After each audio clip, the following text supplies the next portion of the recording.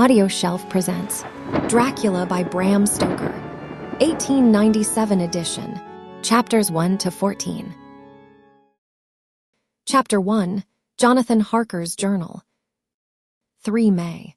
Bistritz left Munich at 8:35 p.m. on 1st May, arriving at Vienna early next morning. Should have arrived at 6:46, but train was an hour late.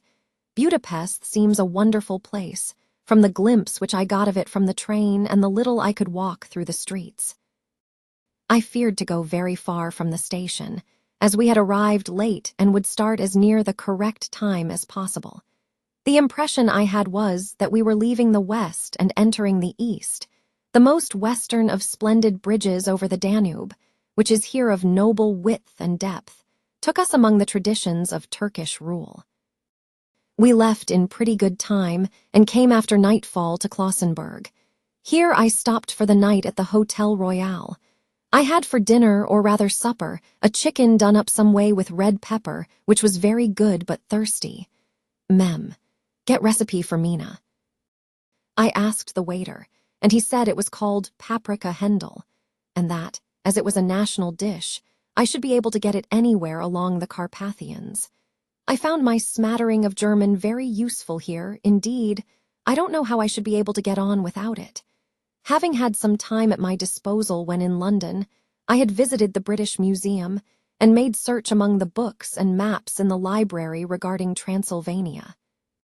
It had struck me that some foreknowledge of the country could hardly fail to have some importance in dealing with a nobleman of that country. I find that the district he named is in the extreme east of the country, just on the borders of 3 states, Transylvania, Moldavia, and Bukovina, in the midst of the Carpathian Mountains. One of the wildest and least known portions of Europe.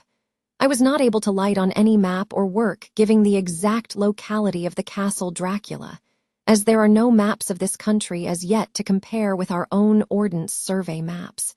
But I found that Bistritz, the post town named by Count Dracula, is a fairly well-known place.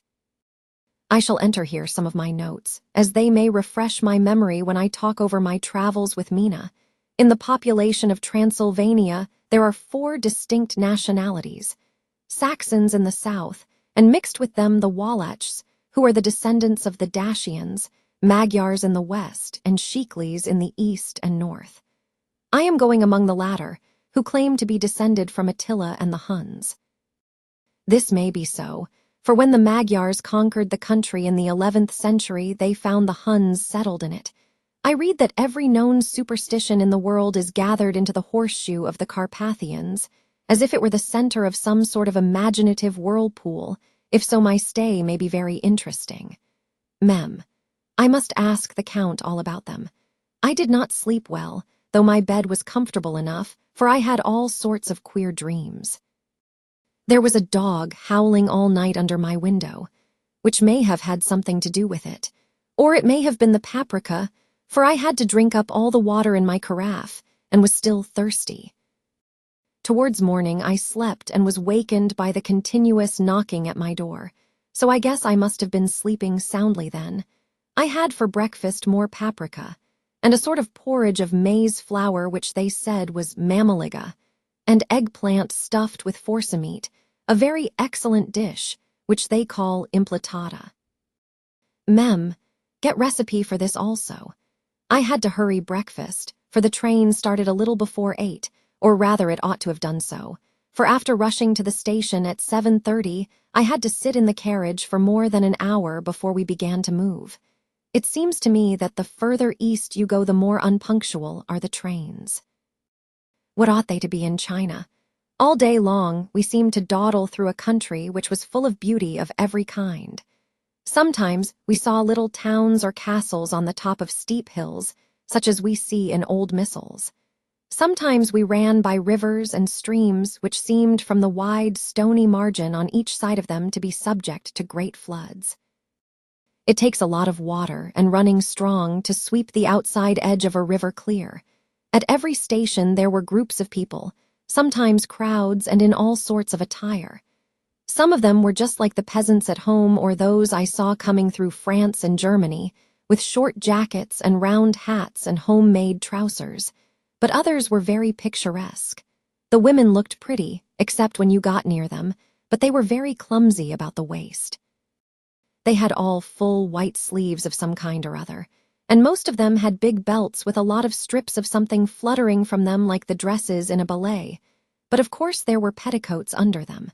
The strangest figures we saw were the Slovaks, who were more barbarian than the rest, with their big cowboy hats, great baggy dirty white trousers, white linen shirts, and enormous heavy leather belts, nearly a foot wide, all studded over with brass nails.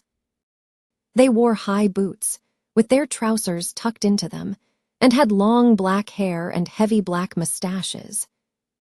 They are very picturesque, but do not look prepossessing. On the stage, they would be set down at once as some old Oriental band of brigands.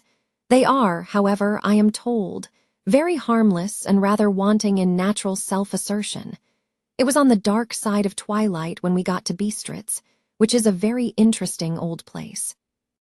Being practically on the frontier for the Borgo Pass leads from it into Bukovina, it has had a very stormy existence, and it certainly shows marks of it. 50 years ago, a series of great fires took place, which made terrible havoc on 5 separate occasions. At the very beginning of the 17th century, it underwent a siege of 3 weeks and lost 13,000 people, the casualties of war proper being assisted by famine and disease.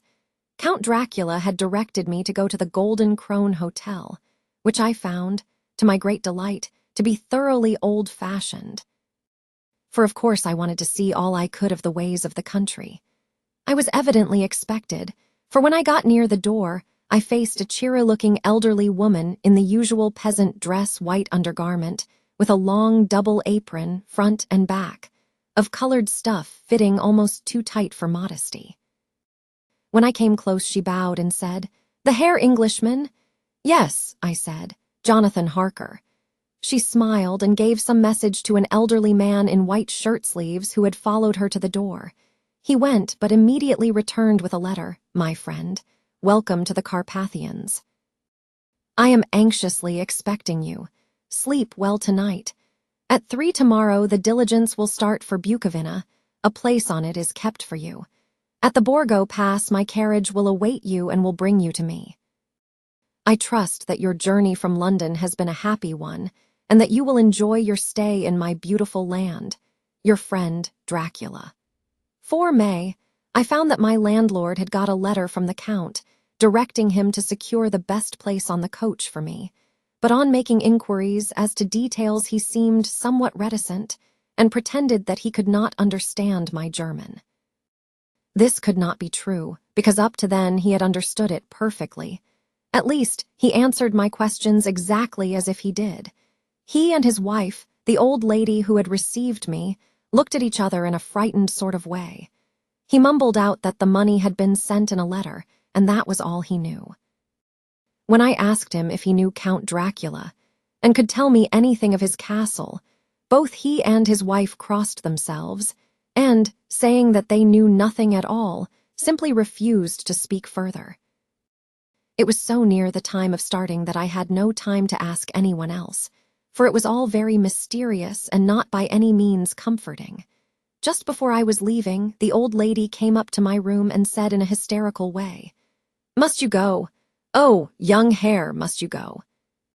She was in such an excited state that she seemed to have lost her grip of what German she knew, and mixed it all up with some other language which I did not know at all. I was just able to follow her by asking many questions. When I told her that I must go at once, and that I was engaged on important business, she asked again, "Do you know what day it is?" I answered that it was the 4th of May. She shook her head as she said again, "Oh, yes. I know that, but do you know what day it is?" On my saying that I did not understand, she went on, "It is the eve of St. George's Day. Do you not know that tonight, when the clock strikes midnight, all the evil things in the world will have full sway? Do you know where you are going and what you are going to?" She was in such evident distress that I tried to comfort her, but without effect. Finally, she went down on her knees and implored me not to go, at least to wait a day or two before starting. It was all very ridiculous, but I did not feel comfortable. However, there was business to be done, and I could allow nothing to interfere with it. I tried to raise her up and said, as gravely as I could, that I thanked her, but my duty was imperative, and that I must go.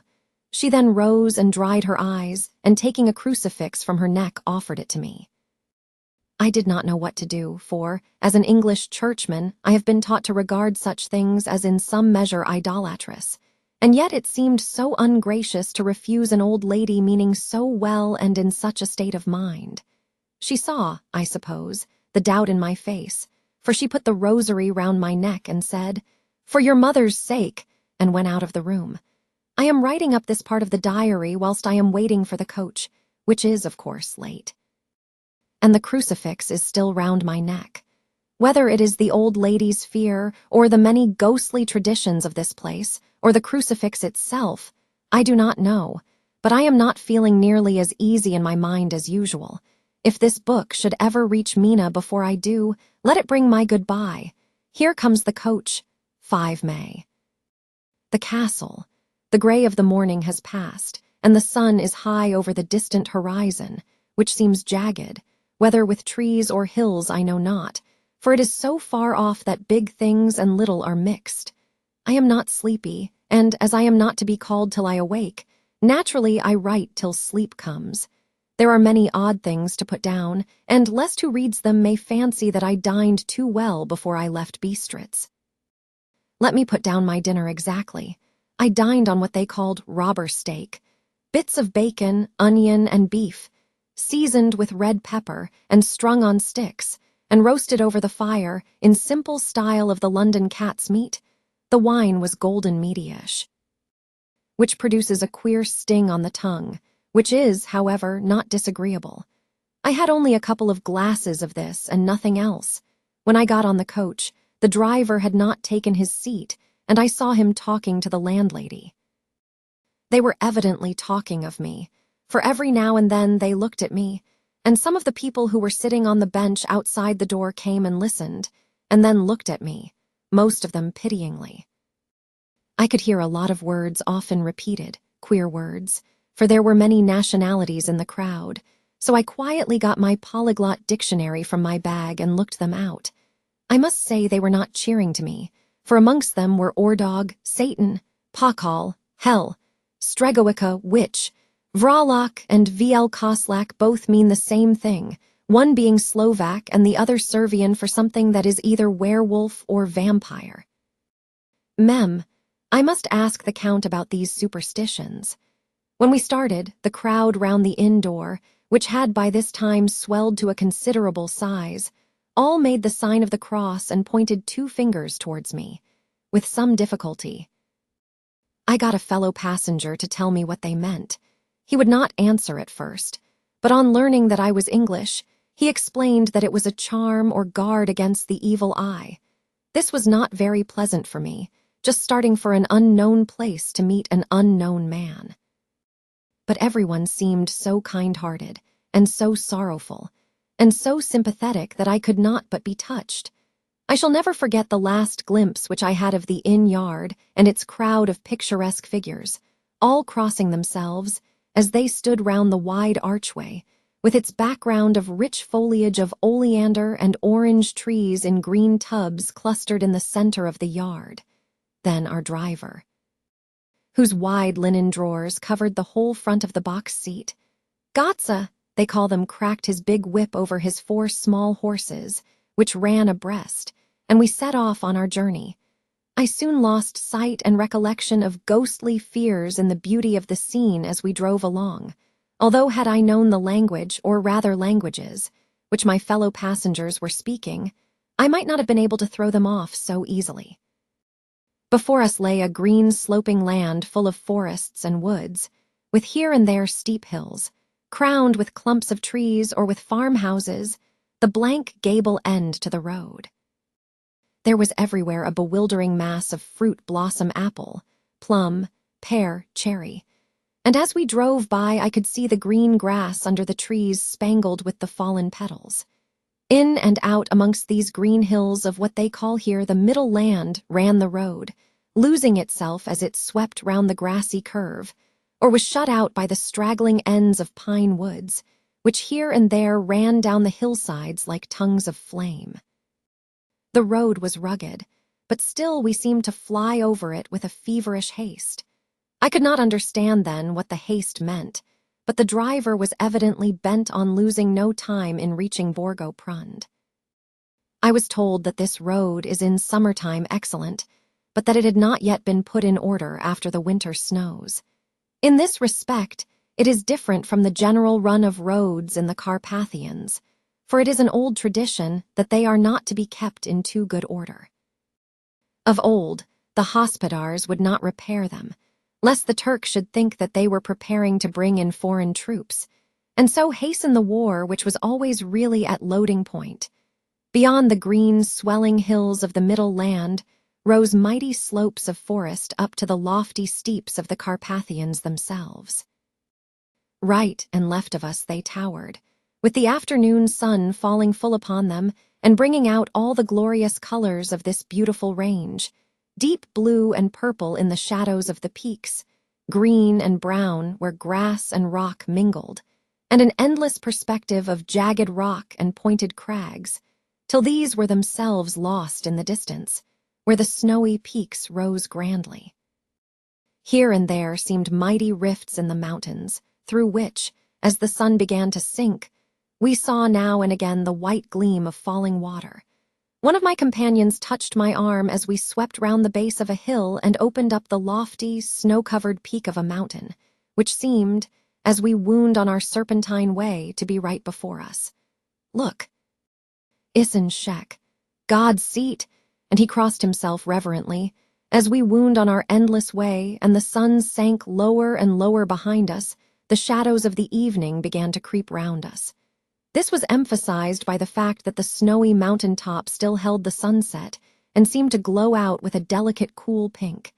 Here and there we passed Czechs and Slovaks, all in picturesque attire, but I noticed that goiter was painfully prevalent. By the roadside were many crosses, and as we swept by, my companions all crossed themselves. Here and there was a peasant man or woman kneeling before a shrine, who did not even turn round as we approached, but seemed in the self-surrender of devotion to have neither eyes nor ears for the outer world. There were many things new to me. For instance, hayricks in the trees, and here and there very beautiful masses of weeping birch, their white stems shining like silver through the delicate green of the leaves. Now and again, we passed a later wagon, the ordinary peasant's cart with its long, snake-like vertebra, calculated to suit the inequalities of the road. On this were sure to be seated quite a group of homecoming peasants, the Czechs with their white, and the Slovaks with their colored sheepskins, the latter carrying lance-fashion their long staves, with axe at end. As the evening fell, it began to get very cold, and the growing twilight seemed to merge into one dark mistiness the gloom of the trees, oak, beech, and pine, though in the valleys which ran deep between the spurs of the hills.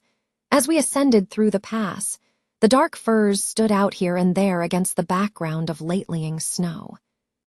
Sometimes, as the road was cut through the pine woods that seemed in the darkness to be closing down upon us, great masses of grayness which here and there bestrewed the trees produced a peculiarly weird and solemn effect, which carried on the thoughts and grim fancies engendered earlier in the evening, when the falling sunset threw into strange relief the ghost-like clouds which amongst the Carpathians seemed to wind ceaselessly through the valleys. Sometimes the hills were so steep that, despite our driver's haste, the horses could only go slowly. I wished to get down and walk up them as we do at home, but the driver would not hear of it. "No, no," he said. "You must not walk here. The dogs are too fierce." And then he added, with what he evidently meant for grim pleasantry, for he looked round to catch the approving smile of the rest, "And you may have enough of such matters before you go to sleep." The only stop he would make was a moment's pause to light his lamps. When it grew dark, there seemed to be some excitement amongst the passengers, and they kept speaking to him, one after the other, as though urging him to further speed. He lashed the horses unmercifully with his long whip, and with wild cries of encouragement urged them on to further exertions. Then through the darkness I could see a sort of patch of gray light ahead of us, as though there were a cleft in the hills. The excitement of the passengers grew greater. The crazy coach rocked on its great leather springs and swayed like a boat tossed on a stormy sea. I had to hold on. The road grew more level, and we appeared to fly along. Then the mountains seemed to come nearer to us on each side and to frown down upon us. We were entering on the Borgo Pass. One by one several of the passengers offered me gifts, which they pressed upon me with an earnestness which would take no denial. These were certainly of an odd and varied kind, but each was given in simple good faith, with a kindly word and a blessing, and that same strange mixture of fear-meaning movements which I had seen outside the hotel at Bistritz, the sign of the cross and the guard against the evil eye. Then, as we flew along, the driver leaned forward, and on each side the passengers, craning over the edge of the coach, peered eagerly into the darkness. It was evident that something very exciting was either happening or expected, but though I asked each passenger, no one would give me the slightest explanation. This state of excitement kept on for some little time, and at last we saw before us the pass opening out on the eastern side. There were dark, rolling clouds overhead, and in the air the heavy oppressive sense of thunder. It seemed as though the mountain range had separated two atmospheres, and that now we had got into the thunderous one. I was now myself looking out for the conveyance which was to take me to the Count. Each moment I expected to see the glare of lamps through the blackness, but all was dark. The only light was the flickering rays of our own lamps, in which the steam from our hard-driven horses rose in a white cloud. We could see now the sandy road lying white before us, but there was on it no sign of a vehicle. The passengers drew back with a sigh of gladness, which seemed to mock my own disappointment. I was already thinking what I had best do, when the driver, looking at his watch, said to the others something which I could hardly hear. It was spoken so quietly and in so low a tone, I thought it was an hour less than the time. Then turning to me, he spoke in German worse than my own. "There is no carriage here. The Herr is not expected after all. He will now come on to Bukovina and return tomorrow or the next day, better the next day." Whilst he was speaking, the horses began to neigh and snort and plunge wildly, so that the driver had to hold them up. Then, amongst a chorus of screams from the peasants and a universal crossing of themselves, a calèche, with 4 horses, drove up behind us, overtook us, and drew up beside the coach. I could see from the flash of our lamps as the rays fell on them that the horses were coal-black and splendid animals. They were driven by a tall man, with a long brown beard and a great black hat, which seemed to hide his face from us. I could only see the gleam of a pair of very bright eyes, which seemed red in the lamplight as he turned to us. He said to the driver, "You are early tonight, my friend." The man stammered in reply. The English Herr was in a hurry, to which the stranger replied, "That is why, I suppose, you wished him to go on to Bukovina." "You cannot deceive me, my friend. I know too much, and my horses are swift."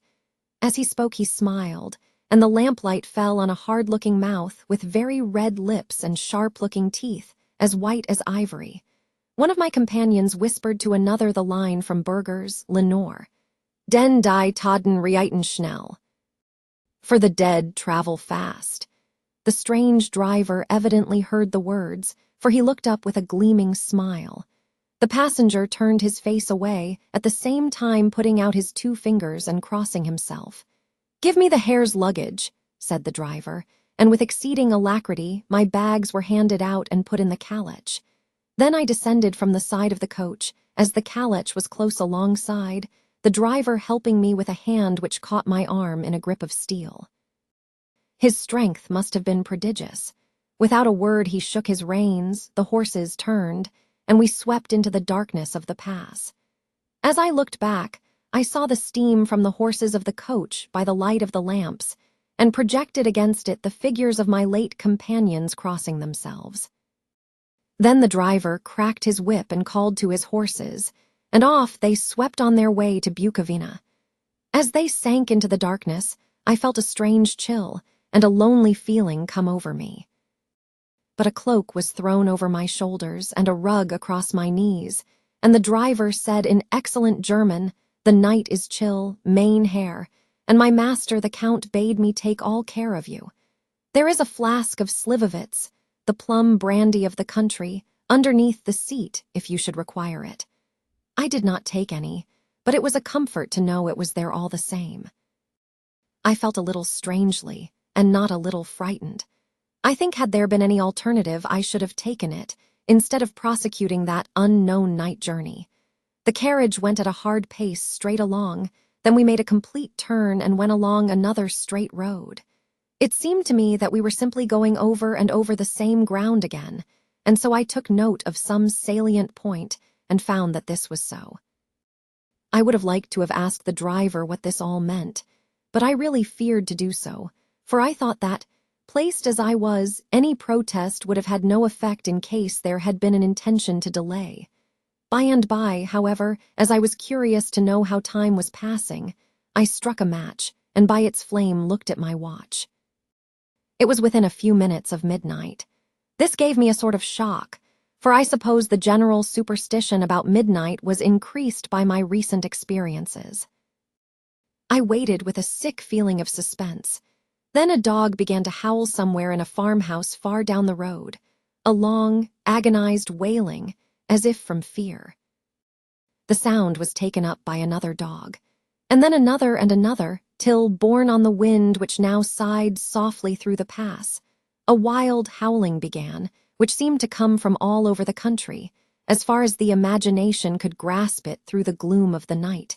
At the first howl, the horses began to strain and rear, but the driver spoke to them soothingly, and they quieted down, but shivered and sweated as though after a runaway from sudden fright. Then, far off in the distance, from the mountains on each side of us began a louder and a sharper howling, that of wolves, which affected both the horses and myself in the same way. For I was minded to jump from the calèche and run, whilst they reared again and plunged madly, so that the driver had to use all his great strength to keep them from bolting. In a few minutes, however, my own ears got accustomed to the sound, and the horses so far became quiet that the driver was able to descend and to stand before them. He petted and soothed them, and whispered something in their ears, as I have heard of horse tamers doing, and with extraordinary effect, for under his caresses they became quite manageable again, though they still trembled.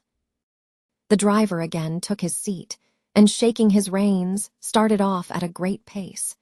This time, after going to the far side of the pass, he suddenly turned down a narrow roadway which ran sharply to the right. Soon we were hemmed in with trees, which in places arched right over the roadway till we passed as through a tunnel. And again great frowning rocks guarded us boldly on either side. Though we were in shelter, we could hear the rising wind, for it moaned and whistled through the rocks, and the branches of the trees crashed together as we swept along. It grew colder and colder still, and fine, powdery snow began to fall, so that soon we and all around us were covered with a white blanket. The keen wind still carried the howling of the dogs, though this grew fainter as we went on our way. The baying of the wolves sounded nearer and nearer, as though they were closing round on us from every side. I grew dreadfully afraid, and the horses shared my fear. The driver, however, was not in the least disturbed. He kept turning his head to left and right, but I could not see anything through the darkness. Suddenly, away on our left, I saw a faint, flickering blue flame. The driver saw it at the same moment. He at once checked the horses and, jumping to the ground, disappeared into the darkness. I did not know what to do, the less as the howling of the wolves grew closer. But while I wondered, the driver suddenly appeared again, and without a word took his seat, and we resumed our journey. I think I must have fallen asleep and kept dreaming of the incident, for it seemed to be repeated endlessly, and now looking back, it is like a sort of awful nightmare. Once the flame appeared so near the road that even in the darkness around us I could watch the driver's motions. He went rapidly to where the blue flame arose. It must have been very faint, for it did not seem to illumine the place around it at all, and gathering a few stones, formed them into some device. Once there appeared a strange optical effect. When he stood between me and the flame, he did not obstruct it, for I could see its ghostly flicker all the same. This startled me, but as the effect was only momentary, I took it that my eyes deceived me straining through the darkness. Then for a time there were no blue flames, and we sped onwards through the gloom, with the howling of the wolves around us, as though they were following in a moving circle. At last, there came a time when the driver went further afield than he had yet gone, and during his absence, the horses began to tremble worse than ever and to snort and scream with fright. I could not see any cause for it, for the howling of the wolves had ceased altogether. But just then the moon, sailing through the black clouds, appeared behind the jagged crest of a beetling, pine-clad rock, and by its light I saw around us a ring of wolves, with white teeth and lolling red tongues, with long, sinewy limbs and shaggy hair. They were 100 times more terrible in the grim silence which held them than even when they howled. For myself, I felt a sort of paralysis of fear. It is only when a man feels himself face to face with such horrors that he can understand their true import. All at once, the wolves began to howl as though the moonlight had had some peculiar effect on them. The horses jumped about and reared, and looked helplessly round with eyes that rolled in a way painful to see. But the living ring of terror encompassed them on every side, and they had perforce to remain within it. I called to the coachman to come, for it seemed to me that our only chance was to try to break out through the ring, and to aid his approach, I shouted and beat the side of the calèche, hoping by the noise to scare the wolves from the side, so as to give him a chance of reaching the trap. How he came there, I know not, but I heard his voice raised in a tone of imperious command, and looking towards the sound, saw him stand in the roadway. As he swept his long arms, as though brushing aside some impalpable obstacle, the wolves fell back and back further still. Just then, a heavy cloud passed across the face of the moon, so that we were again in darkness. When I could see again, the driver was climbing into the calèche, and the wolves disappeared. This was all so strange and uncanny that a dreadful fear came upon me, and I was afraid to speak or move. The time seemed interminable as we swept on our way, now in almost complete darkness, for the rolling clouds obscured the moon. We kept on ascending, with occasional periods of quick descent, but in the main always ascending. Suddenly, I became conscious of the fact that the driver was in the act of pulling up the horses in the courtyard of a vast ruined castle, from whose tall black windows came no ray of light, and whose broken battlements showed a jagged line against the sky. Chapter 2. Jonathan Harker's journal continued 5 May. I must have been asleep, for certainly if I had been fully awake, I must have noticed the approach of such a remarkable place. In the gloom, the courtyard looked of considerable size, and as several dark ways led from it under great round arches, it perhaps seemed bigger than it really is. I have not yet been able to see it by daylight. When the calèche stopped, the driver jumped down and held out his hand to assist me to alight. Again, I could not but notice his prodigious strength. His hand actually seemed like a steel vice that could have crushed mine if he had chosen. Then he took my traps and placed them on the ground beside me as I stood close to a great door, old and studded with large iron nails, and set in a projecting doorway of massive stone. I could see even in the dim light that the stone was massively carved, but that the carving had been much worn by time and weather. As I stood, the driver jumped again into his seat and shook the reins. The horses started forward, and trap and all disappeared down one of the dark openings. I stood in silence where I was, for I did not know what to do. Of bell or knocker there was no sign. Through these frowning walls and dark window openings, it was not likely that my voice could penetrate. The time I waited seemed endless, and I felt doubts and fears crowding upon me. What sort of place had I come to, and among what kind of people? What sort of grim adventure was it on which I had embarked? Was this a customary incident in the life of a solicitor's clerk sent out to explain the purchase of a London estate to a foreigner? Solicitor's clerk. Mina would not like that.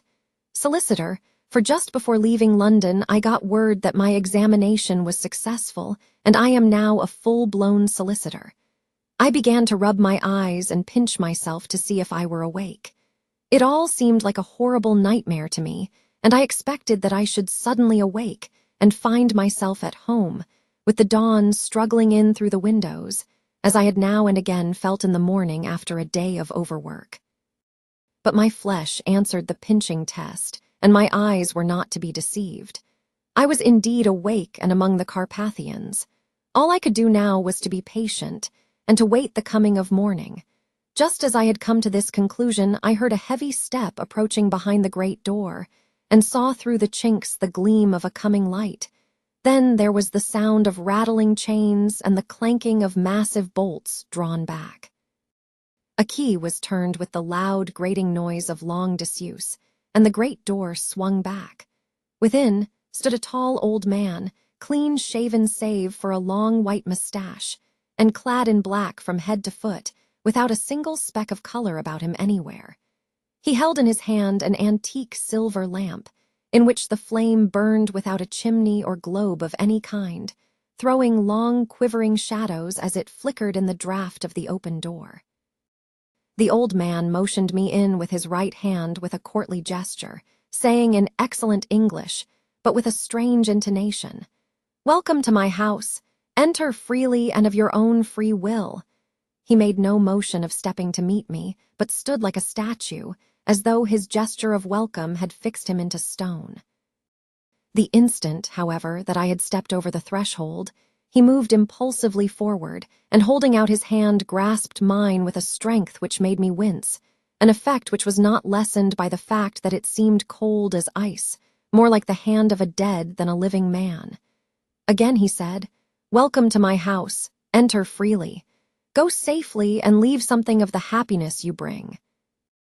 The strength of the handshake was so much akin to that which I had noticed in the driver, whose face I had not seen, that for a moment I doubted if it were not the same person to whom I was speaking. So to make sure, I said interrogatively, "Count Dracula?" He bowed in a courtly way as he replied, "I am Dracula, and I bid you welcome, Mr. Harker, to my house. Come in, the night air is chill, and you must need to eat and rest."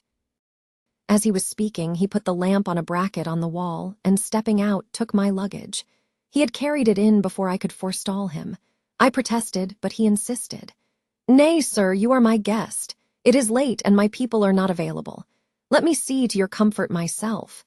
He insisted on carrying my traps along the passage, and then up a great winding stair, and along another great passage, on whose stone floor our steps rang heavily.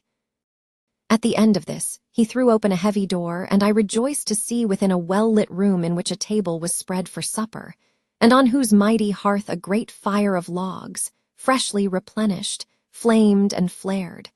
The Count halted, putting down my bags, closed the door, and crossing the room, opened another door, which led into a small octagonal room lit by a single lamp, and seemingly without a window of any sort. Passing through this, he opened another door and motioned me to enter. It was a welcome sight, for here was a great bedroom well lighted and warmed with another log fire, also added to but lately, for the top logs were fresh, which sent a hollow roar up the wide chimney.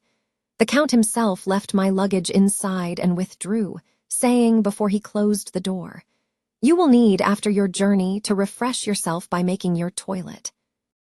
I trust you will find all you wish. When you are ready, come into the other room where you will find your supper prepared."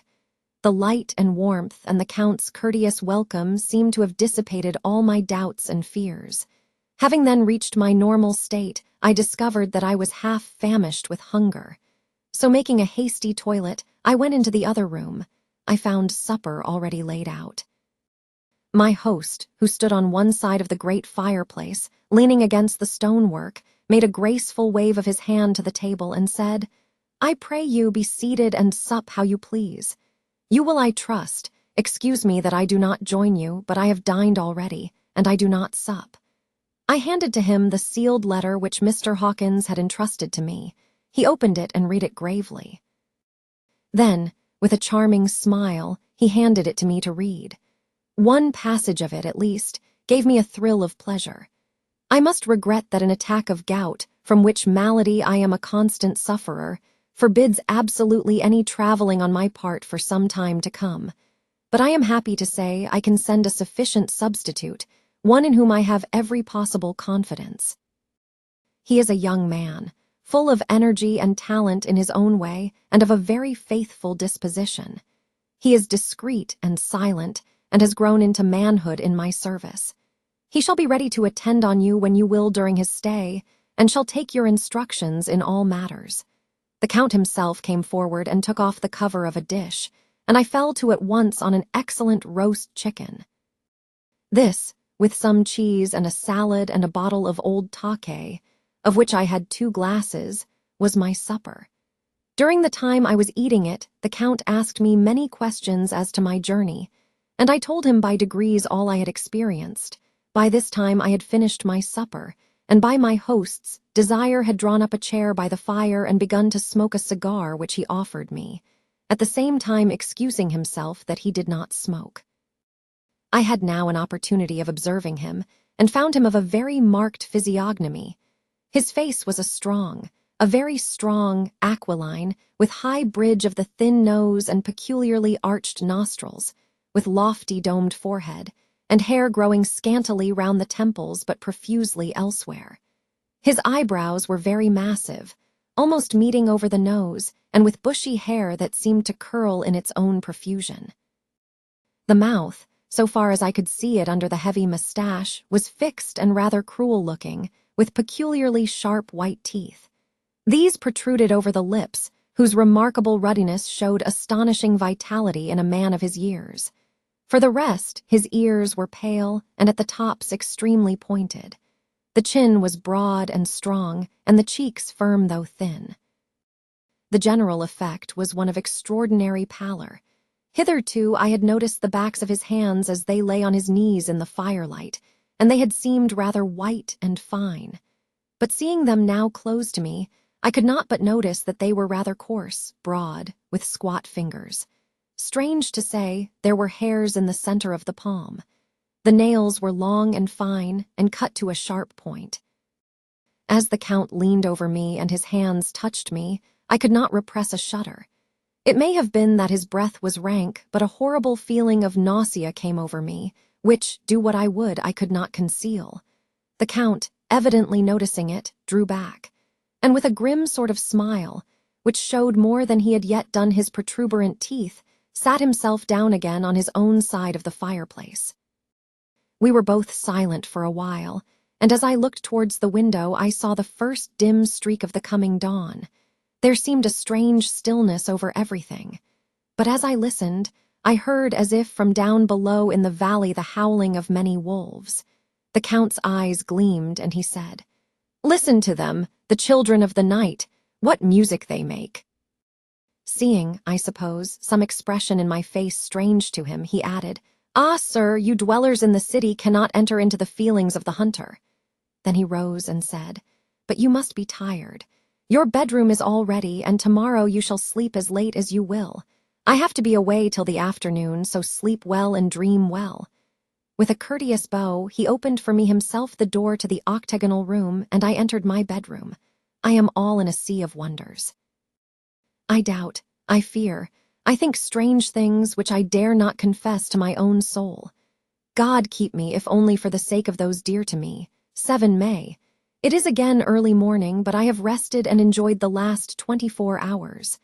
I slept till late in the day and awoke of my own accord.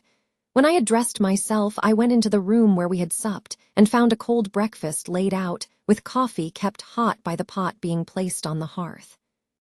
There was a card on the table, on which was written, "I have to be absent for a while. Do not wait for me. D." I set to and enjoyed a hearty meal. When I had done, I looked for a bell so that I might let the servants know I had finished, but I could not find one. There are certainly odd deficiencies in the house. considering the extraordinary evidences of wealth which are round me. The table service is of gold, and so beautifully wrought that it must be of immense value. The curtains and upholstery of the chairs and sofas and the hangings of my bed are of the costliest and most beautiful fabrics, and must have been of fabulous value when they were made, for they are centuries old, though in excellent order. I saw something like them in Hampton Court, but they were worn and frayed and moth-eaten. But still in none of the rooms is there a mirror. There is not even a toilet glass on my table, and I had to get the little shaving glass from my bag before I could either shave or brush my hair.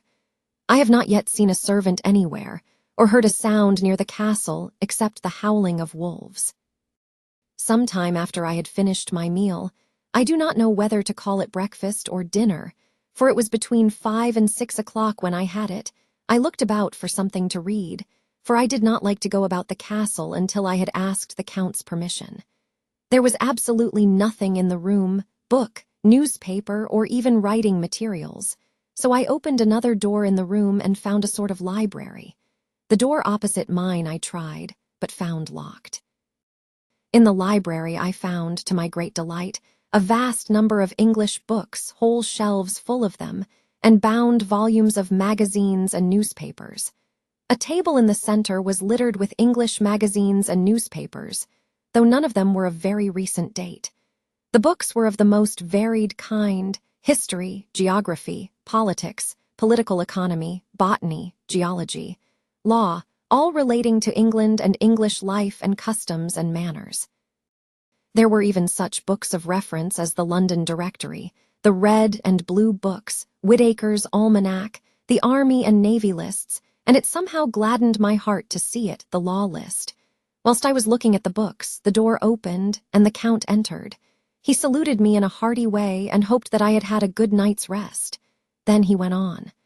"I am glad you found your way in here, for I am sure there is much that will interest you. These companions," and he laid his hand on some of the books, "have been good friends to me, and for some years past, ever since I had the idea of going to London, have given me many, many hours of pleasure. Through them I have come to know your great England, and to know her is to love her. I long to go through the crowded streets of your mighty London, to be in the midst of the whirl and rush of humanity, to share its life, its change, its death, and all that makes it what it is. But alas, as yet I only know your tongue through books. To you, my friend, I look that I know it to speak." "But, Count," I said, "you know and speak English thoroughly." He bowed gravely. "I thank you, my friend, for your all too flattering estimate, but yet I fear that I am but a little way on the road I would travel. True, I know the grammar and the words, but yet I know not how to speak them." "Indeed," I said, "you speak excellently." "Not so," he answered. "Well, I know that, did I move and speak in your London, none there are who would not know me for a stranger. That is not enough for me. Here I am noble. I am a boyar. The common people know me, and I am master. But a stranger in a strange land, he is no one. Men know him not, and to know not is to care not for. I am content if I am like the rest, so that no man stops if he sees me, or pauses in his speaking if he hears my words, ha, ha, a stranger. I have been so long master that I would be master still, or at least that none other should be master of me. You come to me not alone as agent of my friend Peter Hawkins of Exeter to tell me all about my new estate in London. You shall, I trust, rest here with me a while, so that by our talking I may learn the English intonation. And I would that you tell me when I make error, even of the smallest, in my speaking.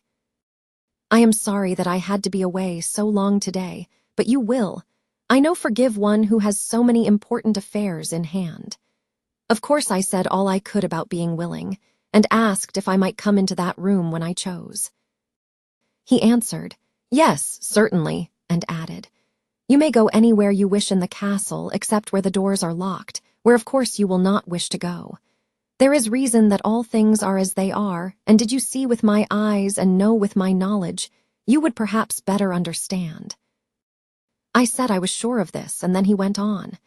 "We are in Transylvania, and Transylvania is not England. Our ways are not your ways, and there shall be to you many strange things. Nay, from what you have told me of your experiences already, you know something of what strange things there may be. This led to much conversation, and as it was evident that he wanted to talk, if only for talking's sake, I asked him many questions regarding things that had already happened to me or come within my notice. Sometimes he sheared off the subject, or turned the conversation by pretending not to understand, but generally he answered all I asked most frankly. Then as time went on, and I had got somewhat bolder, I asked him of some of the strange things of the preceding night, as for instance, why the coachman went to the places where he had seen the blue flames. He then explained to me that it was commonly believed that on a certain night of the year, last night, in fact, when all evil spirits are supposed to have unchecked sway, a blue flame is seen over any place where treasure has been concealed. That treasure has been hidden, he went on. In the region through which you came last night, there can be but little doubt. For it was the ground fought over for centuries by the Wallatian, the Saxon, and the Turk. Why, there is hardly a foot of soil in all this region that has not been enriched by the blood of men, patriots, or invaders. In the old days, there were stirring times when the Austrian and the Hungarian came up in hordes, and the patriots went out to meet them, men and women, the aged and the children too, and waited there coming on the rocks above the passes, that they might sweep destruction on them with their artificial avalanches. When the invader was triumphant, he found but little, for whatever there was had been sheltered in the friendly soil. But how, said I, can it have remained so long undiscovered when there is a sure index to it if men will but take the trouble to look? The Count smiled, and as his lips ran back over his gums, the long, sharp canine teeth showed out strangely. He answered, "Because your peasant is at heart a coward and a fool, those flames only appear on one night, and on that night no man of this land will, if he can help it, stir without his doors. And, dear sir, even if he did, he would not know what to do. Why, even the peasant that you tell me of who marked the place of the flame would not know where to look in daylight even for his own work. Even you would not, I dare be sworn, be able to find these places again. There you are right, I said. I know no more than the dead where even to look for them." Then we drifted into other matters. "Come," he said at last, "tell me of London and of the house which you have procured for me." With an apology for my remissness, I went into my own room to get the papers from my bag. Whilst I was placing them in order, I heard a rattling of china and silver in the next room, and as I passed through, noticed that the table had been cleared and the lamp lit, for it was by this time deep into the dark. The lamps were also lit in the study or library, and I found the Count lying on the sofa, reading, of all things in the world, an English Bradshaw's Guide. When I came in, he cleared the books and papers from the table, and with him I went into plans and deeds and figures of all sorts. He was interested in everything and asked me a myriad questions about the place and its surroundings. He clearly had studied beforehand all he could get on the subject of the neighborhood, for he evidently at the end knew very much more than I did. When I remarked this, he answered, "Well, but my friend, is it not needful that I should? When I go there, I shall be all alone, and my friend Harker Jonathan, nay, pardon me. I fall into my country's habit of putting your patronymic first. My friend Jonathan Harker will not be by my side to correct and aid me. He will be in Exeter, miles away, probably working at papers of the law with my other friend, Peter Hawkins. So, we went thoroughly into the business of the purchase of the estate at Purfleet. When I had told him the facts and got his signature to the necessary papers, and had written a letter with them ready to post to Mr. Hawkins, he began to ask me how I had come across so suitable a place. I read to him the notes which I had made at the time, and which I inscribe here. At Purfleet, on a by-road, I came across just such a place as seemed to be required, and where was displayed a dilapidated notice that the place was for sale. It was surrounded by a high wall, of ancient structure, built of heavy stones, and has not been repaired for a large number of years. The closed gates are of heavy old oak and iron, all eaten with rust. The estate is called Carfax, no doubt a corruption of the old quater face, as the house is four-sided, agreeing with the cardinal points of the compass. It contains in all some 20 acres, quite surrounded by the solid stone wall above mentioned. There are many trees on it, which make it in places gloomy, and there is a deep, dark-looking pond or small lake, evidently fed by some springs, as the water is clear and flows away in a fair-sized stream. The house is very large and of all periods back, I should say, to medieval times, for one part is of stone immensely thick, with only a few windows high up and heavily barred with iron. It looks like part of a keep and is close to an old chapel or church. I could not enter it, as I had not the key of the door leading to it from the house, but I have taken with my Kodak views of it from various points. The house had been added to, but in a very straggling way, and I can only guess at the amount of ground it covers, which must be very great. There are but few houses close at hand, one being a very large house only recently added to and formed into a private lunatic asylum. It is not, however, visible from the grounds. When I had finished, he said, "I am glad that it is old and big. I myself am of an old family, and to live in a new house would kill me. A house cannot be made habitable in a day, and after all, how few days go to make up a century." I rejoice also that there is a chapel of old times. We Transylvanian nobles love not to think that our bones may lie amongst the common dead. I seek not gaiety nor mirth, not the bright voluptuousness of much sunshine and sparkling waters which please the young and gay. I am no longer young, and my heart, through weary years of mourning over the dead, is not attuned to mirth. Moreover, the walls of my castle are broken. The shadows are many, and the wind breathes cold through the broken battlements and casements. I love the shade and the shadow, and would be alone with my thoughts when I may. Somehow his words and his look did not seem to accord, or else it was that his cast of face made his smile look malignant and saturnine. Presently, with an excuse, he left me, asking me to pull my papers together. He was some little time away, and I began to look at some of the books around me.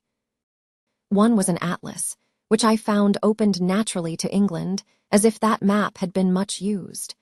On looking at it, I found in certain places little rings marked, and on examining these I noticed that one was near London on the east side, manifestly where his new estate was situated.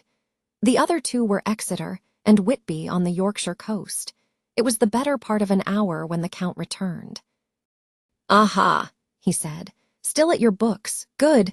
But you must not work always. Come, I am informed that your supper is ready." He took my arm, and we went into the next room, where I found an excellent supper ready on the table. The Count again excused himself, as he had dined out on his being away from home, but he sat as on the previous night and chatted whilst I ate. After supper I smoked, as on the last evening, and the Count stayed with me, chatting and asking questions on every conceivable subject, hour after hour. I felt that it was getting very late indeed, but I did not say anything, for I felt under obligation to meet my host's wishes in every way. I was not sleepy, as the long sleep yesterday had fortified me, but I could not help experiencing that chill which comes over one at the coming of the dawn, which is like, in its way, the turn of the tide. They say that people who are near death die generally at the change to dawn or at the turn of the tide. Anyone who has when tired, and tied as it were to his post, experienced this change in the atmosphere can well believe it. All at once, we heard the crow of the cock coming up with preternatural shrillness through the clear morning air. Count Dracula, jumping to his feet, said, "Why, there is the morning again. How remiss I am to let you stay up so long. You must make your conversation regarding my dear new country of England less interesting, so that I may not forget how time flies by us." And with a courtly bow, he quickly left me. I went into my room and drew the curtains, but there was little to notice. My window opened into the courtyard. All I could see was the warm gray of quickening sky. So I pulled the curtains again, and have written of this day, 8 May. I began to fear as I wrote in this book that I was getting too diffuse. But now I am glad that I went into detail from the first, for there is something so strange about this place and all in it that I cannot but feel uneasy. I wish I were safe out of it, or that I had never come. It may be that this strange night existence is telling on me, but would that were all. If there were anyone to talk to, I could bear it, but there is no one.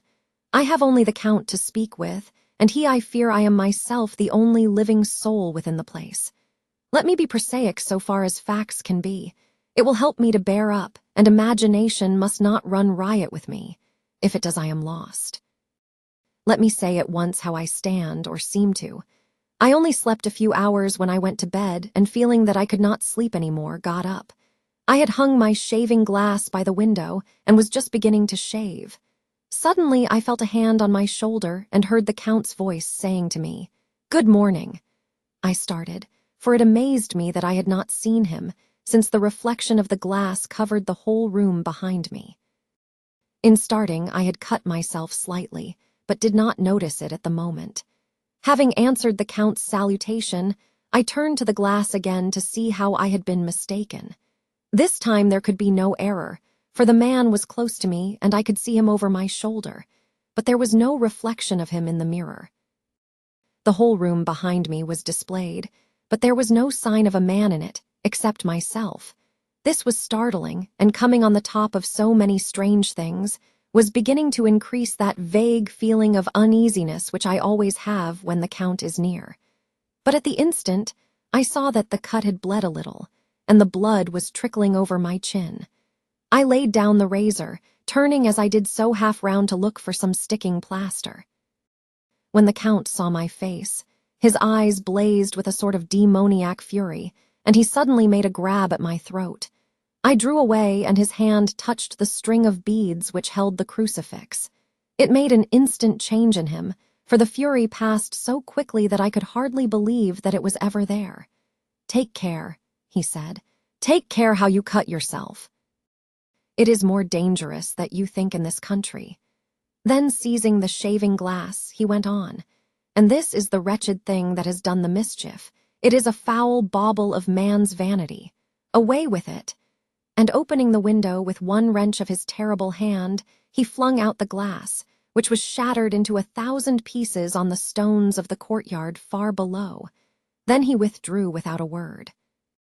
It is very annoying, for I do not see how I am to shave, unless in my watch case or the bottom of the shaving pot, which is fortunately of metal. When I went into the dining room, breakfast was prepared, but I could not find the Count anywhere. So I breakfasted alone.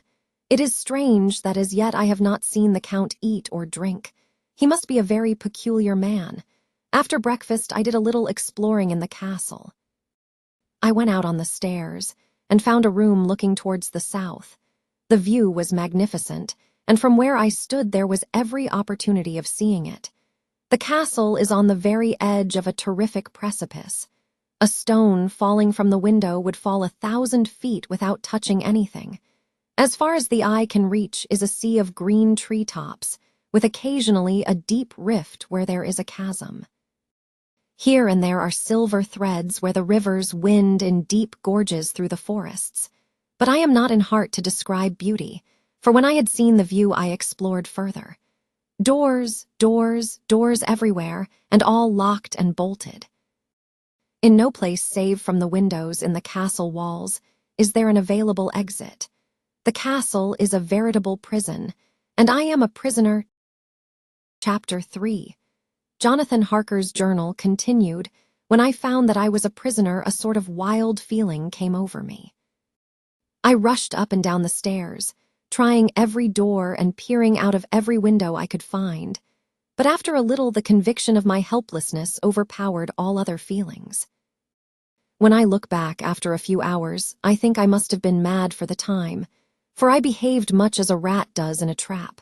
When, however, the conviction had come to me that I was helpless, I sat down quietly as I have ever done anything in my life, and began to think over what was best to be done. I am thinking still, and as yet have come to no definite conclusion. Of one thing only am I certain, that it is no use making my ideas known to the Count. He knows well that I am imprisoned, and as he has done it himself, and has doubtless his own motives for it, he would only deceive me if I trusted him fully with the facts. So far as I can see, my only plan will be to keep my knowledge and my fears to myself, and my eyes open. I am, I know, either being deceived like a baby by my own fears, or else I am in desperate straits, and if the latter be so, I need, and shall need, all my brains to get through. I had hardly come to this conclusion when I heard the great door below shut, and knew that the Count had returned. He did not come at once into the library, so I went cautiously to my own room and found him making the bed. This was odd, but only confirmed what I had all along thought, that there are no servants in the house. When later I saw him through the chink of the hinges of the door laying the table in the dining room, I was assured of it. For if he does himself all these menial offices, surely it is proof that there is no one else in the castle. It must have been the Count himself who was the driver of the coach that brought me here. This is a terrible thought, for if so, what does it mean that he could control the wolves, as he did, by only holding up his hand for silence? How was it that all the people at Bistritz and on the coach had some terrible fear for me? What meant the giving of the crucifix, of the garlic, of the wild rose, of the mountain ash? Bless that good woman who hung the crucifix round my neck. For it is a comfort and a strength to me whenever I touch it. It is odd that a thing which I have been taught to regard with disfavor, and as idolatrous, should in a time of loneliness and trouble be of help. Is it that there is something in the essence of the thing itself, or that it is a medium, a tangible help, in conveying memories of sympathy and comfort? Sometime, if it may be, I must examine this matter and try to make up my mind about it. In the meantime, I must find out all I can about Count Dracula, as it may help me to understand. Tonight he may talk of himself, if I turn the conversation that way. I must be very careful, however, not to awake his suspicion. Midnight. I have had a long talk with the Count. I asked him a few questions on Transylvania history, and he warmed up to the subject wonderfully. In his speaking of things and people, and especially of battles, he spoke as if he had been present at them all. This he afterwards explained by saying that to a boyar the pride of his house and name is his own pride, that their glory is his glory, that their fate is his fate. Whenever he spoke of his house, he always said, "we," and spoke almost in the plural, like a king speaking. I wish I could put down all he said exactly as he said it, for to me it was most fascinating. It seemed to have in it a whole history of the country. He grew excited as he spoke, and walked about the room pulling his great white mustache and grasping anything on which he laid his hands as though he would crush it by main strength. One thing he said which I shall put down as nearly as I can, for it tells in its way the story of his race. We Shiklis have a right to be proud, for in our veins flows the blood of many brave races who fought, as the lion fights, for lordship. Here, in the whirlpool of European races, the Ugric tribe bore down from Iceland the fighting spirit which Thor and Woden gave them, which their berserkers displayed to such fell intent on the seaboards of Europe, aye, and of Asia and Africa too, till the peoples thought that the werewolves themselves had come. Here, too, when they came, they found the Huns, whose warlike fury had swept the earth like a living flame, till the dying peoples held that in their veins ran the blood of those old witches, who, expelled from Scythia, had mated with the devils in the desert. Fools, fools! What devil or what witch was ever so great as Attila, whose blood is in these veins? He held up his arms. Is it a wonder that we were a conquering race, that we were proud, that when the Magyar, the Lombard, the Avar, the Bulgar, or the Turk poured his thousands on our frontiers, we drove them back? Is it strange that when Arpad and his legions swept through the Hungarian fatherland, he found us here when he reached the frontier, that the Honfoglalas was completed there? And when the Hungarian flood swept eastward, the Shiklis were claimed as kindred by the victorious Magyars, and to us for centuries was trusted the guarding of the frontier of Turkoland. Aye, and more than that, endless duty of the frontier guard. For as the Turks say, water sleeps, and the enemy is sleepless. Who more gladly than we throughout the 4 nations received the bloody sword, or at its warlike call flocked quicker to the standard of the king? When was redeemed that great shame of my nation, the shame of Kasova, when the flags of the Wallach and the Magyar went down beneath the crescent? Who was it but one of my own race who as voivode crossed the Danube and beat the Turk on his own ground? This was a Dracula indeed. Woe was it that his own unworthy brother, when he had fallen, sold his people to the Turk and brought the shame of slavery on them.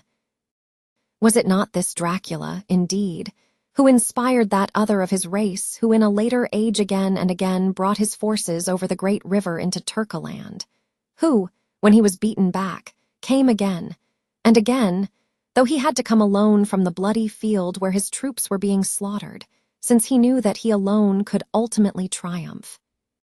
They said that he thought only of himself. Bah, what good are peasants without a leader? Where ends the war without a brain and heart to conduct it? Again, when, after the Battle of Mohacs, we threw off the Hungarian yoke, we of the Dracula blood were amongst their leaders, for our spirit would not brook that we were not free. Ah, young sir, the Sheikleys and the Dracula as their heart's blood, their brains and their swords, can boast a record that mushroom growths like the Habsburgs and the Romanovs can never reach. The warlike days are over. Blood is too precious a thing in these days of dishonorable peace, and the glories of the great races are as a tale that is told. It was by this time close on morning, and we went to bed. Mem, this diary seems horribly like the beginning of the Arabian Nights, for everything has to break off at cockcrow, or like the ghost of Hamlet's father. 12 May.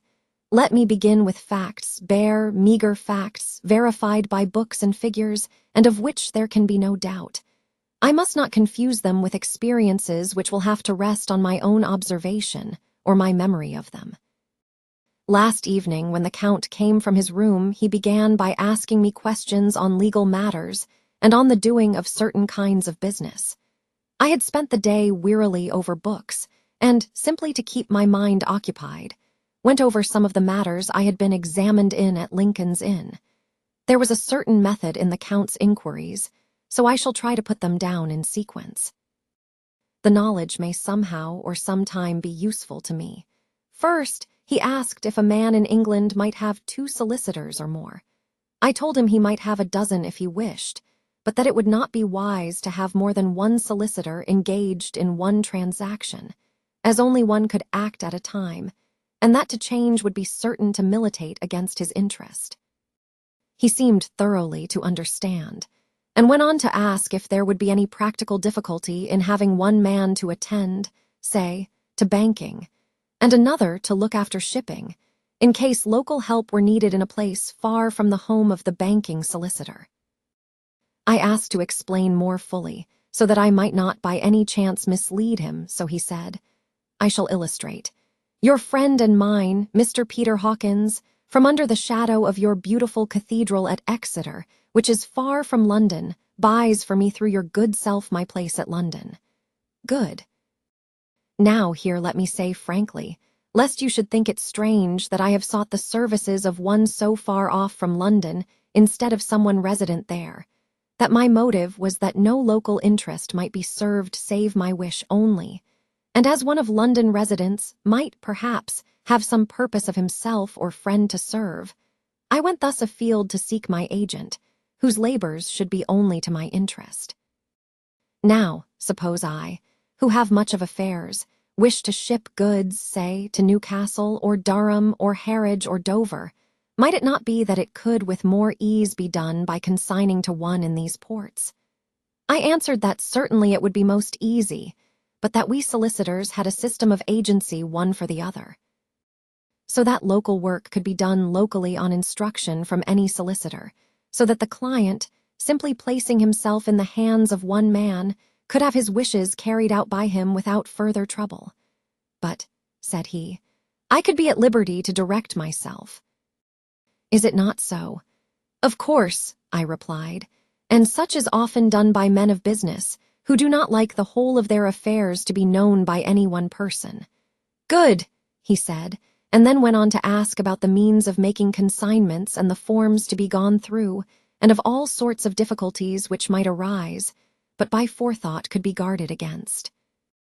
I explained all these things to him to the best of my ability, and he certainly left me under the impression that he would have made a wonderful solicitor, for there was nothing that he did not think of or foresee. For a man who was never in the country, and who did not evidently do much in the way of business, his knowledge and acumen were wonderful.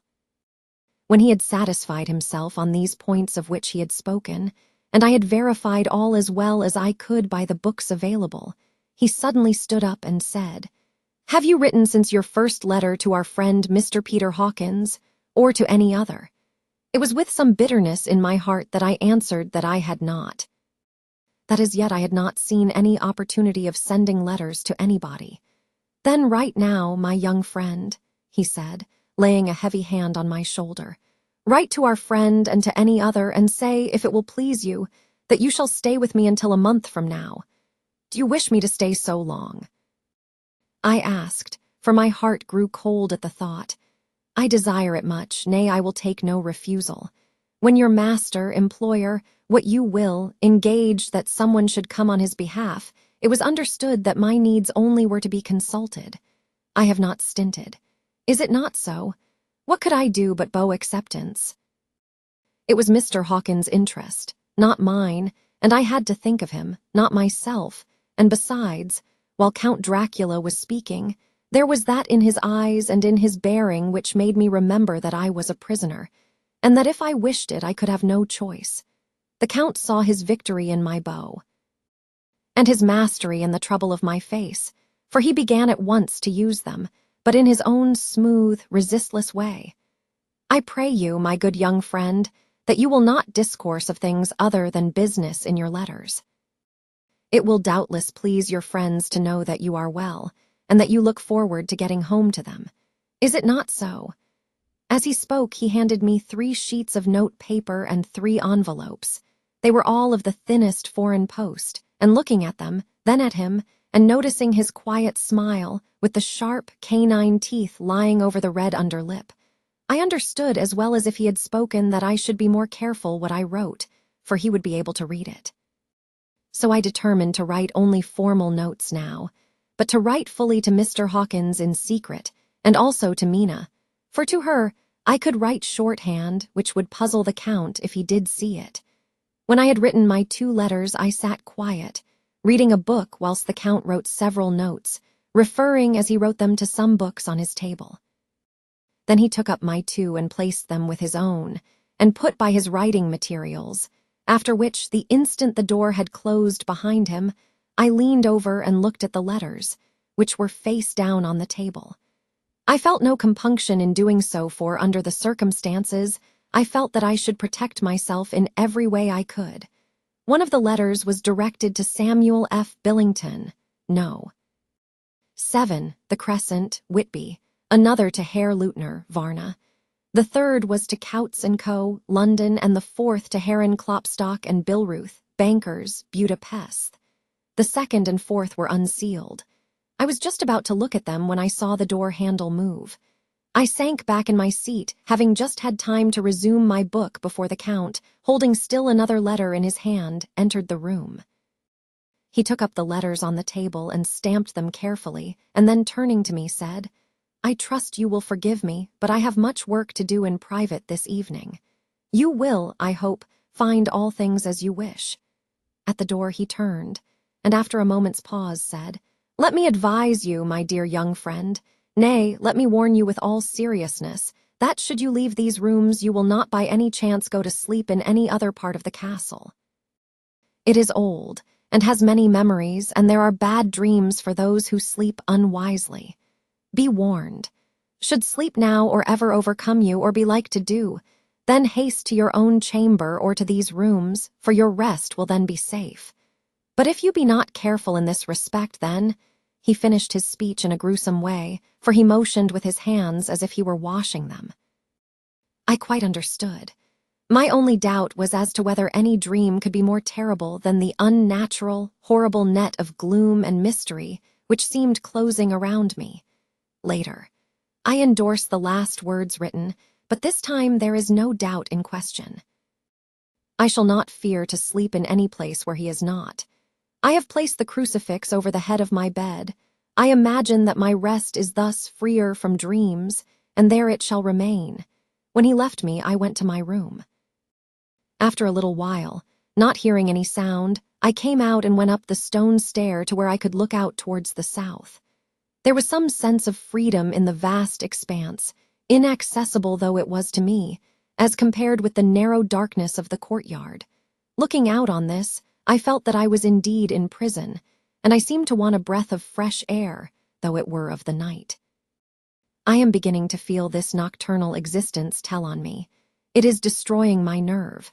I start at my own shadow, and am full of all sorts of horrible imaginings. God knows that there is ground for my terrible fear in this accursed place.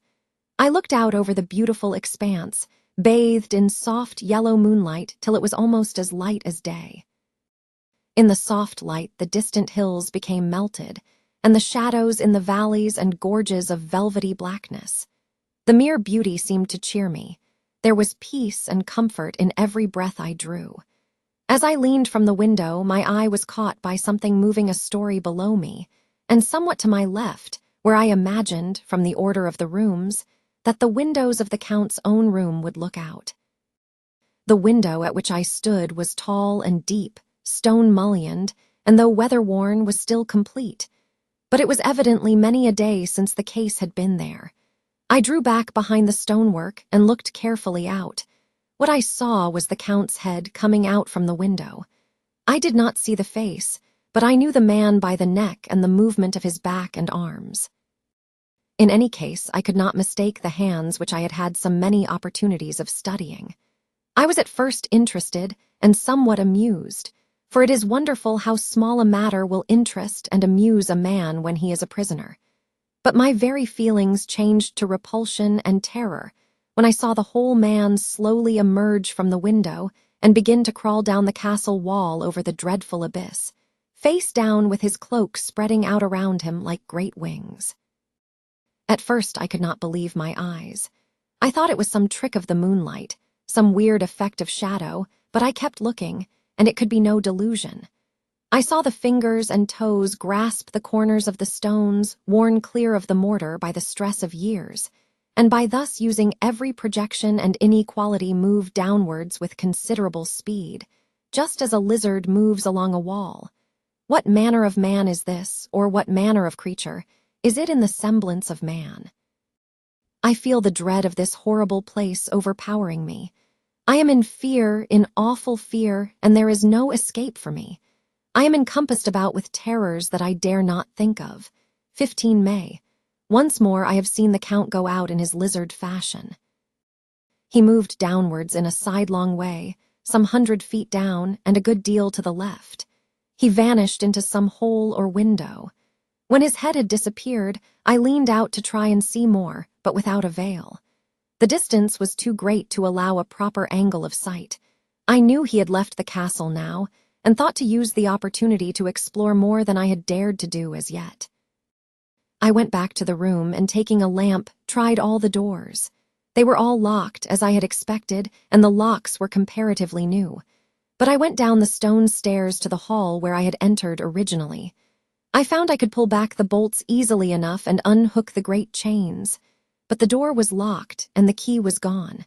That key must be in the Count's room. I must watch should his door be unlocked, so that I may get it and escape. I went on to make a thorough examination of the various stairs and passages, and to try the doors that opened from them. 1 or 2 small rooms near the hall were open, but there was nothing to see in them except old furniture, dusty with age and moth-eaten. At last, however, I found one door at the top of the stairway which, though it seemed locked, gave a little under pressure. I tried it harder and found that it was not really locked, but that the resistance came from the fact that the hinges had fallen somewhat and the heavy door rested on the floor. Here was an opportunity which I might not have again, so I exerted myself, and with many efforts forced it back so that I could enter. I was now in a wing of the castle further to the right than the rooms I knew, and a story lower down. From the windows, I could see that the suite of rooms lay along to the south of the castle, the windows of the end room looking out both west and south. On the latter side, as well as to the former, there was a great precipice. The castle was built on the corner of a great rock, so that on 3 sides it was quite impregnable, and great windows were placed here where sling or bow or culverin could not reach, and consequently light and comfort, impossible to a position which had to be guarded, were secured. To the west was a great valley, and then, rising far away, great jagged mountain fastnesses, rising peak on peak, the sheer rock studded with mountain ash and thorn, whose roots clung in cracks and crevices and crannies of the stone. This was evidently the portion of the castle occupied by the ladies in bygone days, for the furniture had more an air of comfort than any I had seen. The windows were curtainless, and the yellow moonlight, flooding in through the diamond panes, enabled one to see even colors, whilst it softened the wealth of dust which lay over all, and disguised in some measure the ravages of time and moth. My lamp seemed to be of little effect in the brilliant moonlight, but I was glad to have it with me, for there was a dread loneliness in the place which chilled my heart and made my nerves tremble. Still, it was better than living alone in the rooms which I had come to hate from the presence of the Count, and after trying a little to school my nerves, I found a soft quietude come over me.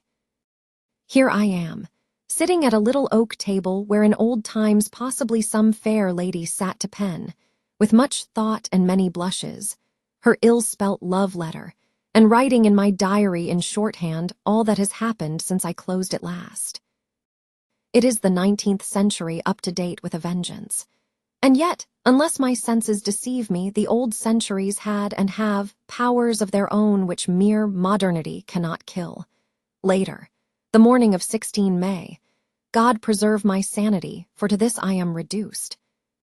Safety and the assurance of safety are things of the past. Whilst I live on here, there is but one thing to hope for, that I may not go mad, if, indeed, I be not mad already.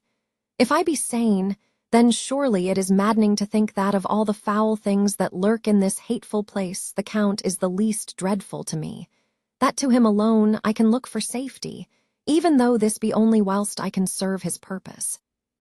Great God, merciful God, let me be calm, for out of that way lies madness indeed. I begin to get new lights on certain things which have puzzled me. Up to now I never quite knew what Shakespeare meant when he made Hamlet say, "My tablets, quick my tablets, 'tis meet that I put it down," etc. For now, feeling as though my own brain were unhinged or as if the shock had come which must end in its undoing, I turned to my diary for repose. The habit of entering accurately must help to soothe me. The Count's mysterious warning frightened me at the time. It frightens me more not when I think of it, for in the future he has a fearful hold upon me. I shall fear to doubt what he may say. When I had written in my diary, and had fortunately replaced the book and pen in my pocket, I felt sleepy. The Count's warning came into my mind, but I took pleasure in disobeying it. The sense of sleep was upon me, and with it the obstinacy which sleep brings as outrider. The soft moonlight soothed, and the wide expanse without gave a sense of freedom which refreshed me. I determined not to return tonight to the gloom-haunted rooms, but to sleep here, where, of old, ladies had sat and sung and lived sweet lives whilst their gentle breasts were sad for their menfolk away in the midst of remorseless wars. I drew a great couch out of its place near the corner, so that as I lay, I could look at the lovely view to east and south, and unthinking of and uncaring for the dust, composed myself for sleep. I suppose I must have fallen asleep. I hope so, but I fear, for all that followed was startlingly real, so real that now sitting here in the broad, full sunlight of the morning, I cannot in the least believe that it was all sleep. I was not alone. The room was the same, unchanged in any way since I came into it. I could see along the floor, in the brilliant moonlight, my own footsteps marked where I had disturbed the long accumulation of dust. In the moonlight opposite me were 3 young women, ladies by their dress and manner. I thought at the time that I must be dreaming when I saw them. They threw no shadow on the floor. They came close to me and looked at me for some time and then whispered together. 2 were dark and had high aquiline noses like the Count and great dark, piercing eyes that seemed to be almost red when contrasted with the pale yellow moon. The other was fair as can be, with great masses of golden hair and eyes like pale sapphires. I seemed somehow to know her face, and to know it in connection with some dreamy fear, but I could not recollect at the moment how or where. All 3 had brilliant white teeth that shone like pearls against the ruby of their voluptuous lips. There was something about them that made me uneasy, some longing and at the same time some deadly fear. I felt in my heart a wicked, burning desire that they would kiss me with those red lips. It is not good to note this down, lest some day it should meet Mina's eyes and cause her pain, but it is the truth. They whispered together, and then they all 3 laughed. Such a silvery, musical laugh, but as hard as though the sound never could have come through the softness of human lips. It was like the intolerable, tingling sweetness of water glasses when played on by a cunning hand. The fair girl shook her head coquettishly, and the other 2 urged her on. One said, "Go on, you are first, and we shall follow. Yours is the right to begin." The other added, "He is young and strong. There are kisses for us all." I lay quiet, looking out from under my eyelashes in an agony of delightful anticipation. The fair girl advanced and bent over me till I could feel the movement of her breath upon me. Sweet it was in one sense, honey sweet, and sent the same tingling through the nerves as her voice, but with a bitter underlying the sweet, a bitter offensiveness, as one smells in blood. I was afraid to raise my eyelids, but looked out and saw perfectly under the lashes. The girl went on her knees and bent over me, simply gloating. There was a deliberate voluptuousness, which was both thrilling and repulsive, and as she arched her neck, she actually licked her lips like an animal, till I could see in the moonlight the moisture shining on the scarlet lips and on the red tongue as it lapped the white, sharp teeth. Lower and lower went her head as the lips went below the range of my mouth and chin and seemed to fasten on my throat. Then she paused, and I could hear the churning sound of her tongue as it licked her teeth and lips, and I could feel the hot breath on my neck. Then the skin of my throat began to tingle as one's flesh does when the hand that is to tickle it approaches nearer, nearer. I could feel the soft, shivering touch of the lips on the super-sensitive skin of my throat, and the hard dents of 2 sharp teeth, just touching and pausing there. I closed my eyes in languorous ecstasy and waited with beating heart. But at that instant, another sensation swept through me as quick as lightning. I was conscious of the presence of the Count, and of his being as if lapped in a storm of fury. As my eyes opened involuntarily, I saw his strong hand grasp the slender neck of the fair woman and with giant's power draw it back, the blue eyes transformed with fury, the white teeth champing with rage, and the fair cheeks blazing red with passion. But the Count, never did I imagine such wrath and fury, even to the demons of the pit. His eyes were positively blazing. The red light in them was lurid, as if the flames of hell-fire blazed behind them. His face was deathly pale, and the lines of it were hard like drawn wires. The thick eyebrows that met over the nose now seemed like a heaving bar of white-hot metal. With a fierce sweep of his arm, he hurled the woman from him, and then motioned to the others, as though he were beating them back. It was the same imperious gesture that I had seen used to the wolves.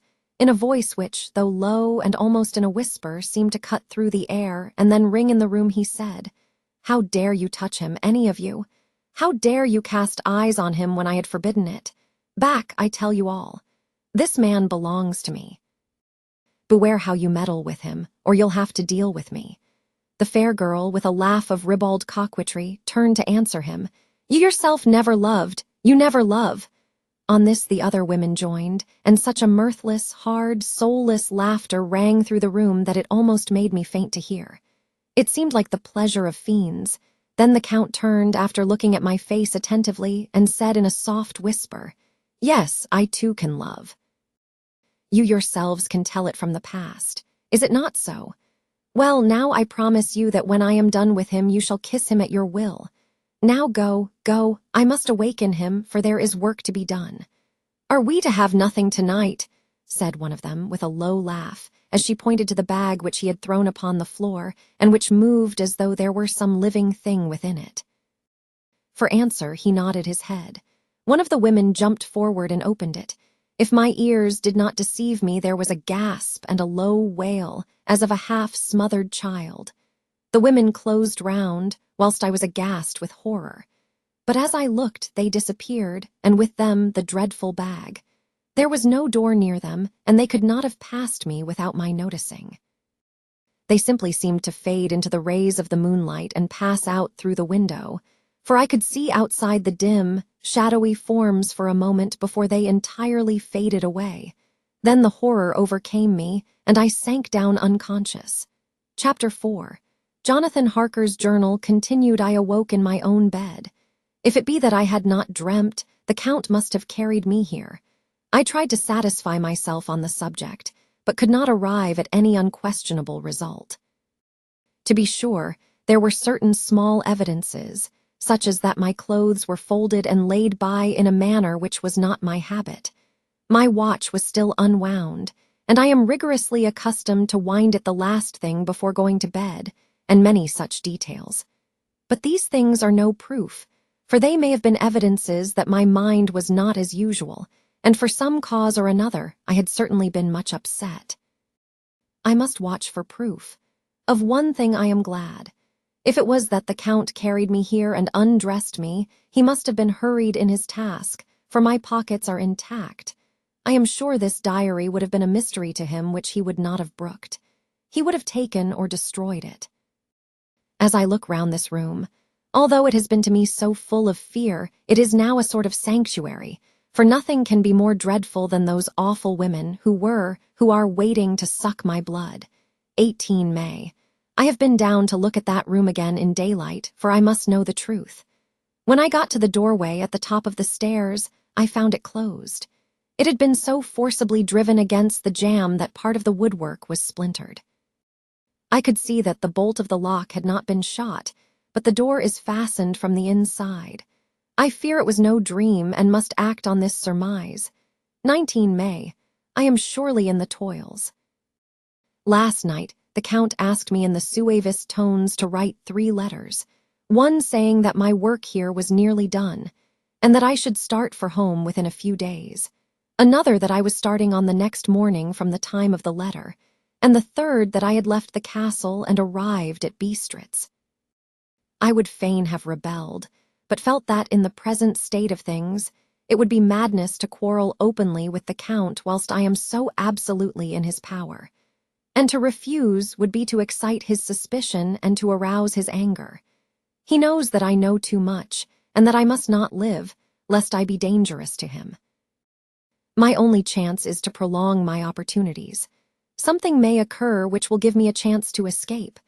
I saw in his eyes something of that gathering wrath which was manifest when he hurled that fair woman from him. He explained to me that posts were few and uncertain, and that my writing now would ensure ease of mind to my friends.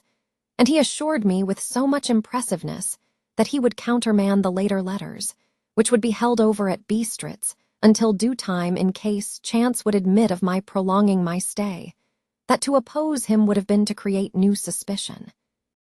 I therefore pretended to fall in with his views and asked him what dates I should put on the letters. He calculated a minute and then said, "The first should be June 12, the second June 19, and the third June 29. I know now the span of my life. God help me, 28 May. There is a chance of escape, or at any rate of being able to send word home. A band of Shkani have come to the castle and are encamped in the courtyard. These are gypsies. I have notes of them in my book. They are peculiar to this part of the world, though allied to the ordinary gypsies all the world over. There are thousands of them in Hungary and Transylvania who are almost outside all law.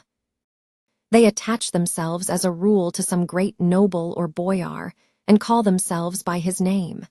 They are fearless and without religion save superstition, and they talk only their own varieties of the Romany tongue. I shall write some letters home, and shall try to get them to have them posted. I have already spoken to them through my window to begin acquaintanceship. They took their hats off and made obeisance and many signs, which, however, I could not understand any more than I could their spoken language. I have written the letters. Mina's is in shorthand, and I simply ask Mr. Hawkins to communicate with her. To her, I have explained my situation, but without the horrors which I may only surmise. It would shock and frighten her to death were I to expose my heart to her. Should the letters not carry, then the Count shall not yet know my secret or the extent of my knowledge. I have given the letters. I threw them through the bars of my window with a gold piece, and made what signs I could to have them posted. The man who took them pressed them to his heart and bowed, and then put them in his cap. I could do no more. I stole back to the study and began to read. As the Count did not come in, I have written here, the Count has come.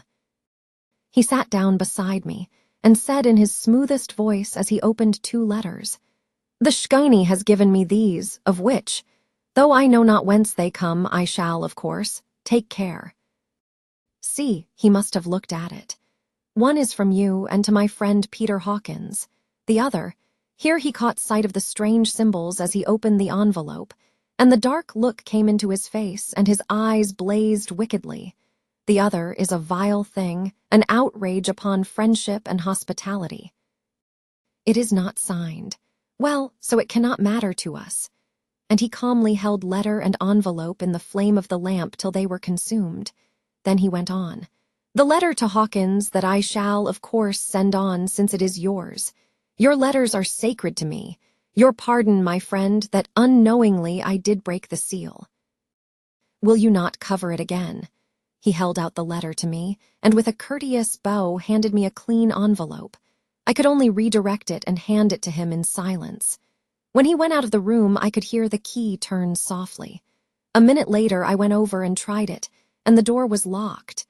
When an hour or 2 after, the Count came quietly into the room, his coming awakened me, for I had gone to sleep on the sofa. He was very courteous and very cheery in his manner, and seeing that I had been sleeping, he said, "So, my friend, you are tired. Get to bed. There is the surest rest.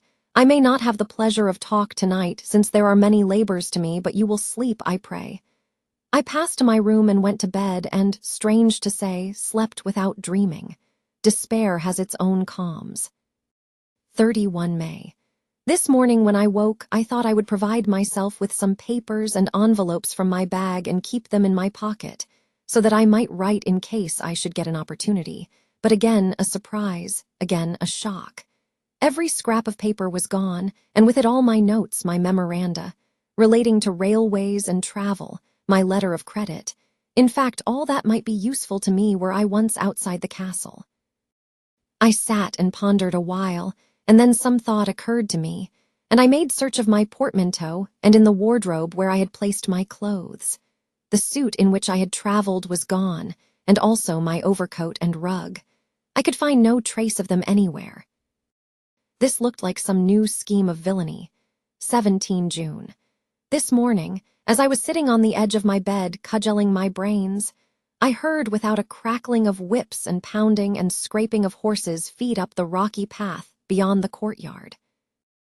With joy I hurried to the window, and saw drive into the yard 2 great later wagons, each drawn by 8 sturdy horses, and at the head of each pair a Slovak, with his wide hat, great nail-studded belt, dirty sheepskin, and high boots. They had also their long staves in hand. I ran to the door, intending to descend and try and join them through the main hall, as I thought that way might be opened for them. Again a shock. My door was fastened on the outside. Then I ran to the window and cried to them. They looked up at me stupidly and pointed. But just then the hetman of the Shkini came out, and seeing them pointing to my window, said something, at which they laughed. Henceforth no effort of mine, no piteous cry or agonized entreaty would make them even look at me. They resolutely turned away. The later wagons contained great, square boxes with handles of thick rope. These were evidently empty by the ease with which the Slovaks handled them, and by their resonance as they were roughly moved. When they were all unloaded and packed in a great heap in one corner of the yard, the Slovaks were given some money by the shkani, and spitting on it for luck, lazily went each to his horse's head. Shortly afterwards, I heard the crackling of their whips die away in the distance. 24 June. Last night the Count left me early and locked himself into his own room. As soon as I dared, I ran up the winding stair and looked out of the window, which opened south. I thought I would watch for the Count, for there is something going on. The shkani are quartered somewhere in the castle and are doing work of some kind. I know it, for now and then I hear a far-away muffled sound as of mattock and spade, and, whatever it is, it must be the end of some ruthless villainy.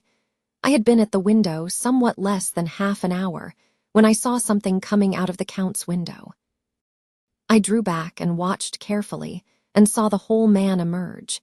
It was a new shock to me to find that he had on the suit of clothes which I had worn whilst traveling here, and slung over his shoulder the terrible bag which I had seen the women take away. There could be no doubt as to his quest, and in my garb, too. This, then, is his new scheme of evil, that he will allow others to see me, as they think, so that he may both leave evidence that I have been seen in the towns or villages posting my own letters, and that any wickedness which he may do shall by the local people be attributed to me. It makes me rage to think that this can go on. And whilst I am shut up here a veritable prisoner, but without that protection of the law which is even a criminal's right and consolation, I thought I would watch for the Count's return, and for a long time sat doggedly at the window. Then I began to notice that there were some quaint little specks floating in the rays of the moonlight. They were like the tiniest grains of dust, and they whirled round and gathered in clusters in a nebulous sort of way. I watched them with a sense of soothing, and a sort of calm stole over me. I leaned back in the embrasure in a more comfortable position, so that I could enjoy more fully the aerial gambolling. Something made me start up, a low, piteous howling of dogs somewhere far below in the valley, which was hidden from my sight. Louder it seemed to ring in my ears, and the floating motes of dust to take new shapes to the sound as they danced in the moonlight. I felt myself struggling to awake to some call of my instincts. Nay, my very soul was struggling, and my half-remembered sensibilities were striving to answer the call. I was becoming hypnotized. Quicker and quicker danced the dust. The moonbeams seemed to quiver as they went by me into the mass of gloom beyond. More and more they gathered till they seemed to take dim, phantom shapes. And then I started, broad awake and in full possession of my senses, and ran screaming from the place. The phantom shapes, which were becoming gradually materialized from the moonbeams, were those 3 ghostly women to whom I was doomed. I fled, and felt somewhat safer in my own room where there was no moonlight, and where the lamp was burning brightly. When a couple of hours had passed, I heard something stirring in the Count's room, something like a sharp wail quickly suppressed. And then there was silence, deep, awful silence, which chilled me. With a beating heart, I tried the door, but I was locked in my prison and could do nothing. I sat down and simply cried. As I sat, I heard a sound in the courtyard without, the agonized cry of a woman. I rushed to the window and, throwing it up, peered between the bars. There, indeed, was a woman with disheveled hair, holding her hands over her heart as one distressed with running. She was leaning against the corner of the gateway.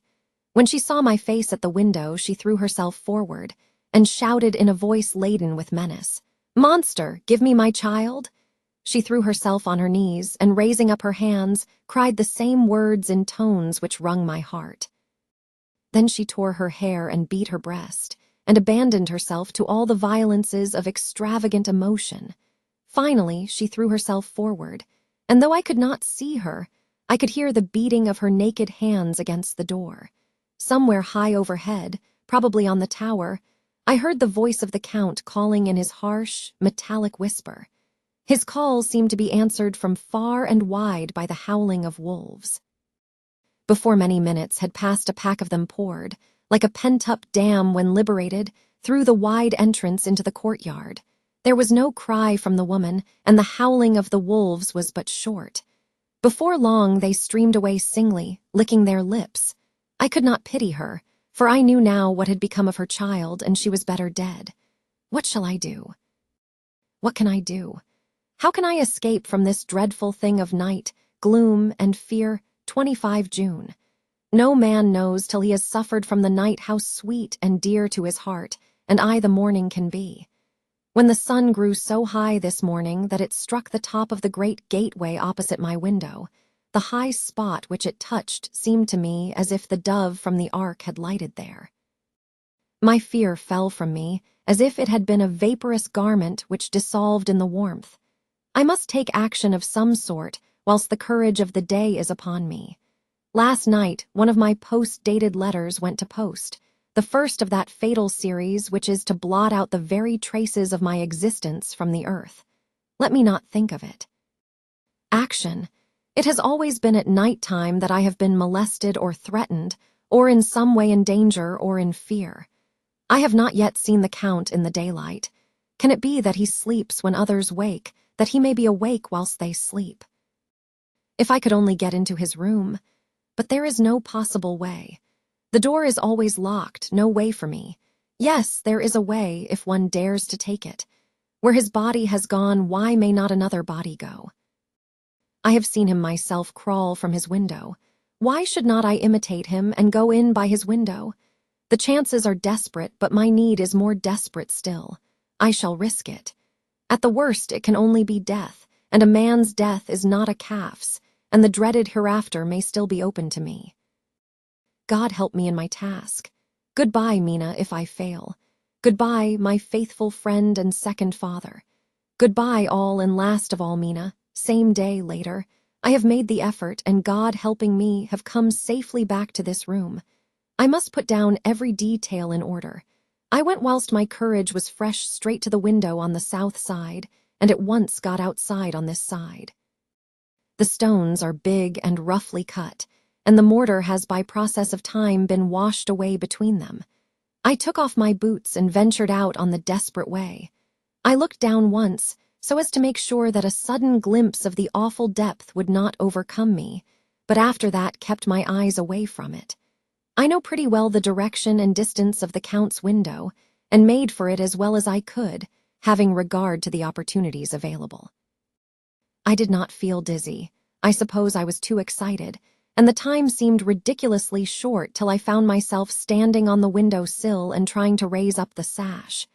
I was filled with agitation, however, when I bent down and slid feet foremost in through the window. Then I looked around for the Count, but with surprise and gladness made a discovery. The room was empty. It was barely furnished with odd things, which seemed to have never been used. The furniture was something the same style as that in the south rooms and was covered with dust. I looked for the key, but it was not in the lock, and I could not find it anywhere. The only thing I found was a great heap of gold in one corner, gold of all kinds, Roman and British and Austrian and Hungarian and Greek and Turkish money, covered with a film of dust, as though it had lain long in the ground. None of it that I noticed was less than 300 years old. There were also chains and ornaments, some jeweled, but all of them old and stained. At one corner of the room was a heavy door. I tried it for, since I could not find the key of the room or the key of the outer door, which was the main object of my search, I must make further examination, or all my efforts would be in vain. It was open, and led through a stone passage to a circular stairway, which went steeply down. I descended, minding carefully where I went, for the stairs were dark, being only lit by loopholes in the heavy masonry. At the bottom there was a dark, tunnel-like passage, through which came a deathly, sickly odor, the odor of old earth newly turned. As I went through the passage, the smell grew closer and heavier. At last I pulled open a heavy door which stood ajar, and found myself in an old, ruined chapel, which had evidently been used as a graveyard. The roof was broken, and in 2 places were steps leading to vaults, but the ground had recently been dug over, and the earth placed in great wooden boxes, manifestly those which had been brought by the Slovaks. There was nobody about, and I made a search over every inch of the ground, so as not to lose a chance. I went down even into the vaults, where the dim light struggled, although to do so was a dread to my very soul. Into 2 of these I went, but saw nothing except fragments of old coffins and piles of dust. In the 3rd, however, I made a discovery. There, in one of the great boxes, of which there were 50 in all, on a pile of newly dug earth, lay the Count. He was either dead or asleep. I could not say which, for eyes were open and stony but without the glassiness of death, and the cheeks had the warmth of life through all their pallor. The lips were as red as ever, but there was no sign of movement, no pulse, no breath, no beating of the heart. I bent over him and tried to find any sign of life, but in vain. He could not have lain there long, for the earthy smell would have passed away in a few hours. By the side of the box was its cover, pierced with holes here and there. I thought he might have the keys on him, but when I went to search I saw the dead eyes, and in them, dead though they were, such a look of hate, though unconscious of me or my presence, that I fled from the place, and leaving the Count's room by the window, crawled again up the castle wall. Regaining my room, I threw myself panting upon the bed and tried to think. 29 June. Today is the date of my last letter, and the Count has taken steps to prove that it was genuine, for again I saw him leave the castle by the same window and in my clothes. As he went down the wall, lizard fashion, I wished I had a gun or some lethal weapon, that I might destroy him. But I fear that no weapon wrought along by man's hand would have any effect on him. I dared not wait to see him return, for I feared to see those weird sisters. I came back to the library and read there till I fell asleep. I was awakened by the Count, who looked at me as grimly as a man could look as he said, "Tomorrow, my friend, we must part. You return to your beautiful England, I to some work which may have such an end that we may never meet. Your letter home has been dispatched. Tomorrow I shall not be here, but all shall be ready for your journey. In the morning come the Shkani, who have some labors of their own here, and also come some Slovaks. When they have gone, my carriage shall come for you, and shall bear you to the Borgo Pass to meet the diligence from Bukovina to Bistritz. But I am in hopes that I shall see more of you at Castle Dracula." I suspected him, and determined to test his sincerity. Sincerity? It seems like a profanation of the word to write it in connection with such a monster, so I asked him point blank, "Why may I not go tonight?" "Because, dear sir, my coachman and horses are away on a mission, but I would walk with pleasure. I want to get away at once." He smiled, such a soft, smooth, diabolical smile that I knew there was some trick behind his smoothness. He said, "And your baggage? I do not care about it. I can send for it some other time."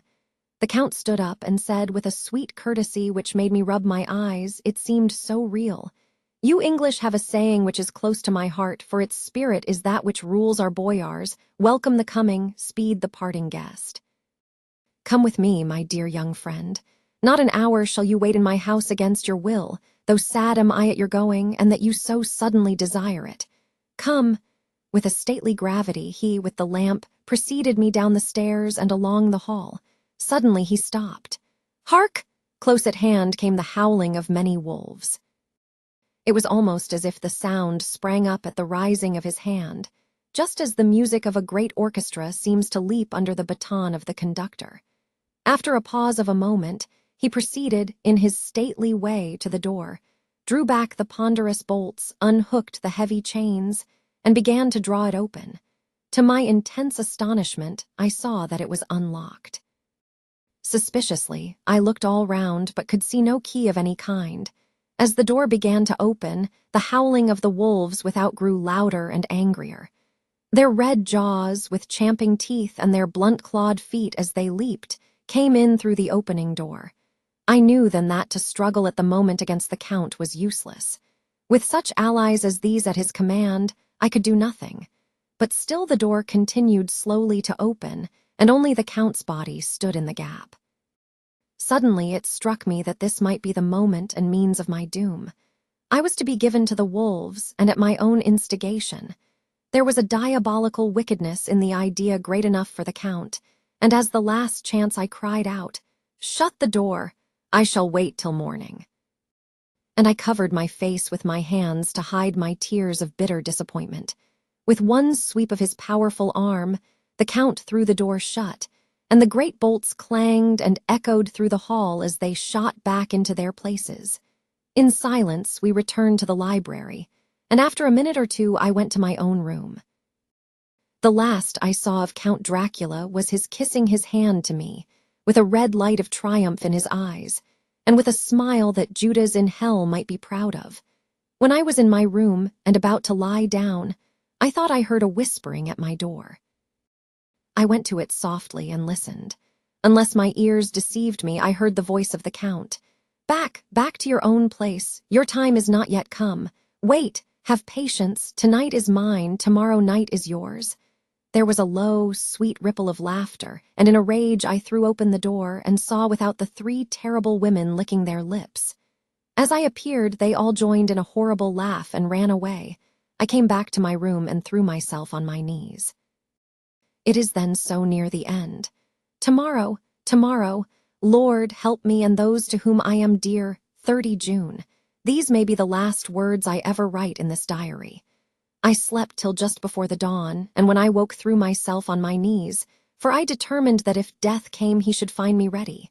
At last I felt that subtle change in the air, and knew that the morning had come. Then came the welcome cockcrow, and I felt that I was safe. With a glad heart I opened the door and ran down the hall. I had seen that the door was unlocked, and now escape was before me. With hands that trembled with eagerness, I unhooked the chains and threw back the massive bolts, but the door would not move. Despair seized me. I pulled and pulled at the door and shook it till, massive as it was, it rattled in its casement. I could see the bolt shot. It had been locked after I left the Count. Then a wild desire took me to obtain the key at any risk, and I determined then and there to scale the wall again and gain the Count's room. He might kill me, but death now seemed the happier choice of evils. Without a pause, I rushed up to the east window and scrambled down the wall as before into the Count's room. It was empty, but that was as I expected. I could not see a key anywhere, but the heap of gold remained. I went through the door in the corner and down the winding stair and along the dark passage to the old chapel. I knew now well enough where to find the monster I sought. The great box was in the same place, close against the wall, but the lid was laid on it, not fastened down, but with the nails ready in their places to be hammered home. I knew I must reach the body for the key, so I raised the lid and laid it back against the wall. And then I saw something which filled my very soul with horror. There lay the Count, but looking as if his youth had been half restored, for the white hair and mustache were changed to dark iron gray. The cheeks were fuller, and the white skin seemed ruby red underneath. The mouth was redder than ever, for on the lips were gouts of fresh blood, which trickled from the corners of the mouth and ran down over the chin and neck. Even the deep, burning eyes seemed set amongst swollen flesh, for the lids and pouches underneath were bloated. It seemed as if the whole awful creature were simply gorged with blood. He lay like a filthy leech, exhausted with his repletion. I shuddered as I bent over to touch him, and every sense in me revolted at the contact, but I had to search, or I was lost. The coming night might see my own body a banquet in a similar war to those horrid 3. I felt all over the body, but no sign could I find of the key. Then I stopped and looked at the Count. There was a mocking smile on the bloated face which seemed to drive me mad. This was the being I was helping to transfer to London, where, perhaps, for centuries to come he might, amongst its teeming millions, satiate his lust for blood, and create a new and ever-widening circle of semi-demons to batten on the helpless. The very thought drove me mad. A terrible desire came upon me to rid the world of such a monster. There was no lethal weapon at hand, but I seized a shovel which the workmen had been using to fill the cases, and lifting it high, struck with the edge downward at the hateful face. But as I did so, the head turned, and the eyes fell upon me, with all their blaze of basilisk horror. The sight seemed to paralyze me, and the shovel turned in my hand and glanced from the face, merely making a deep gash above the forehead. The shovel fell from my hand across the box, and as I pulled it away, the flange of the blade caught the edge of the lid, which fell over again and hid the horrid thing from my sight. The last glimpse I had was of the bloated face, blood-stained and fixed with a grin of malice which would have held its own in the nethermost hell. I thought and thought what should be my next move, but my brain seemed on fire, and I waited with a despairing feeling growing over me. As I waited, I heard in the distance a gypsy song sung by merry voices coming closer, and through their song the rolling of heavy wheels and the cracking of whips. The Shkani and the Slovaks of whom the Count had spoken were coming.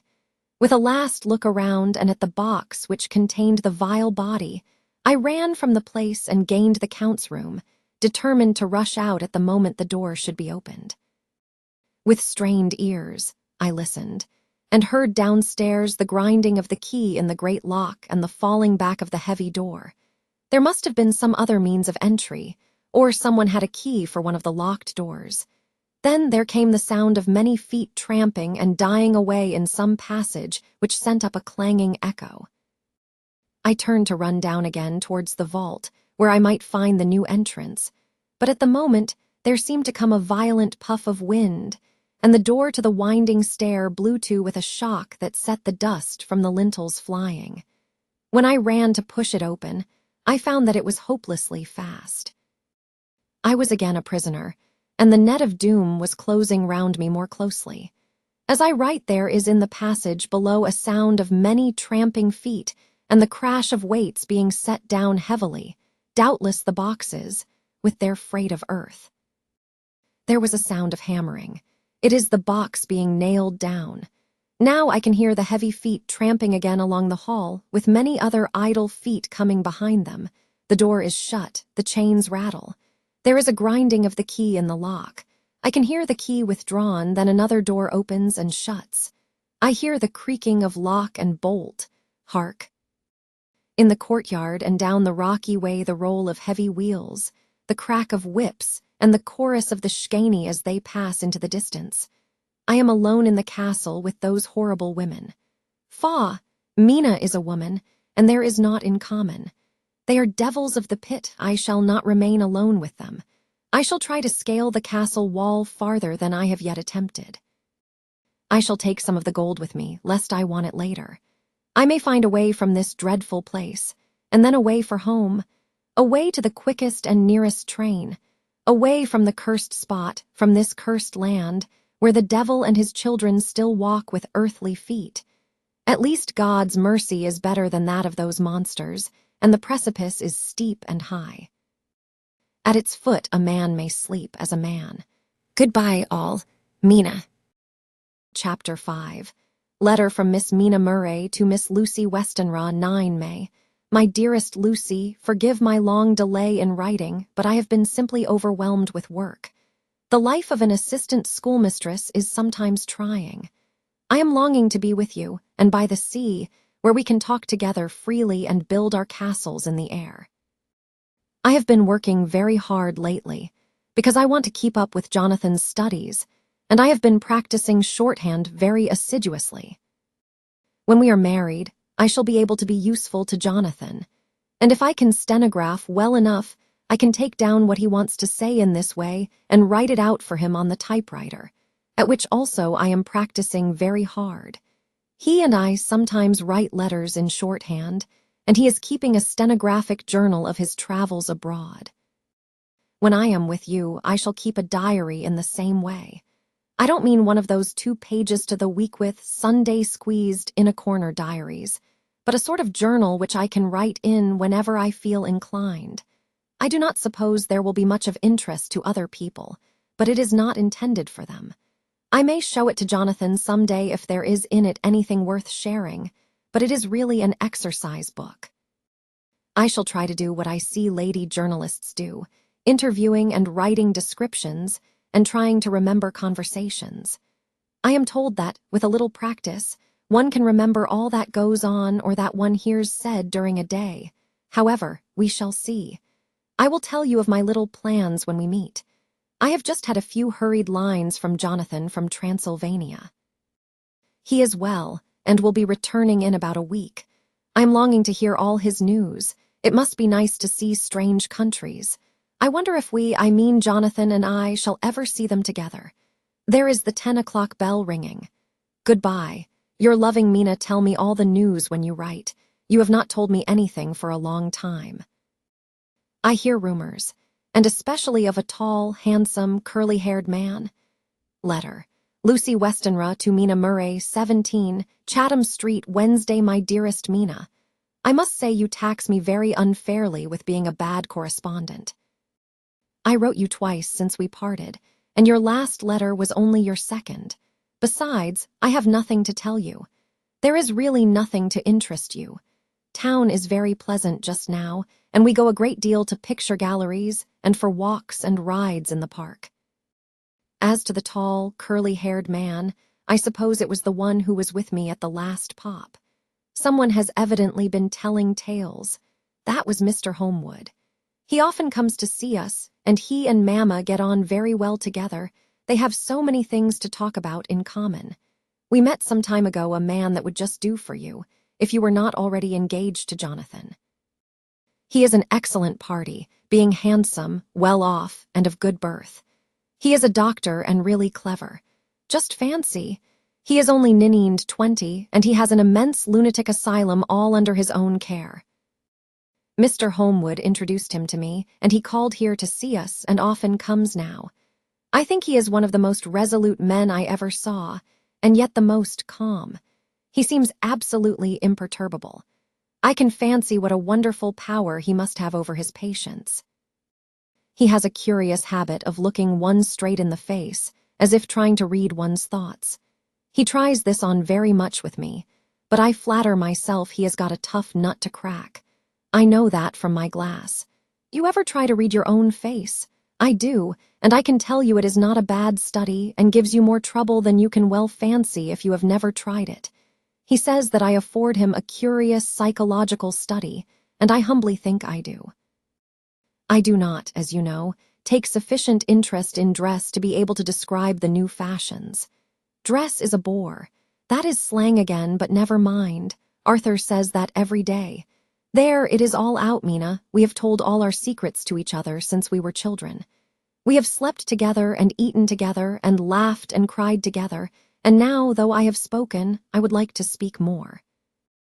Oh, Mina, couldn't you guess? I love him. I am blushing as I write, for although I think he loves me, he has not told me so in words. But oh, Mina, I love him. I love him. There, that does me good. I wish I were with you, dear, sitting by the fire undressing as we used to sit, and I would try to tell you what I feel. I do not know how I am writing this even to you. I am afraid to stop, or I should tear up the letter, and I don't want to stop, for I do so want to tell you all. Let me hear from you at once, and tell me all that you think about it. Mina, pray for my happiness. Lucy, P.S. I need not tell you this is a secret. Good night again. L. Letter. Lucy Westenra to Mina Murray, 24 May. My dearest Mina, thanks and thanks and thanks again for your sweet letter. It was so nice to be able to tell you and to have your sympathy. My dear, it never rains but it pours. How true the old proverbs are. Here am I, who shall be 20 in September, and yet I never had a proposal till today, not a real proposal, and today I had 3. Just fancy, 3 proposals in one day. Isn't it awful? I feel sorry, really and truly sorry for 2 of the poor fellows. Oh, Mina, I am so happy that I don't know what to do with myself, and 3 proposals. But for goodness sake, don't tell any of the girls, or they would be getting all sorts of extravagant ideas and imagining themselves injured and slighted if in their very first day at home they did not get 6 at least. Some girls are so vain.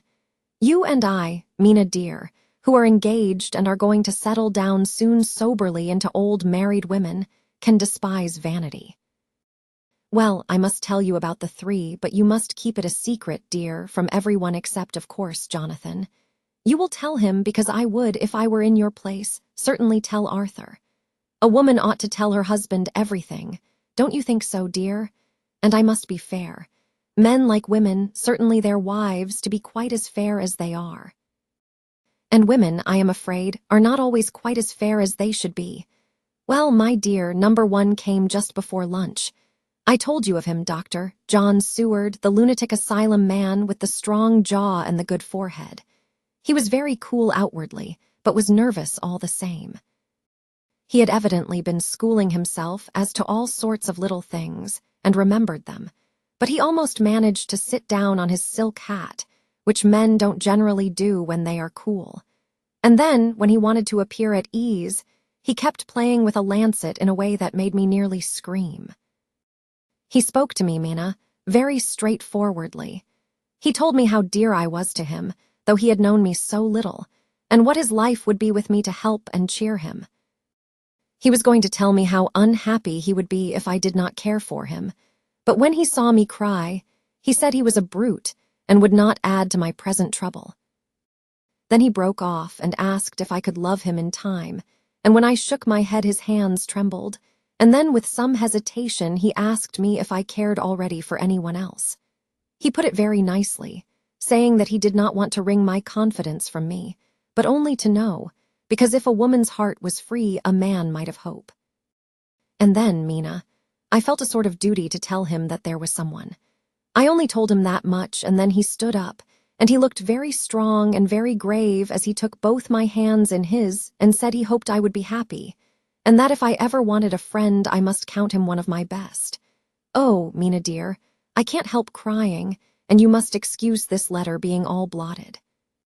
Being proposed to is all very nice and all that sort of thing, but it isn't at all a happy thing when you have to see a poor fellow, whom you know loves you honestly, going away and looking all broken-hearted, and to know that, no matter what he may say at the moment, you are passing out of his life.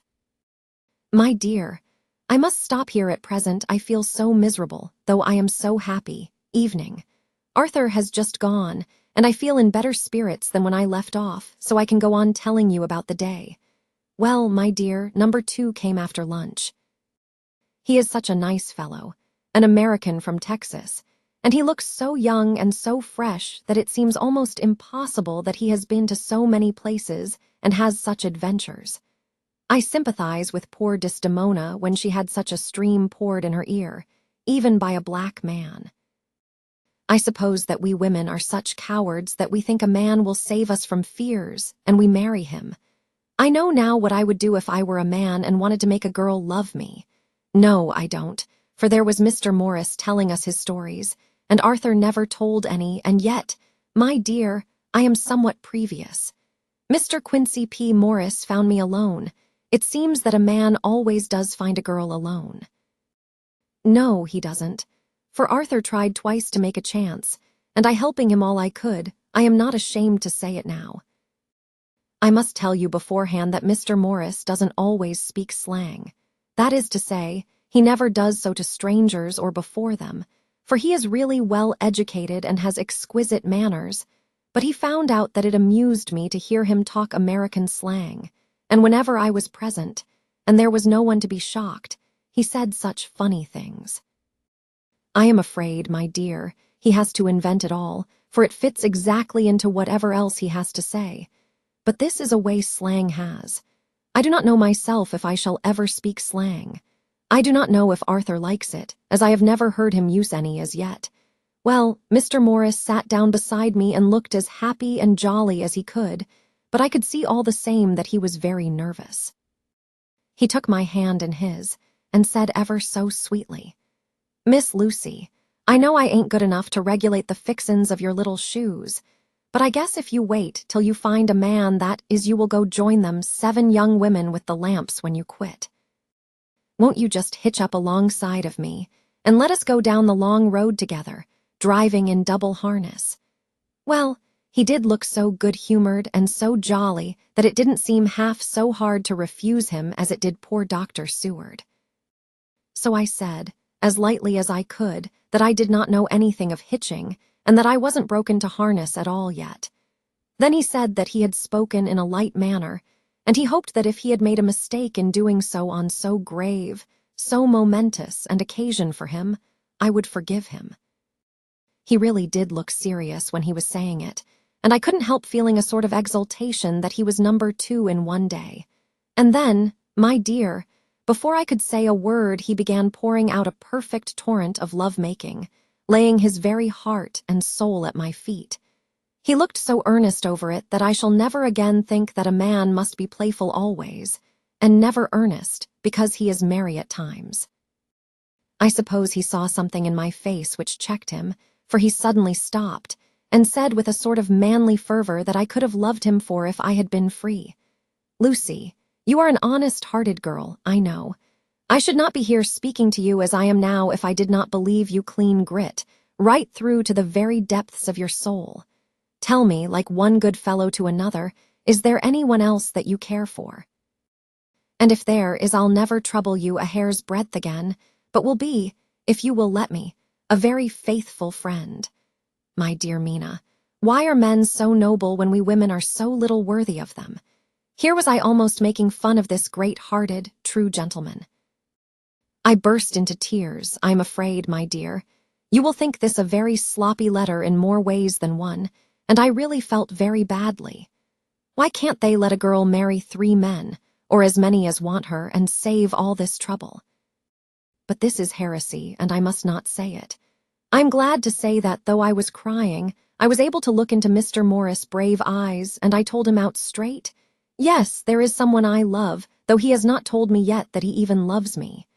I was right to speak to him so frankly, for quite a light came into his face, and he put out both his hands and took mine, I think I put them into his, and said in a hearty way, "That's my brave girl.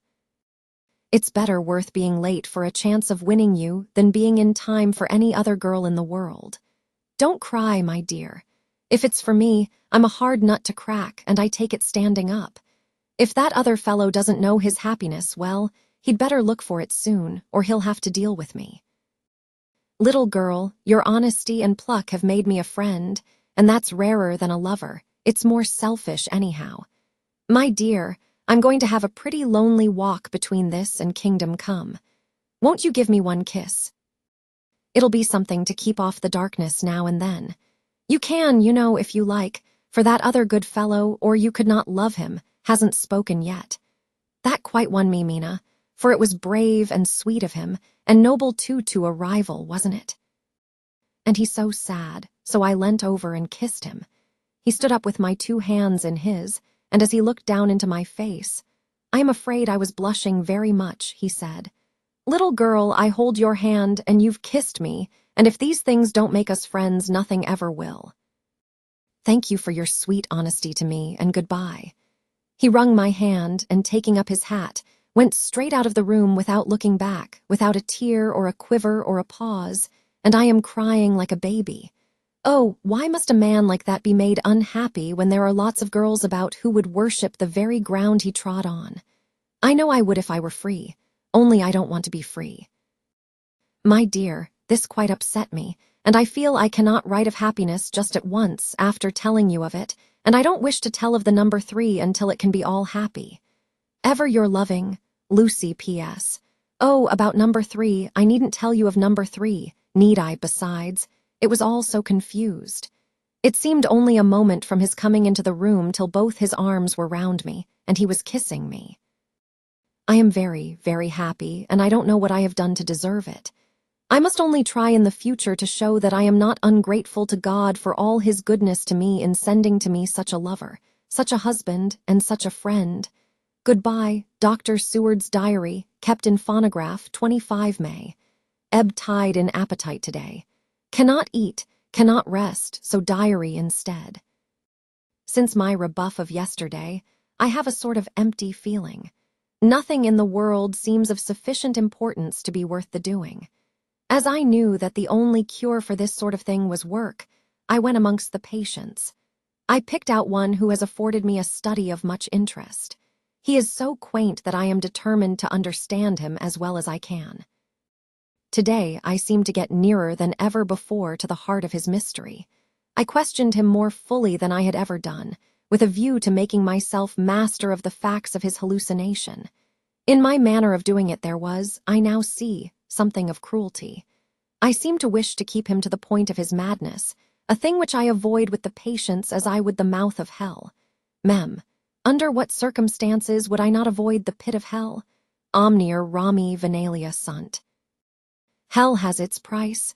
If there be anything behind this instinct, it will be valuable to trace it afterwards accurately, so I had better commence to do so, therefore. R. M. Renfield, age 59.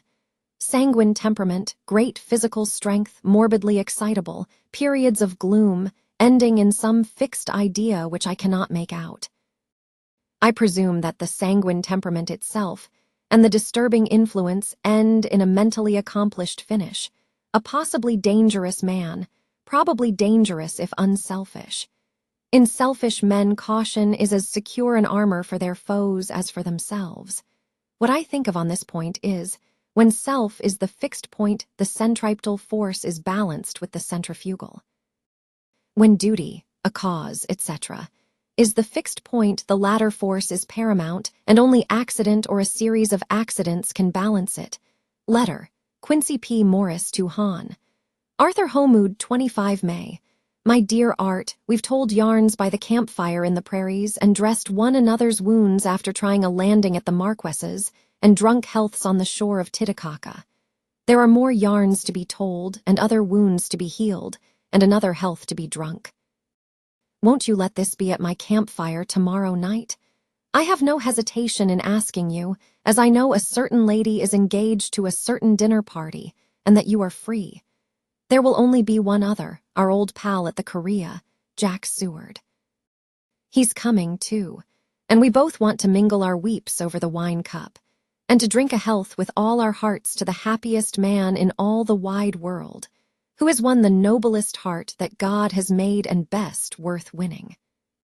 We promise you a hearty welcome, and a loving greeting, and a health as true as your own right hand. We shall both swear to leave you at home if you drink too deep to a certain pair of eyes. Come yours, as ever and always, Quincy P. Morris. Telegram from Arthur HOLMWOOD to Quincy P. Morris 26 may count me in every time. I bear messages which will make both your ears tingle. Art. Chapter 6. Mina Murray's Journal, 24 July. Whitby. Lucy met me at the station, looking sweeter and lovelier than ever, and we drove up to the house at the Crescent in which they have rooms. This is a lovely place. The little river, the Esk, runs through a deep valley which broadens out as it comes near the harbor. A great viaduct runs across with high piers, through which the view seems somehow further away than it really is. The valley is beautifully green, and it is so steep that, when you are on the high land on either side, you look right across it, unless you are near enough to see down. The houses of the old town the side away from us are all red-roofed and seem piled up one over the other anyhow, like the pictures we see of Nuremberg. Right over the town is the ruin of Whitby Abbey, which was sacked by the Danes, and which is the scene of part of Marmion, where the girl was built up in the wall. It is a most noble ruin, of immense size, and full of beautiful and romantic bits. There is a legend that a white lady is seen in one of the windows. Between it and the town, there is another church, the parish one round which is a big graveyard, all full of tombstones. This is to my mind the nicest spot in Whitby, for it lies right over the town, and has a full view of the harbor and all up the bay to where the headland called Kettleness stretches out into the sea. It descends so steeply over the harbor that part of the bank has fallen away, and some of the graves have been destroyed. In one place, part of the stonework of the graves stretches out over the sandy pathway far below. There are walks with seats beside them through the churchyard, and people go and sit there all day long looking at the beautiful view and enjoying the breeze. I shall come and sit here often myself and work. Indeed, I am writing now, with my book on my knee, and listening to the talk of 3 old men who are sitting beside me. They seem to do nothing all day but sit here and talk. The harbor lies below me, with on the far side one long granite wall stretching out into the sea, with a curve outwards at the end of it, in the middle of which is a lighthouse. A heavy seawall runs along outside of it. On the near side, the seawall makes an elbow crooked inversely, and its end too has a lighthouse. Between the two piers, there is a narrow opening into the harbor, which then suddenly widens. It is nice at high water, but when the tide is out it shoals away to nothing, and there is merely the stream of the Esk, running between banks of sand, with rocks here and there. Outside the harbor on this side there rises for about half a mile a great reef, the sharp of which runs straight out from behind the south lighthouse. At the end of it is a buoy with a bell, which swings in bad weather, and sends in a mournful sound on the wind. They have a legend here that when a ship is lost, bells are heard out at sea. I must ask the old man about this. He is coming this way. He is a funny old man. He must be awfully old, for his face is gnarled and twisted like the bark of a tree. He tells me that he is nearly 100, and that he was a sailor in the Greenland fishing fleet when Waterloo was fought. He is, I am afraid, a very skeptical person, for when I asked him about the bells at sea and the White Lady at the Abbey, he said very brusquely, "I wouldn't fash Maisel about them, miss. Them things be all wore out. Mind, I don't say that they never was, but I do say that they wasn't in my time. They be all very well for cummers and trippers and the like, but not for a nice young lady like you. Them feet folks from York and Leeds that be always eatin' cured herrins and drinkin' tea and lookin' out to buy cheap jet would creed aught. I wonder Maisel, who'd be bothered tellin' lies to them, even the newspapers, which is full of fool talk. I thought he would be a good person to learn interesting things from, so I asked him if he would mind telling me something about the whale fishing in the old days. He was just settling himself to begin when the clock struck 6, whereupon he labored to get up and said, "I must gang Agianwards home now, miss. My granddaughter doesn't like to be kept waitin' when the tea is ready, for it takes me time to crammel aboon the grease, for there be a many of 'em, and miss, I lack bella timber sairly by the clock." He hobbled away, and I could see him hurrying as well as he could down the steps. The steps are a great feature on the place. They lead from the town to the church. There are hundreds of them, I do not know how many, and they wind up in a delicate curve. The slope is so gentle that a horse could easily walk up and down them. I think they must originally have had something to do with the Abbey. I shall go home too. Lucy went out, visiting with her mother, and as they were only duty calls, I did not go. 1 August. I came up here an hour ago with Lucy, and we had a most interesting talk with my old friend and the 2 others who always come and join him. He is evidently the Sir Oracle of them, and I should think must have been in his time a most dictatorial person. He will not admit anything, and down faces everybody. If he can't out-argue them, he bullies them, and then takes their silence for agreement with his views. Lucy was looking sweetly pretty in her white lawn frock. She has got a beautiful color since she has been here. I noticed that the old men did not lose any time in coming and sitting near her when we sat down. She is so sweet with old people, I think they all fell in love with her on the spot. Even my old man succumbed and did not contradict her, but gave me double share instead. I got him on the subject of the legends, and he went off at once into a sort of sermon. I must try to remember it and put it down. It be all fool talk, lock, stock, and barrel, that's what it be and nowt else. These bands and wafts and bow-ghosts and bar-guests and bogles and all ain't them is only fit to set bairns and dizzy women a-belderin'. They be nowt but air blebs. They, and all grims and signs and warnin's, be all invented by parsons and ilsome birk-bodies and railway touters to skeer and scunner halflins, and to get folks to do something that they don't other incline to. It makes me ireful to think o' them. Why, it's them that, not content with printin' lies on paper and preachin' them out of pulpits, does want to be cuttin' them on the tombstones. Look here all around you in what airt ye will.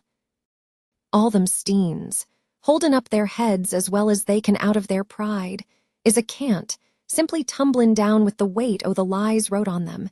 Here lies the body or sacred to the memory wrote on all of them, and yet in nigh half of them there bean't no bodies at all, and the memories of them bean't cared a pinch of snuff about, much less sacred. Lies all of them, nothin' but lies of one kind or another. My gog, but it'll be a quare scouterment at the day of judgment when they come tumblin' up in their death sarks, all juped together and trying to drag their tombsteans with them to prove how good they was, some of them trimlin' and dithering, with their hands that dozened and slippery from lyin' in the sea that they can't even keep their gerp o' them. I could see from the old fellow's self-satisfied air and the way in which he looked round for the approval of his cronies that he was showing off, so I put in a word to keep him going. "Oh, Mr. Swalls, you can't be serious. Surely these tombstones are not all wrong. Yablins, there may be a poorish few not wrong, savin where they make out the people too good, for there be folk that do think a bomb bowl be like the sea, if only it be their own. The whole thing be only lies.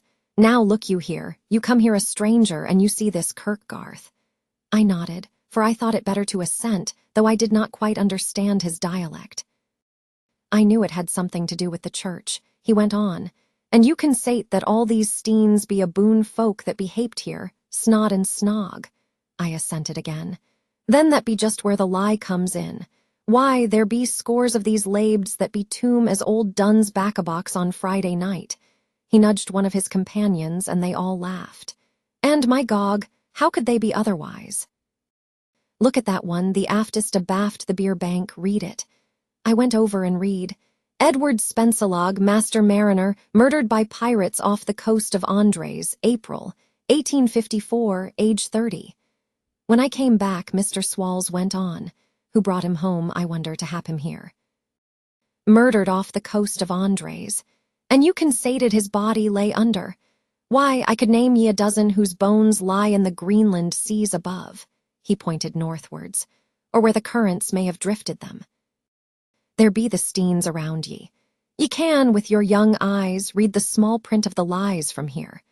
This Braithwaite Lowery, I knew his father, lost in the lively off Greenland in 20, or Andrew Woodhouse, drowned in the same seas in 1777, or John Paxton, drowned off Cape Farewell a year later, or old John Rawlings, whose grandfather sailed with me, drowned in the Gulf of Finland in 50.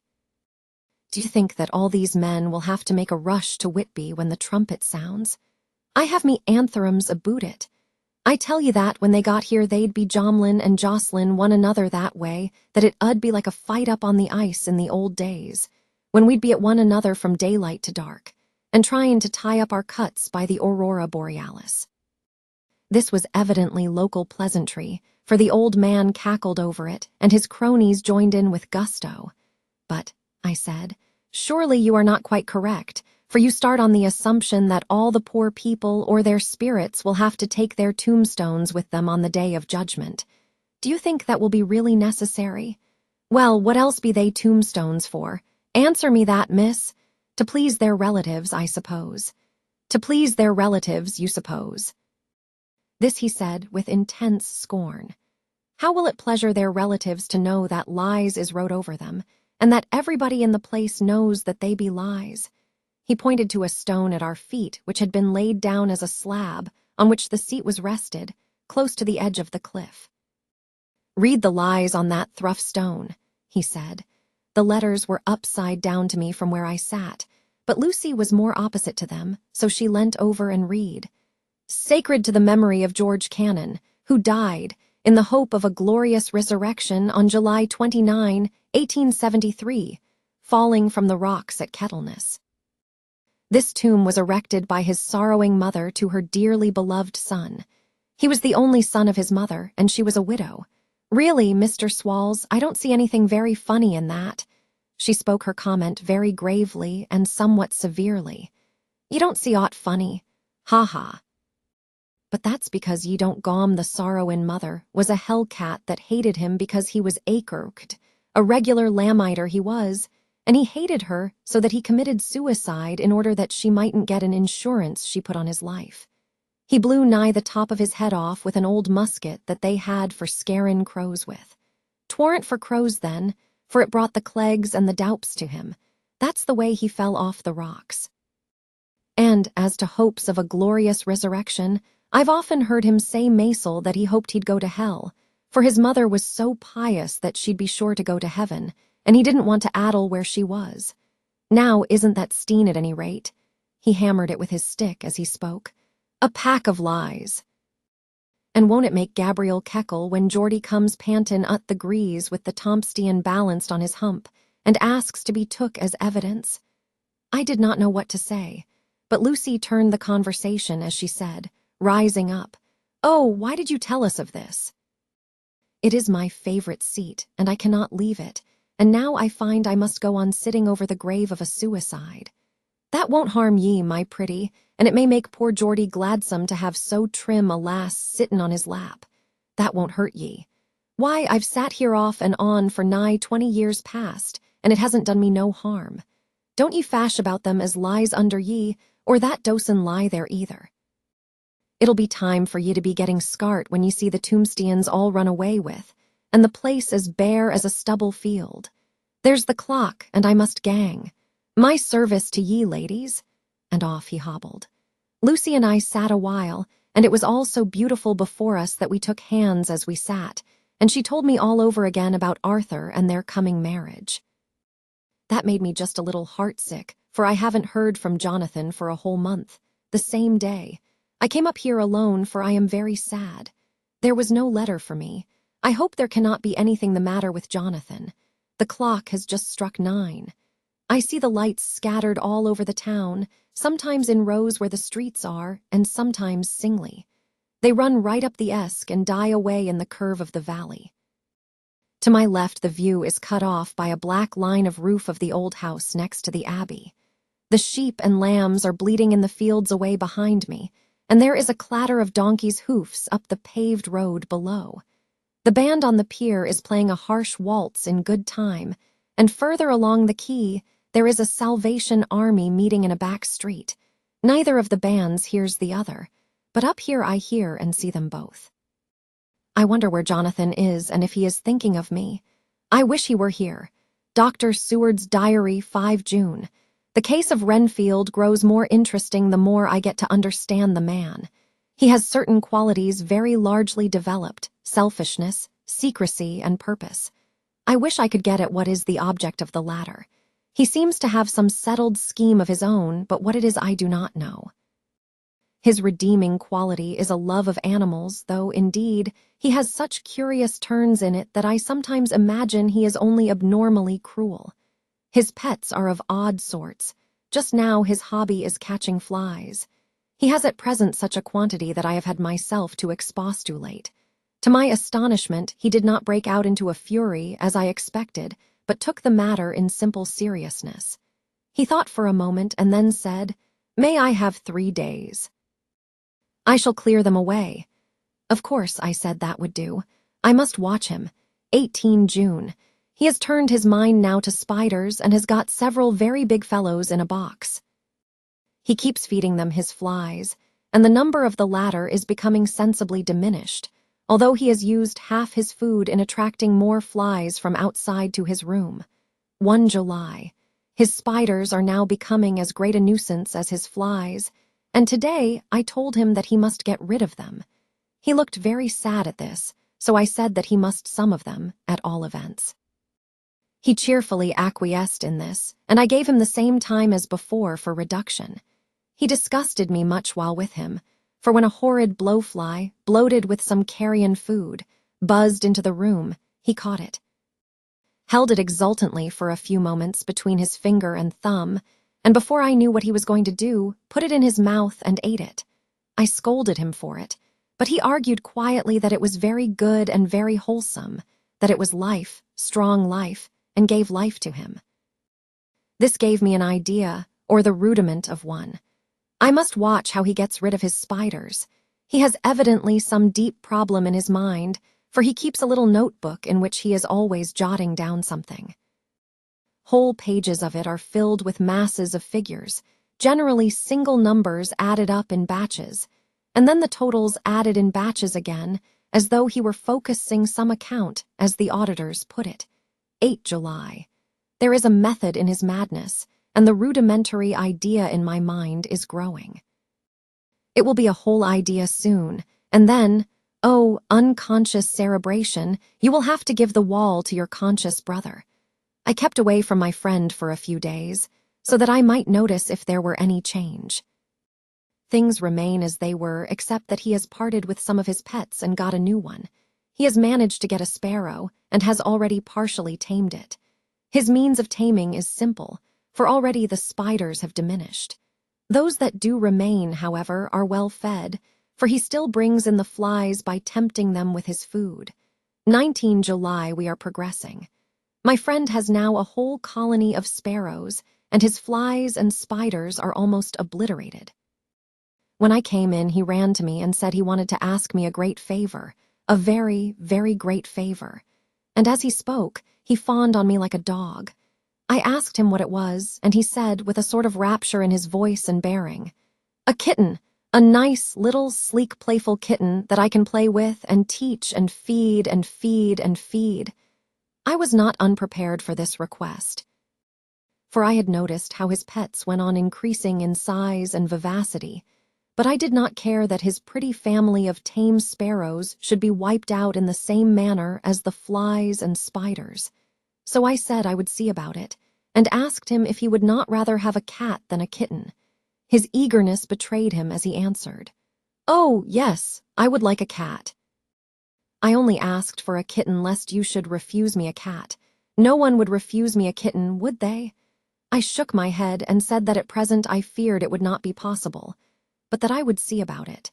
His face fell, and I could see a warning of danger in it, for there was a sudden fierce, sidelong look which meant killing. The man is an undeveloped homicidal maniac. I shall test him with his present craving and see how it will work out, then I shall know more. 10 p.m. I have visited him again and found him sitting in a corner brooding. When I came in, he threw himself on his knees before me and implored me to let him have a cat, that his salvation depended upon it. I was firm, however, and told him that he could not have it, whereupon he went without a word and sat down, gnawing his fingers in the corner where I had found him. I shall see him in the morning early, 20 July. Visited Renfield very early, before attendant went his rounds, found him up and humming a tune. He was spreading out his sugar, which he had saved in the window, and was manifestly beginning his fly-catching again, and beginning it cheerfully and with a good grace. I looked around for his birds, and not seeing them, asked him where they were. He replied, without turning round, that they had all flown away. There were a few feathers about the room, and on his pillow a drop of blood. I said nothing, but went and told the keeper to report to me if there were anything odd about him during the day. 11 a.m.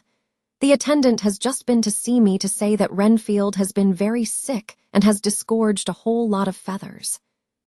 "My belief is, doctor," he said, "that he has eaten his birds and that he just took and ate them raw." 11 p.m. I gave Renfield a strong opiate tonight, enough to make even him sleep, and took away his pocketbook to look at it. The thought that has been buzzing about my brain lately is complete, and the theory proved. My homicidal maniac is of a peculiar kind. I shall have to invent a new classification for him and call him a zoophagous, life-eating maniac. What he desires is to absorb as many lives as he can, and he has laid himself out to achieve it in a cumulative way. He gave many flies to one spider and many spiders to one bird, and then wanted a cat to eat the many birds. What would have been his later steps? It would almost be worth while to complete the experiment. It might be done if there were only a sufficient cause. Men sneered at vivisection, and yet look at its results today. Why not advance science in its most difficult and vital aspect, the knowledge of the brain?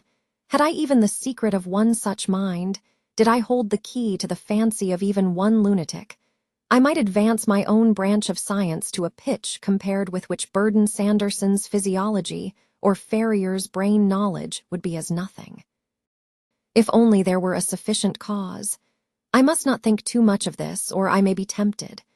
A good cause might turn the scale with me, for may not I too be of an exceptional brain, congenitally, how well the man reasoned. Lunatics always do within their own scope. I wonder at how many lives he values a man, or if at only one. He has closed the account most accurately, and today begun a new record. How many of us begin a new record with each day of our lives? To me, it seems only yesterday that my whole life ended with my new hope, and that truly I began a new record. So it shall be until the great recorder sums me up and closes my ledger account with a balance to profit or loss. Oh, Lucy, Lucy, I cannot be angry with you, nor can I be angry with my friend whose happiness is yours, but I must only wait on hopeless and work. Work, if I could have as strong a cause as my poor mad friend there, a good unselfish cause to make me work, that would be indeed happiness. Mina Murray's Journal, 26 July. I am anxious, and it soothes me to express myself here. It is like whispering to one's self and listening at the same time. And there is also something about the shorthand symbols that makes it different from writing. I am unhappy about Lucy and about Jonathan. I had not heard from Jonathan for some time and was very concerned, but yesterday dear Mr. Hawkins, who is always so kind, sent me a letter from him. I had written asking him if he had heard, and he said the enclosed had just been received. It is only a line dated from Castle Dracula and says that he is just starting for home. That is not like Jonathan. I do not understand it, and it makes me uneasy. Then, too, Lucy, although she is so well, has lately taken to her old habit of walking in her sleep. Her mother has spoken to me about it, and we have decided that I am to lock the door of our room every night. Mrs. Westenra has got an idea that sleepwalkers always go out on roofs of houses and along the edges of cliffs, and then get suddenly wakened and fall over with a despairing cry that echoes all over the place. Poor dear. She is naturally anxious about Lucy, and she tells me that her husband, Lucy's father, had the same habit, that he would get up in the night and dress himself and go out if he were not stopped. Lucy is to be married in the autumn, and she is already planning out her dresses and how her house is to be arranged. I sympathize with her, for I do the same, only Jonathan and I will start in life in a very simple way, and shall have to try to make both ends meet. Mr. HOLMWOOD, he is the Hon. Arthur HOLMWOOD, only son of Lord Godalming, is coming up here very shortly, as soon as he can leave town, for his father is not very well, and I think dear Lucy is counting the moments till he comes. She wants to take him up in the seat on the churchyard cliff and show him the beauty of Whitby. I dare say it is the waiting which disturbs her. She will be all right when he arrives. 27 July, no news from Jonathan. I am getting quite uneasy about him, though why I should I do not know, but I do wish that he would write, if it were only a single line. Lucy walks more than ever, and each night I am awakened by her moving about the room. Fortunately, the weather is so hot that she cannot get cold. But still, the anxiety and the perpetually being awakened is beginning to tell on me, and I am getting nervous and wakeful myself. Thank God, Lucy's health keeps up. Mr. HOLMWOOD has been suddenly called to ring to see his father, who has been taken seriously ill. Lucy frets at the postponement of seeing him, but it does not touch her looks. She is a trifle stouter, and her cheeks are a lovely rose pink. She has lost the anemic look which she had. I pray it will all last, 3 August. Another week gone by, and no news from Jonathan, not even to Mr. Hawkins, from whom I have heard. Oh, I do hope he is not ill. He surely would have written. I look at that last letter of his, but somehow it does not satisfy me. It does not read like him, and yet it is his writing. There is no mistake of that. Lucy has not walked much in her sleep the last week, but there is an odd concentration about her which I do not understand. Even in her sleep she seems to be watching me. She tries the door, and finding it locked, goes about the room searching for the key. 6 August. Another 3 days, and no news. This suspense is getting dreadful. If I only knew where to write to or where to go to, I should feel easier. But no one has heard a word of Jonathan since that last letter. I must only pray to God for patience. Lucy is more excitable than ever, but is otherwise well. Last night was very threatening, and the fishermen say that we are in for a storm. I must try to watch it and learn the weather signs. Today is a gray day, and the sun as I write is hidden in thick clouds, high over Kettleness. Everything is gray except the green grass, which seems like emerald amongst it, gray earthy rock, gray clouds, tinged with the sunburst at the far edge, hang over the gray sea, into which the sand points stretch like gray figures. The sea is tumbling in over the shallows, and the sandy flats with a roar, muffled in the sea mists drifting inland. The horizon is lost in a gray mist.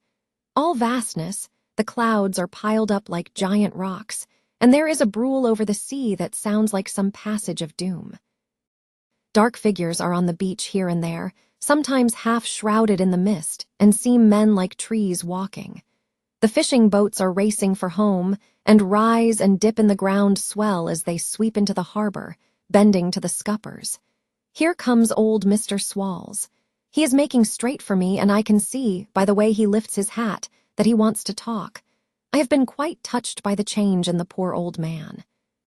When he sat down beside me, he said in a very gentle way, "I want to say something to you, miss." I could see he was not at ease, so I took his poor old wrinkled hand in mine and asked him to speak fully.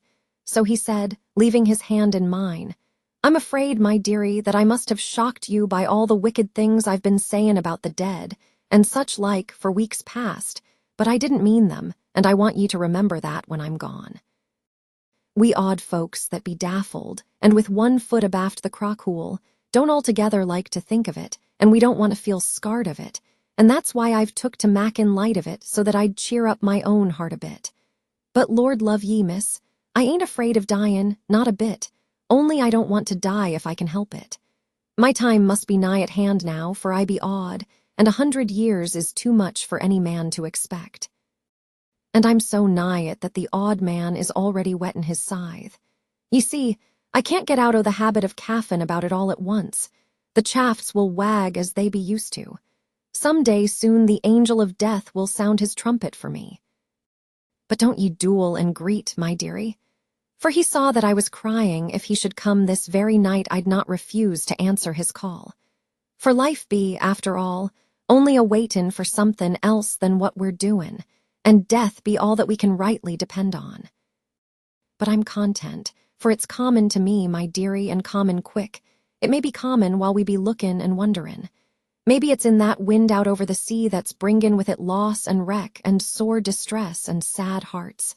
Look, look, he cried suddenly. There's something in that wind and in the host beyant that sounds and looks and tastes and smells like death. It's in the air, I feel it common. Lord, make me answer cheerful when my call comes. He held up his arms devoutly and raised his hat. His mouth moved as though he were praying. After a few minutes' silence, he got up, shook hands with me and blessed me and said goodbye and hobbled off. It all touched me and upset me very much. I was glad when the Coast Guard came along with his spyglass under his arm. He stopped to talk with me as he always does, but all the time kept looking at a strange ship. "I can't make her out," he said. "She's a Russian, by the look of her, but she's knocking about in the queerest way. She doesn't know her mind a bit. She seems to see the storm coming but can't decide whether to run up north in the open or to put in here. Look there again. She is steered mighty strangely, for she doesn't mind the hand on the wheel, changes about with every puff of wind. We'll hear more of her before this time tomorrow." Chapter 7. Cutting from the DAILYGRAPH, 8 August, pasted in Mina Murray's journal from a correspondent. Whitby. One of the greatest and suddenest storms on record has just been experienced here, with results both strange and unique. The weather had been somewhat sultry, but not to any degree uncommon in the month of August. Saturday evening was as fine as was ever known, and the great body of holiday-makers laid out yesterday for visits to Mulgrave Woods, Robin Hood's Bay, Rig Mill, Runswick, Staithes, and the various trips in the neighborhood of Whitby. The steamers Emma and Scarborough made trips up and down the coast, and there was an unusual amount of tripping both to and from Whitby. The day was unusually fine till the afternoon, when some of the gossips who frequent the East Cliff churchyard, and from the commanding eminence watch the wide sweep of sea visible to the north and east, called attention to a sudden show of mares' tails high in the sky to the northwest. The wind was then blowing from the southwest in the mild degree which in barometrical language is ranked no. 2. Light breeze. The Coast Guard on duty at once made report, and one old fisherman, who for more than half a century has kept watch on weather signs from the East Cliff, foretold in an emphatic manner the coming of a sudden storm. The approach of sunset was so very beautiful, so grand in its masses of splendidly colored clouds, that there was quite an assemblage on the walk along the cliff in the old churchyard to enjoy the beauty. Before the sun dipped below the black mass of Kettleness, standing boldly athwart the western sky, its downward way was marked by myriad clouds of every sunset color, flame, purple, pink, green, violet, and all the tints of gold, with here and there masses not large, but of seemingly absolute blackness in all sorts of shapes, as well outlined as colossal silhouettes. The experience was not lost on the painters, and doubtless some of the sketches of the prelude to the great storm will grace the R.I. walls in May next. More than one captain made up his mind then and there that his cobble or his mule, as they term the different classes of boats, would remain in the harbor till the storm had passed. The wind fell away entirely during the evening, and at midnight there was a dead calm, a sultry heat, and that prevailing intensity which, on the approach of thunder, affects persons of a sensitive nature. There were but few lights in sight at sea, for even the coasting steamers, which usually hug the shore so closely, kept well to seaward, and but few fishing boats were in sight. The only sail noticeable was a foreign schooner with all sails set, which was seemingly going westwards. The foolhardiness or ignorance of her officers was a prolific theme for comment whilst she remained in sight, and efforts were made to signal her to reduce sail in the face of her danger. Before the night shut down, she was seen with sails idly flapping as she gently rolled on the undulating swell of the sea, as idle as a painted ship upon a painted ocean. Shortly before 10 o'clock, the stillness of the air grew quite oppressive, and the silence was so marked that the bleating of a sheep inland or the barking of a dog in the town was distinctly heard, and the band on the pier, with its lively French air, was like a discord in the great harmony of nature's silence. A little after midnight came a strange sound from over the sea, and high overhead the air began to carry a strange, faint, hollow booming. Then, without warning, the tempest broke. With a rapidity which, at the time, seemed incredible, and even afterwards is impossible to realize, the whole aspect of nature at once became convulsed. The waves rose in growing fury, each overtopping its fellow, till in a very few minutes the lately glassy sea was like a roaring and devouring monster. White-crested waves beat madly on the level sands and rushed up the shelving cliffs. Others broke over the piers, and with their spume swept the lanthorns of the lighthouses which rise from the end of either pier of Whitby Harbor. The wind roared like thunder, and blew with such force that it was with difficulty that even strong men kept their feet, or clung with grim clasp to the iron stanchions. It was found necessary to clear the entire pier from the mass of onlookers, or else the fatalities of the night would have increased manifold. To add to the difficulties and dangers of the time, masses of sea fog came drifting inland. White, wet clouds, which swept by in ghostly fashion, so dank and damp and cold that it needed but little effort of imagination to think that the spirits of those lost at sea were touching their living brethren with the clammy hands of death, and many a one shuddered as the wreaths of sea mist swept by. At times the mist cleared, and the sea for some distance could be seen in the glare of the lightning, which came thick and fast, followed by such peals of thunder that the whole sky overhead seemed trembling under the shock of the footsteps of the storm. Some of the scenes thus revealed were of immeasurable grandeur and of absorbing interest. The sea, running mountains high, threw skywards with each wave mighty masses of white foam, which the tempest seemed to snatch at and whirl away into space. Here and there a fishing boat with a rag of sail, running madly for shelter before the blast, now and again the white wings of a storm-tossed seabird. On the summit of the east cliff, the new searchlight was ready for experiment, but had not yet been tried. The officers in charge of it got it into working order, and in the pauses of onrushing mist swept with it the surface of the sea. Once or twice its service was most effective, as when a fishing boat, with gunwale under water, rushed into the harbor, able, by the guidance of the sheltering light, to avoid the danger of dashing against the piers.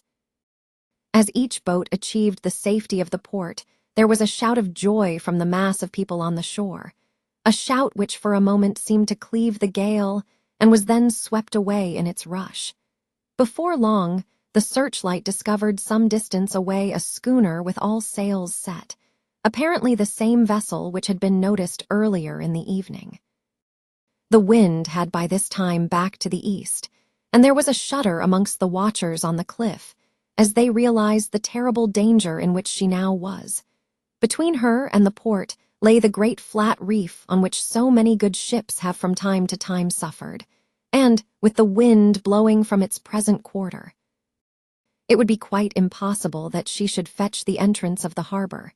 It was now nearly the hour of high tide, but the waves were so great that in their troughs the shallows of the shore were almost visible, and the schooner, with all sails set, was rushing with such speed that, in the words of one old salt, she must fetch up somewhere, if it was only in hell.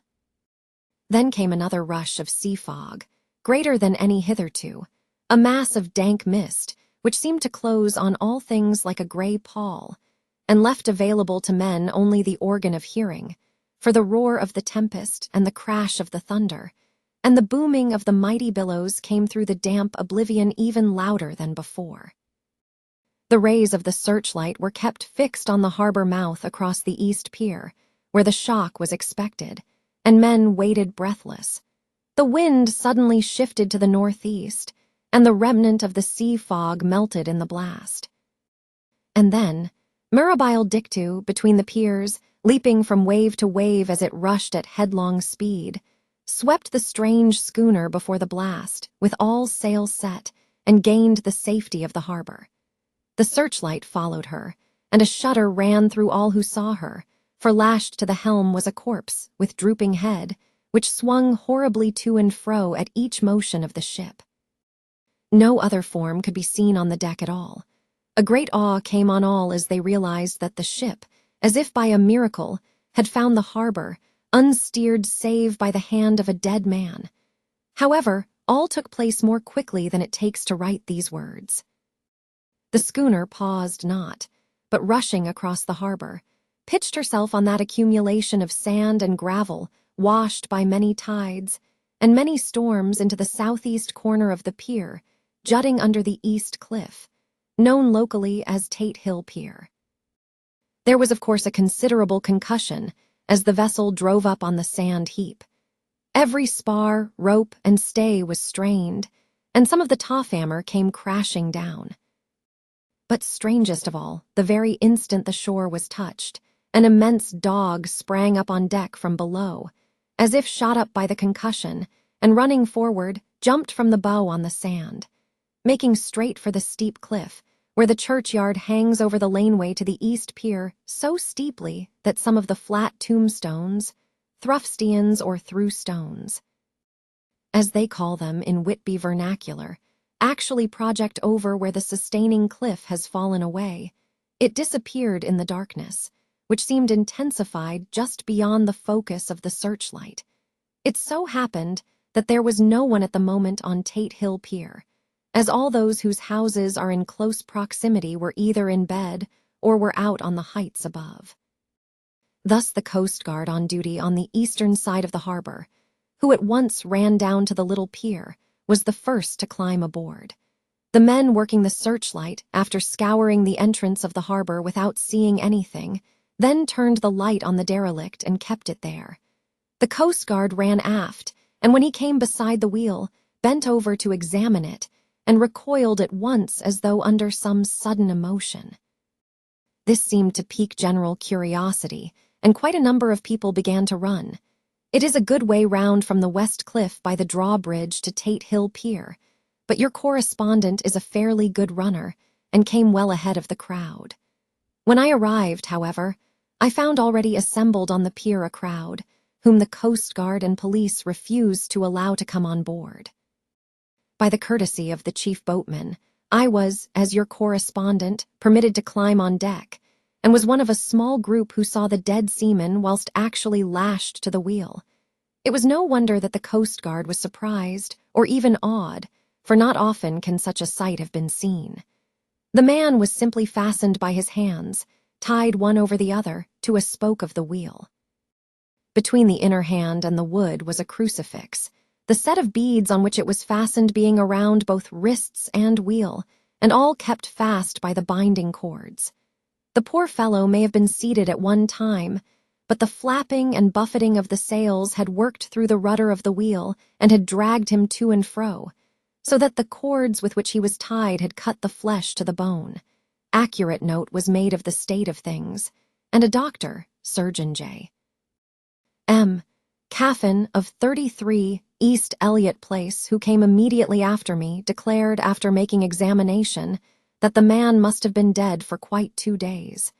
In his pocket was a bottle, carefully corked, empty save for a little roll of paper, which proved to be the addendum to the log. The Coast Guard said the man must have tied up his own hands, fastening the knots with his teeth.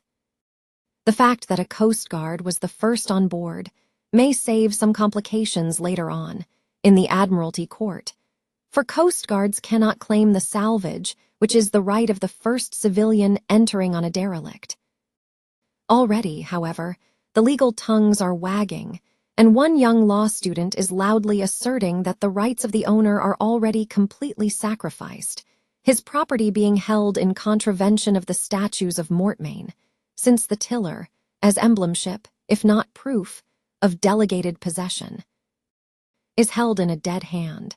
It is needless to say that the dead steersman has been reverently removed from the place where he held his honorable watch and ward till death, a steadfastness as noble as that of the young Casabianca, and placed in the mortuary to await inquest. Already the sudden storm is passing, and its fierceness is abating. Crowds are scattering backward, and the sky is beginning to redden over the Yorkshire wolds. I shall send, in time for your next issue, further details of the derelict ship which found her way so miraculously into harbor in the storm. 9 August. The sequel to the strange arrival of the derelict in the storm last night is almost more startling than the thing itself. It turns out that the schooner is Russian from Varna and is called the Demeter. She is almost entirely in ballast of silver sand, with only a small amount of cargo, a number of great wooden boxes filled with mold. This cargo was consigned to a Whitby solicitor, Mr. S.F. Billington, of 7, the Crescent, who this morning went aboard and took formal possession of the goods consigned to him. The Russian consul, too, acting for the charter party, took formal possession of the ship and paid all harbor dues, etc. Nothing is talked about here today except the strange coincidence. The officials of the Board of Trade have been most exacting in seeing that every compliance has been made with existing regulations. As the matter is to be a 9 days' wonder, they are evidently determined that there shall be no cause of other complaint. A good deal of interest was abroad concerning the dog which landed when the ship struck, and more than a few of the members of the SPCA, which is very strong in Whitby, have tried to befriend the animal. To the general disappointment, however, it was not to be found. It seems to have disappeared entirely from the town.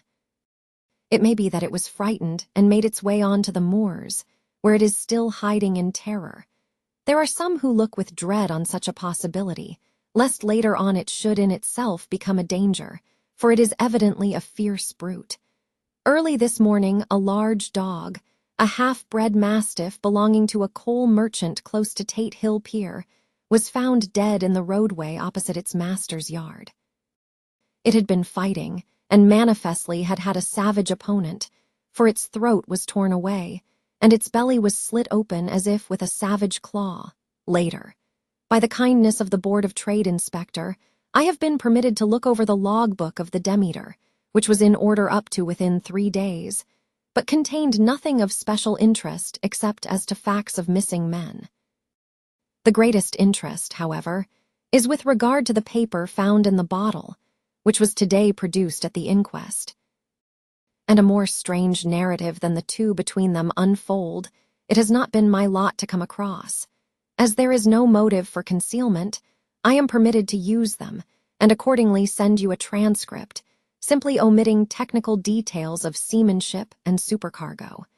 It almost seems as though the captain had been seized with some kind of mania before he had got well into blue water, and that this had developed persistently throughout the voyage.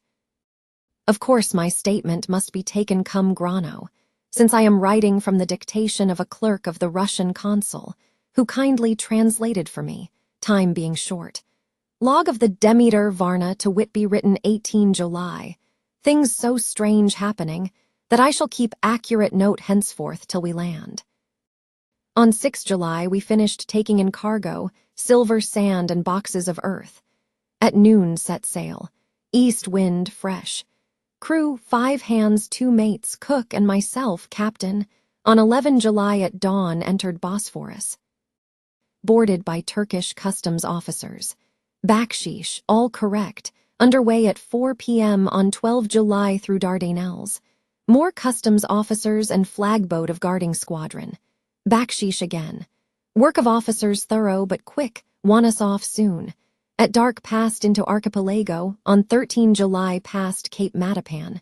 Crew dissatisfied about something, seemed scared but would not speak out. On 14 July was somewhat anxious about crew. Men all steady fellows who sailed with me before. Mate could not make out what was wrong. They only told him there was something and crossed themselves.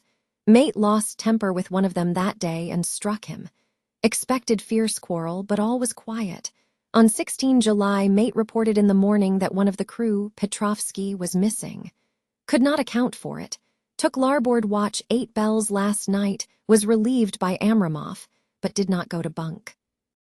Men more downcast than ever. All said they expected something of the kind, but would not say more than there was something aboard. Mate getting very impatient with them. Feared some trouble ahead. On 17 July, yesterday, one of the men, Algarin, came to my cabin, and in an awestruck way confided to me that he thought there was a strange man aboard the ship. He said that in his watch he had been sheltering behind the deck-house, as there was a rainstorm, when he saw a tall, thin man, who was not like any of the crew, come up the companionway and go along the deck forward and disappear. He followed cautiously, but when he got to bows found no one, and the hatchways were all closed. He was in a panic of superstitious fear, and I am afraid the panic may spread. To allay it, I shall today search the entire ship carefully from stem to stern. Later in the day I got together the whole crew and told them, as they evidently thought there was someone in the ship, we would search from stem to stern. First mate angry, said it was folly, and to yield to such foolish ideas would demoralize the men, said he would engage to keep them out of trouble with the handspike. I let him take the helm, while the rest began a thorough search, all keeping abreast with lanterns. We left no corner unsearched. As there were only the big wooden boxes, there were no odd corners where a man could hide. Men much relieved when search over and went back to work cheerfully. First mate scowled but said nothing. 22 July. Rough weather last 3 days and all hands busy with sails, no time to be frightened. Men seem to have forgotten their dread. Mate cheerful again and all on good terms. Praised men for work in bad weather. Past Gibraltar and out through straits. All well. 24 July. There seems some doom over this ship. Already a hand short, and entering the Bay of Biscay with wild weather ahead. And yet last night another man lost, disappeared. Like the first, he came off his watch and was not seen again. Men all in a panic of fear, sent a round robin, asking to have double watch as they fear to be alone. Mate angry. Fear there will be some trouble, as either he or the men will do some violence. 28 July, 4 days in hell, knocking about in a sort of maelstrom and the wind a tempest. No sleep for anyone, men all worn out. Hardly know how to set a watch since no one fit to go on. Second mate volunteered to steer and watch and let men snatch a few hours' sleep. Wind abating, seas still terrific, but feel them less as ship is steadier.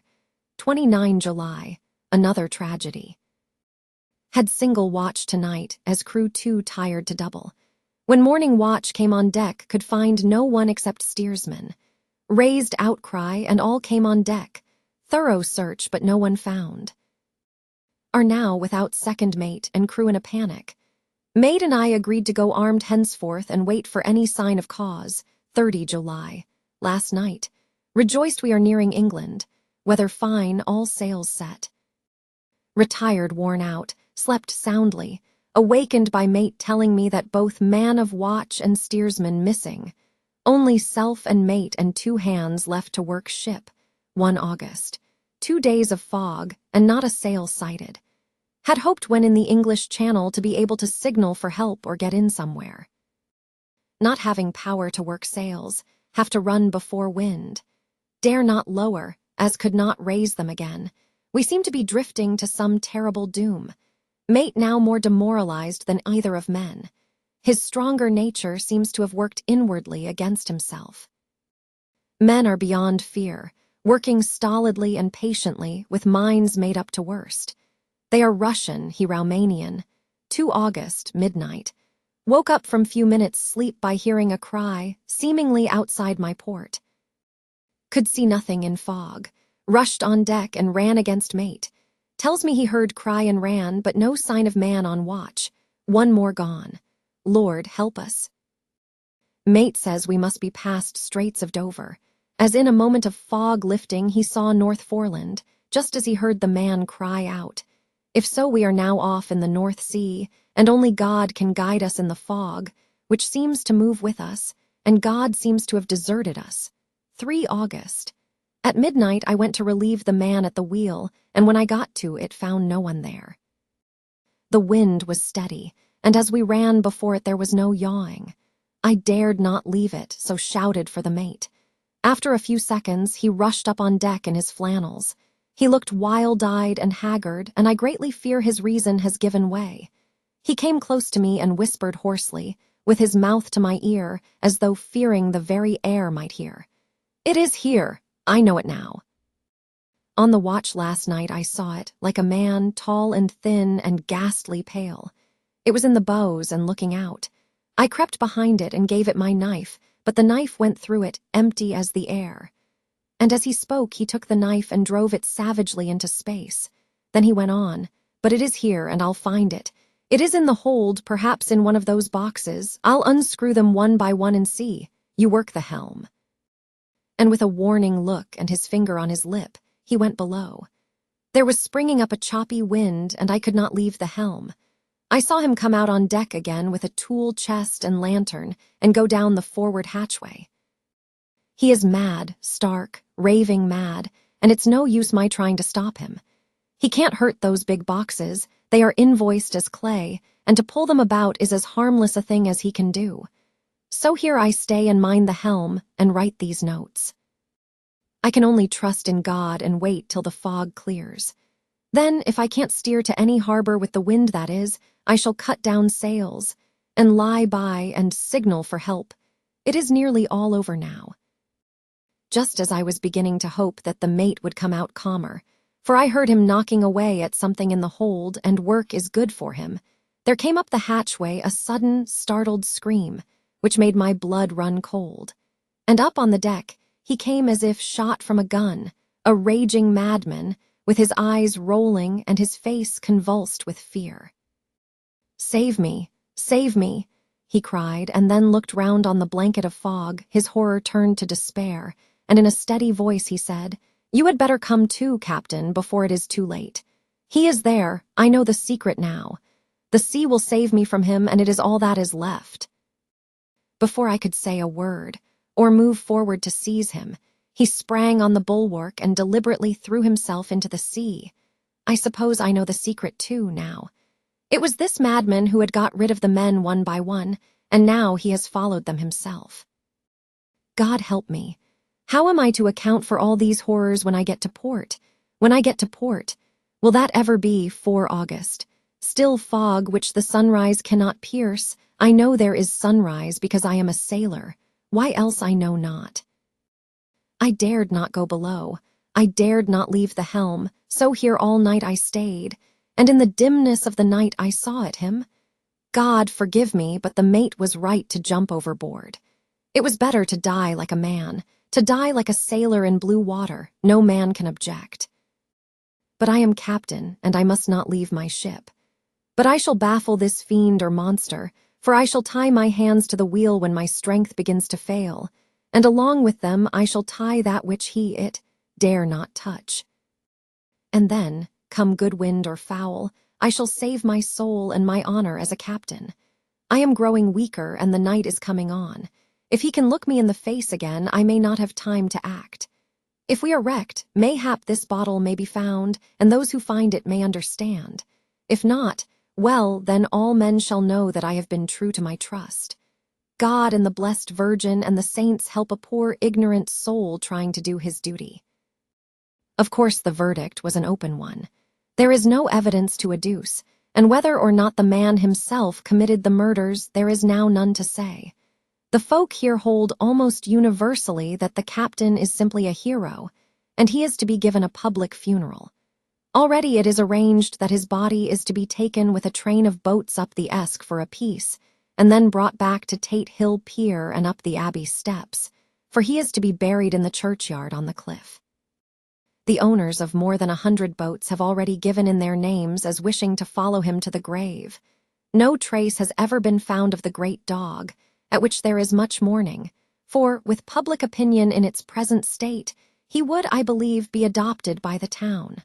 Tomorrow we'll see the funeral, and so will end this one more mystery of the sea. Mina Murray's journal, 8 August. Lucy was very restless all night, and I too could not sleep.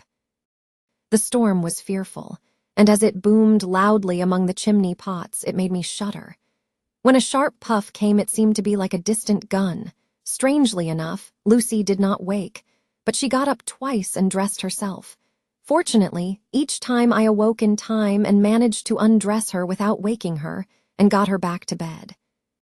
It is a very strange thing, this sleepwalking, for as soon as her will is thwarted in any physical way, her intention, if there be any, disappears, and she yields herself almost exactly to the routine of her life. Early in the morning, we both got up and went down to the harbor to see if anything had happened in the night. There were very few people about, and though the sun was bright, and the air clear and fresh, the big, grim-looking waves that seemed dark themselves because the foam that topped them was like snow, forced themselves in through the mouth of the harbor, like a bullying man going through a crowd. Somehow I felt glad that Jonathan was not on the sea last night, but on land. But, oh, is he on land or sea? Where is he and how? I am getting fearfully anxious about him.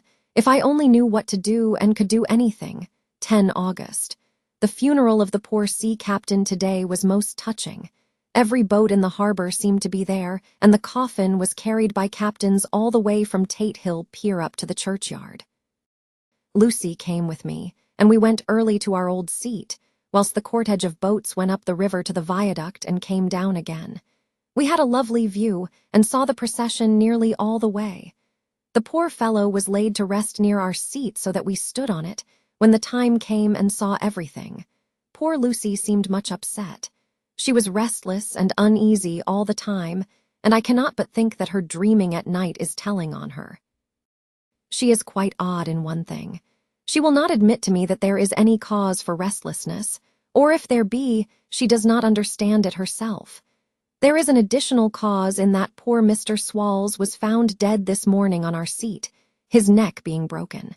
He had evidently, as the doctor said, fallen back in the seat in some sort of fright, for there was a look of fear and horror on his face that the men said made them shudder. Poor dear old man. Lucy is so sweet and sensitive that she feels influences more acutely than other people do. Just now she was quite upset by a little thing which I did not much heed, though I am myself very fond of animals. One of the men who came up here often to look for the boats was followed by his dog. The dog is always with him. They are both quiet persons, and I never saw the man angry, nor heard the dog bark.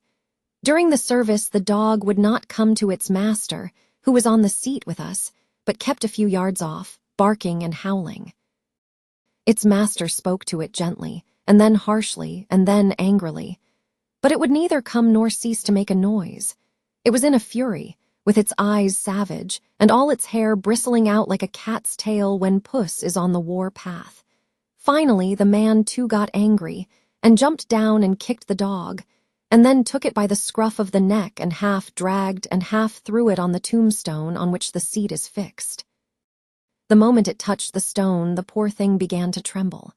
It did not try to get away, but crouched down, quivering and cowering, and was in such a pitiable state of terror that I tried, though without effect, to comfort it. Lucy was full of pity, too, but she did not attempt to touch the dog, but looked at it in an agonized sort of way. I greatly fear that she is of too supersensitive a nature to go through the world without trouble. She will be dreaming of this tonight, I am sure. The whole agglomeration of things, the ship steered into port by a dead man, his attitude, tied to the wheel with a crucifix and beads, the touching funeral, the dog, now furious and now in terror, will all afford material for her dreams. I think it will be best for her to go to bed tired out physically, so I shall take her for a long walk by the cliffs to Robin Hood's Bay and back. She ought not to have much inclination for sleepwalking then. Chapter 8. Mina Murray's Journal, same day, 11:00 p.m. Oh, but I am tired. If it were not that I had made my diary a duty, I should not open it tonight. We had a lovely walk. Lucy, after a while, was in gay spirits, owing, I think, to some dear cows who came nosing towards us in a field close to the lighthouse and frightened the wits out of us. I believe we forgot everything, except, of course, personal fear, and it seemed to wipe the slate clean and give us a fresh start. We had a capital severe tea at Robin Hood's Bay in a sweet little old-fashioned inn, with a bow window right over the seaweed-covered rocks of the Strand. I believe we should have shocked the new woman with our appetites. Men are more tolerant, bless them. Then we walked home with some, or rather many, stoppages to rest, and with our hearts full of a constant dread of wild bulls. Lucy was really tired, and we intended to creep off to bed as soon as we could. The young curate came in, however, and Mrs. Westenra asked him to stay for supper. Lucy and I had both a fight for it with the dusty miller. I know it was a hard fight on my part, and I am quite heroic. I think that some day the bishops must get together and see about breeding up a new class of curates who don't take supper, no matter how hard they may be pressed to, and who will know when girls are tired. Lucy is asleep and breathing softly. She has more color in her cheeks than usual, and looks, oh, so sweet. If Mr. HOLMWOOD fell in love with her seeing her only in the drawing-room, I wonder what he would say if he saw her now. Some of the new women writers will some day start an idea that men and women should be allowed to see each other asleep before proposing or accepting. But I suppose the new woman won't condescend in future to accept. She will do the proposing herself, and a nice job she will make of it too. There's some consolation in that. I am so happy tonight because dear Lucy seems better. I really believe she has turned the corner and that we are over her troubles with dreaming. I should be quite happy if I only knew if Jonathan, God bless and keep him, 11 August, diary again. No sleep now, so I may as well write. I am too agitated to sleep. We have had such an adventure, such an agonizing experience. I fell asleep as soon as I had closed my diary. Suddenly I became broad awake and sat up with a horrible sense of fear upon me and of some feeling of emptiness around me. The room was dark, so I could not see Lucy's bed. I stole across and felt for her. The bed was empty. I lit a match and found that she was not in the room.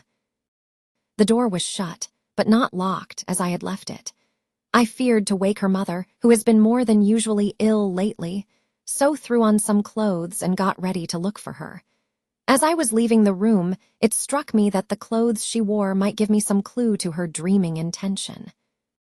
Dressing gown would mean house, dress outside. Dressing gown and dress were both in their places. "Thank God," I said to myself. "She cannot be far, as she is only in her nightdress." I ran downstairs and looked in the sitting room. Not there. Then I looked in all the other rooms of the house, with an ever-growing fear chilling my heart. Finally, I came to the hall door and found it open. It was not wide open, but the catch of the lock had not caught. The people of the house are careful to lock the door every night, so I feared that Lucy must have gone out as she was. There was no time to think of what might happen.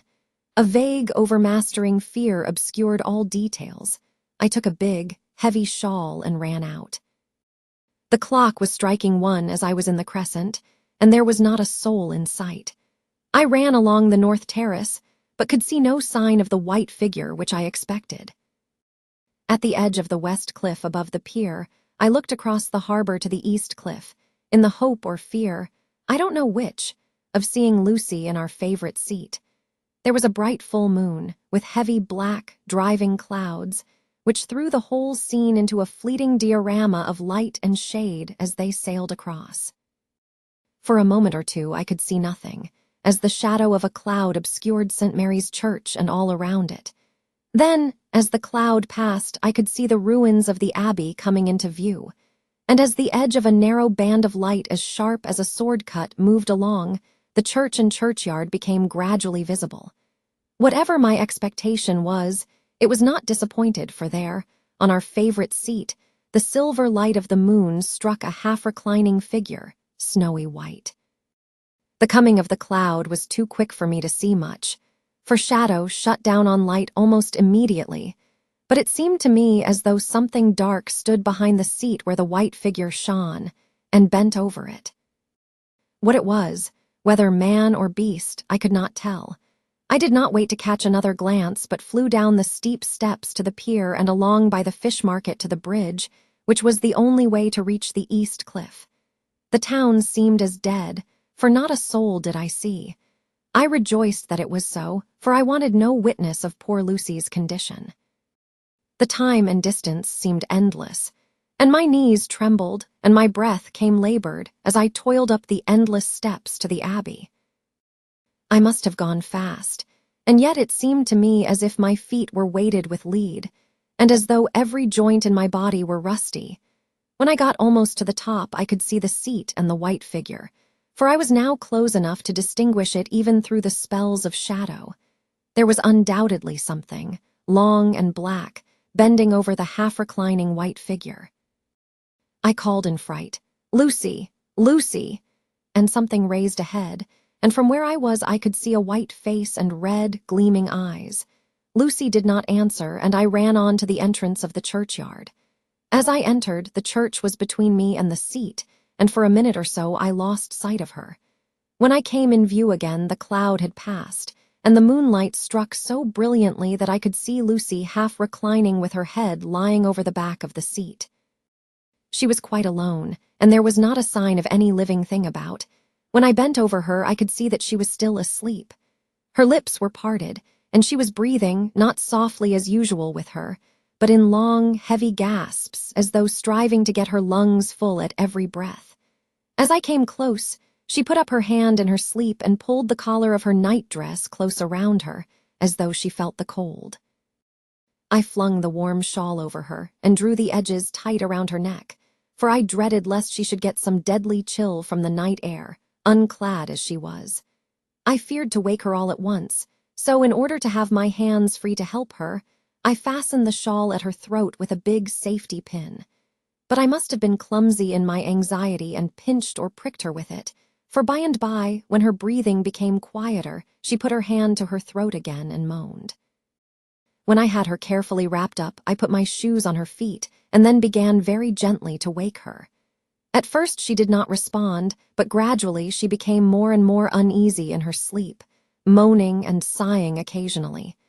At last, as time was passing fast, and for many other reasons I wished to get her home at once, I shook her forcibly, till finally she opened her eyes and awoke. She did not seem surprised to see me, as of course she did not realize all at once where she was. Lucy always wakes prettily, and even at such a time when her body must have been chilled with cold, and her mind somewhat appalled at waking unclad in a churchyard at night, she did not lose her grace. She trembled a little and clung to me.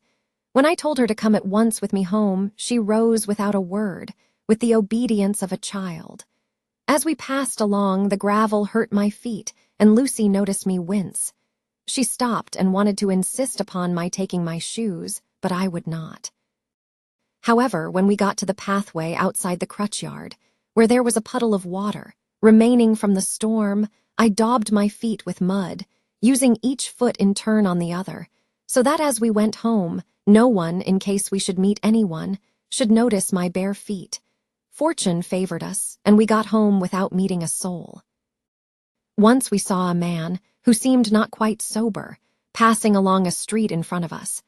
But we hid in a door till he had disappeared up an opening such as there are here, steep little closes or wynds, as they call them in Scotland. My heart beat so loud all the time sometimes I thought I should faint. I was filled with anxiety about Lucy, not only for her health, lest she should suffer from the exposure, but for her reputation in case the story should get wind. When we got in and had washed our feet and had said a prayer of thankfulness together, I tucked her into bed. Before falling asleep, she asked, even implored, me not to say a word to anyone, even her mother, about her sleepwalking adventure. I hesitated at first to promise, but on thinking of the state of her mother's health, and how the knowledge of such a thing would fret her, and think, too, of how such a story might become distorted, nay, infallibly would, in case it should leak out, I thought it wiser to do so. I hope I did right. I have locked the door and the key is tied to my wrist, so perhaps I shall not be again disturbed. Lucy is sleeping soundly. The reflex of the dawn is high and far over the seas same day, noon. All goes well. Lucy slept till I woke her and seemed not to have even changed her side. The adventure of the night does not seem to have harmed her.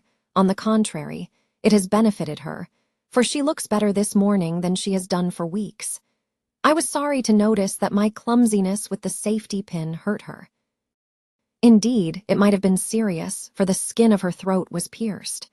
I must have pinched up a piece of loose skin and have transfixed it, for there are 2 little red points like pinpricks, and on the band of her nightdress was a drop of blood. When I apologized and was concerned about it, she laughed and petted me and said she did not even feel it. Fortunately, it cannot leave a scar, as it is so tiny. Same day, night.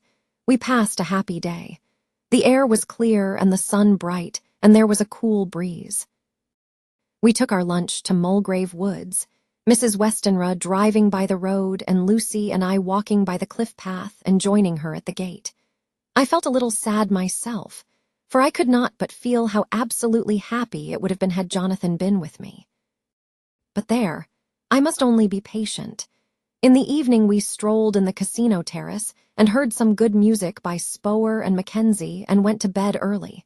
Lucy seems more restful than she has been for some time and fell asleep at once. I shall lock the door and secure the key the same as before, though I do not expect any trouble tonight. 12 August. My expectations were wrong, for twice during the night I was wakened by Lucy trying to get out. She seemed, even in her sleep, to be a little impatient at finding the door shut, and went back to bed under a sort of protest. I woke with the dawn and heard the birds chirping outside of the window. Lucy woke, too, and I was glad to see, was even better than on the previous morning. All her old gaiety of manner seemed to have come back, and she came and snuggled in beside me and told me all about Arthur. I told her how anxious I was about Jonathan, and then she tried to comfort me. Well, she succeeded somewhat, for though sympathy can't alter facts, it can make them more bearable. 13 August. Another quiet day, and to bed with the key on my wrist as before. Again I awoke in the night and found Lucy sitting up in bed, still asleep, pointing to the window. I got up quietly and, pulling aside the blind, looked out. It was brilliant moonlight, and the soft effect of the light over the sea and sky, merged together in one great silent mystery, was beautiful beyond words. Between me and the moonlight flitted a great bat, coming and going in great whirling circles. Once or twice it came quite close, but was, I suppose, frightened at seeing me and flitted away across the harbor towards the Abbey. When I came back from the window, Lucy had lain down again and was sleeping peacefully. She did not stir again all night. 14 August, on the East Cliff, reading and writing all day.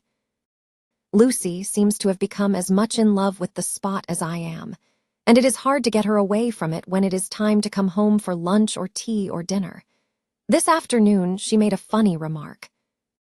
We were coming home for dinner, and had come to the top of the steps up from the West Pier and stopped to look at the view, as we generally do. The setting sun, low down in the sky, was just dropping behind Kettleness.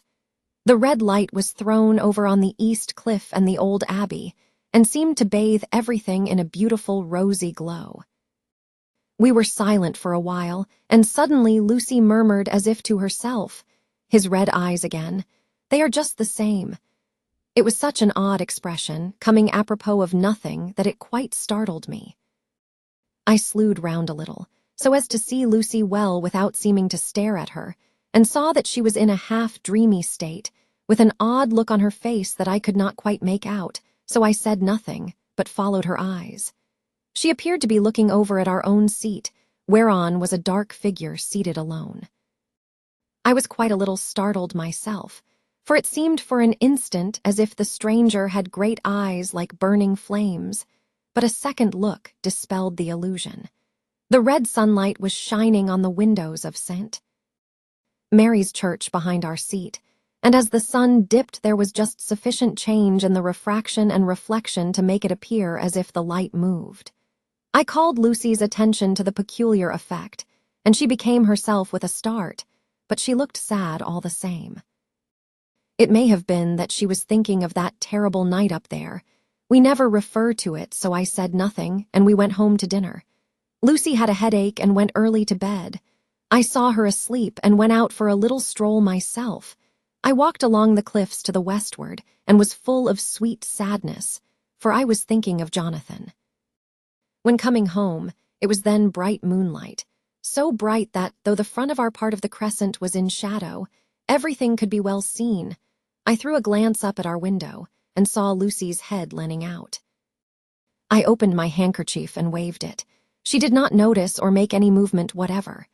Just then, the moonlight crept round an angle of the building, and the light fell on the window. There distinctly was Lucy with her head lying up against the side of the window sill and her eyes shut.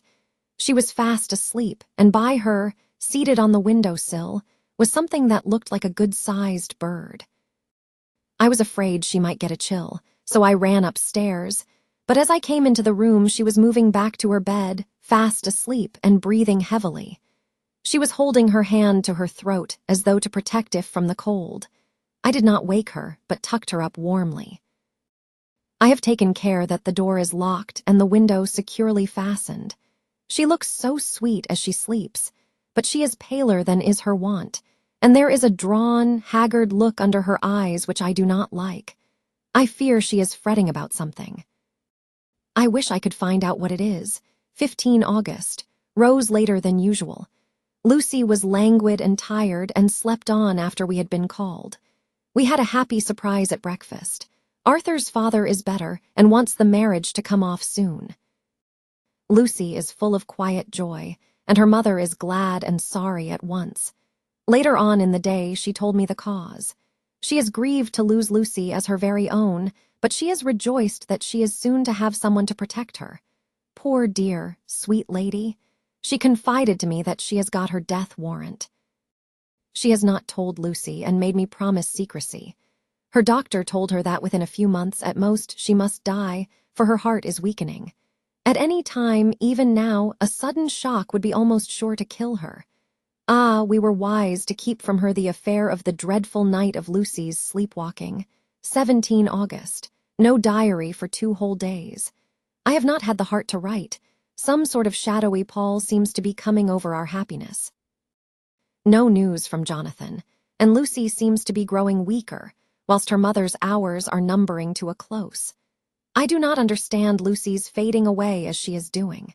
She eats well and sleeps well and enjoys the fresh air, but all the time the roses in her cheeks are fading, and she gets weaker and more languid day by day. At night, I hear her gasping as if for air.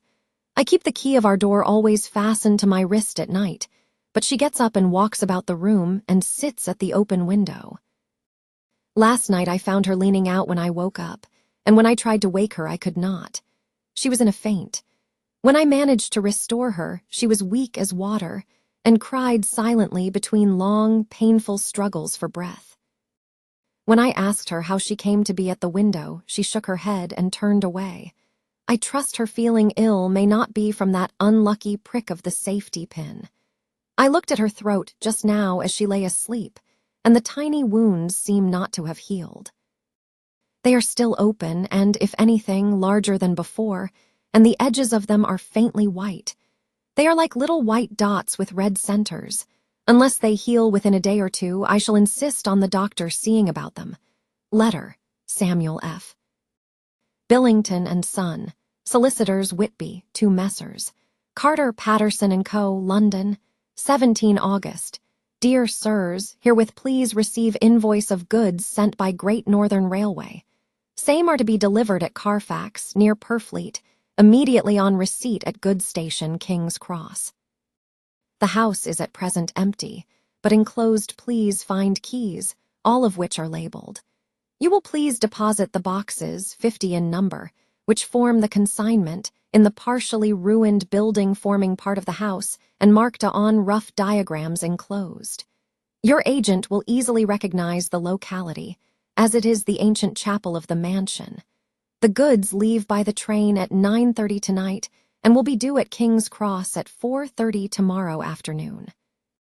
As our client wishes the delivery made as soon as possible, we shall be obliged by your having teams ready at King's Cross at the time named and forthwith conveying the goods to destination. In order to obviate any delays possible through any routine requirements as to payment in your departments, we enclose check herewith for £10, receipt of which please acknowledge. Should the charge be less than this amount, you can return balance. If greater, we shall at once send check for difference on hearing from you. You are to leave the keys on coming away in the main hall of the house, where the proprietor may get them on his entering the house by means of his duplicate key. Pray do not take us as exceeding the bounds of business courtesy in pressing you in all ways to use the utmost expedition.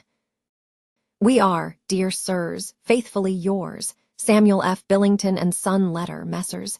Carter, Patterson & Co., London, to Messrs. Billington & Son, Whitby, 21 August. Dear sirs, we beg to acknowledge £10 received and to return check of £1 17s 9d, amount of overplus, as shown in receipted account herewith.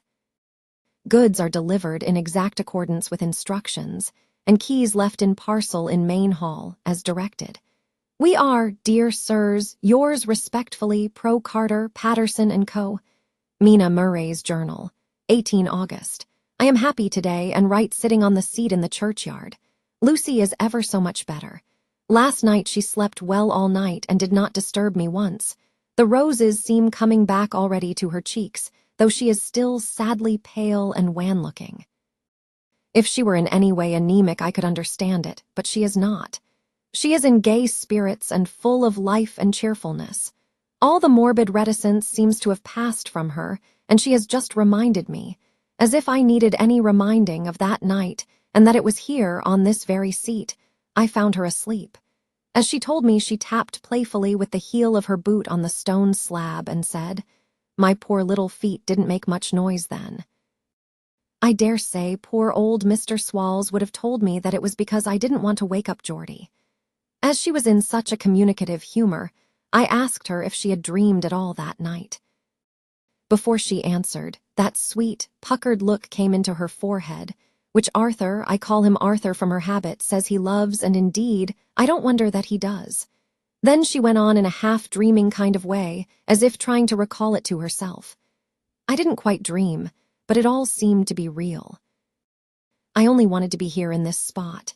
I don't know why, for I was afraid of something, I don't know what. I remember, though I suppose I was asleep, passing through the streets and over the bridge. A fish leaped as I went by, and I leaned over to look at it, and I heard a lot of dogs howling. The whole town seemed as if it must be full of dogs all howling at once as I went up the steps. Then I had a vague memory of something long and dark with red eyes, just as we saw in the sunset, and something very sweet and very bitter all around me at once. And then I seemed sinking into deep green water, and there was a singing in my ears, as I have heard there is to drowning men, and then everything seemed passing away from me. My soul seemed to go out from my body and float about the air. I seem to remember that once the West Lighthouse was right under me, and then there was a sort of agonizing feeling, as if I were in an earthquake, and I came back and found you shaking my body. I saw you do it before I felt you. Then she began to laugh. It seemed a little uncanny to me, and I listened to her breathlessly. I did not quite like it and thought it better not to keep her mind on the subject, so we drifted on to another subject, and Lucy was like her old self again. When we got home, the fresh breeze had braced her up, and her pale cheeks were really more rosy. Her mother rejoiced when she saw her, and we all spent a very happy evening together. 19 August. Joy, joy, joy, although not all joy. At last, news of Jonathan. The dear fellow has been ill, that is why he did not write. I am not afraid to think it or to say it now that I know. Mr. Hawkins sent me on the letter and wrote himself, oh so kindly. I am to leave in the morning and go over to Jonathan, and to help to nurse him if necessary, and to bring him home. Mr. Hawkins says it would not be a bad thing if we were to be married out there. I have cried over the good sister's letter till I can feel it wet against my bosom, where it lies. It is of Jonathan, and must be near my heart, for he is in my heart. My journey is all mapped out and my luggage ready. I am only taking one change of dress. Lucy will bring my trunk to London and keep it till I send for it may be that I must write no more. I must keep it to say to Jonathan, my husband. The letter that he has seen and touched must comfort me till we meet. Letter, Sister Agatha, Hospital of St. Joseph and Stee, Mary Budapest, to Miss Wilhelmina Murray, 12 August, dear Madam. I write by desire of Mr. Jonathan Harker, who is himself not strong enough to write, though progressing well, thanks to God and St. Joseph and Stee, Mary. He has been under our care for nearly 6 weeks, suffering from a violent brain fever. He wishes me to convey his love, and to say that by this post I write for him to Mr. Peter Hawkins, Exeter, to say, with his dutiful respects, that he is sorry for his delay, and that all of his work is completed. He will require some few weeks' rest in our sanatorium in the hills, but will then return. He wishes me to say that he has not sufficient money with him, and that he would like to pay for his staying here, so that others who need shall not be wanting for help. Believe me, yours, with sympathy and all blessings. Sister Agatha, P.S. My patient being asleep, I open this to let you know something more. He has told me all about you, and that you are shortly to be his wife. All blessings to you both. He has had some fearful shock, so says our doctor, and in his delirium his ravings have been dreadful, of wolves and poison and blood, of ghosts and demons, and I fear to say of what. Be careful of him always, that there may be nothing to excite him of this kind for a long time to come. The traces of such an illness as his do not lightly die away. We should have written long ago, but we knew nothing of his friends, and there was nothing on him, nothing that anyone could understand. He came in the train from Klausenburg, and the guard was told by the station master there that he rushed into the station shouting for a ticket for home. Seeing from his violent demeanor that he was English, they gave him a ticket for the furthest station on the way thither that the train reached. Be assured that he is well cared for. He has won all hearts by his sweetness and gentleness. He is truly getting on well, and I have no doubt will in a few weeks be all himself. But be careful of him for safety's sake. There are, I pray God and St. Joseph and Stee. Mary, many, many happy years for you both. Dr. Seward's Diary, 19 August. Strange and sudden change in Renfield last night. About 8 o'clock he began to get excited and sniff about as a dog does when setting. The attendant was struck by his manner and, knowing my interest in him, encouraged him to talk. He is usually respectful to the attendant and at times servile, but tonight the man tells me he was quite haughty. Would not condescend to talk with him at all. All he would say was, "I don't want to talk to you. You don't count now. The master is at hand." The attendant thinks it is some sudden form of religious mania which has seized him. If so, we must look out for squalls, for a strong man with homicidal and religious mania at once might be dangerous. The combination is a dreadful one. At 9 o'clock, I visited him myself. His attitude to me was the same as that to the attendant. In his sublime self-feeling, the difference between myself and the attendant seemed to him as nothing. It looks like religious mania, and he will soon think that he himself is God. These infinitesimal distinctions between man and man are too paltry for an omnipotent being. How these madmen give themselves away!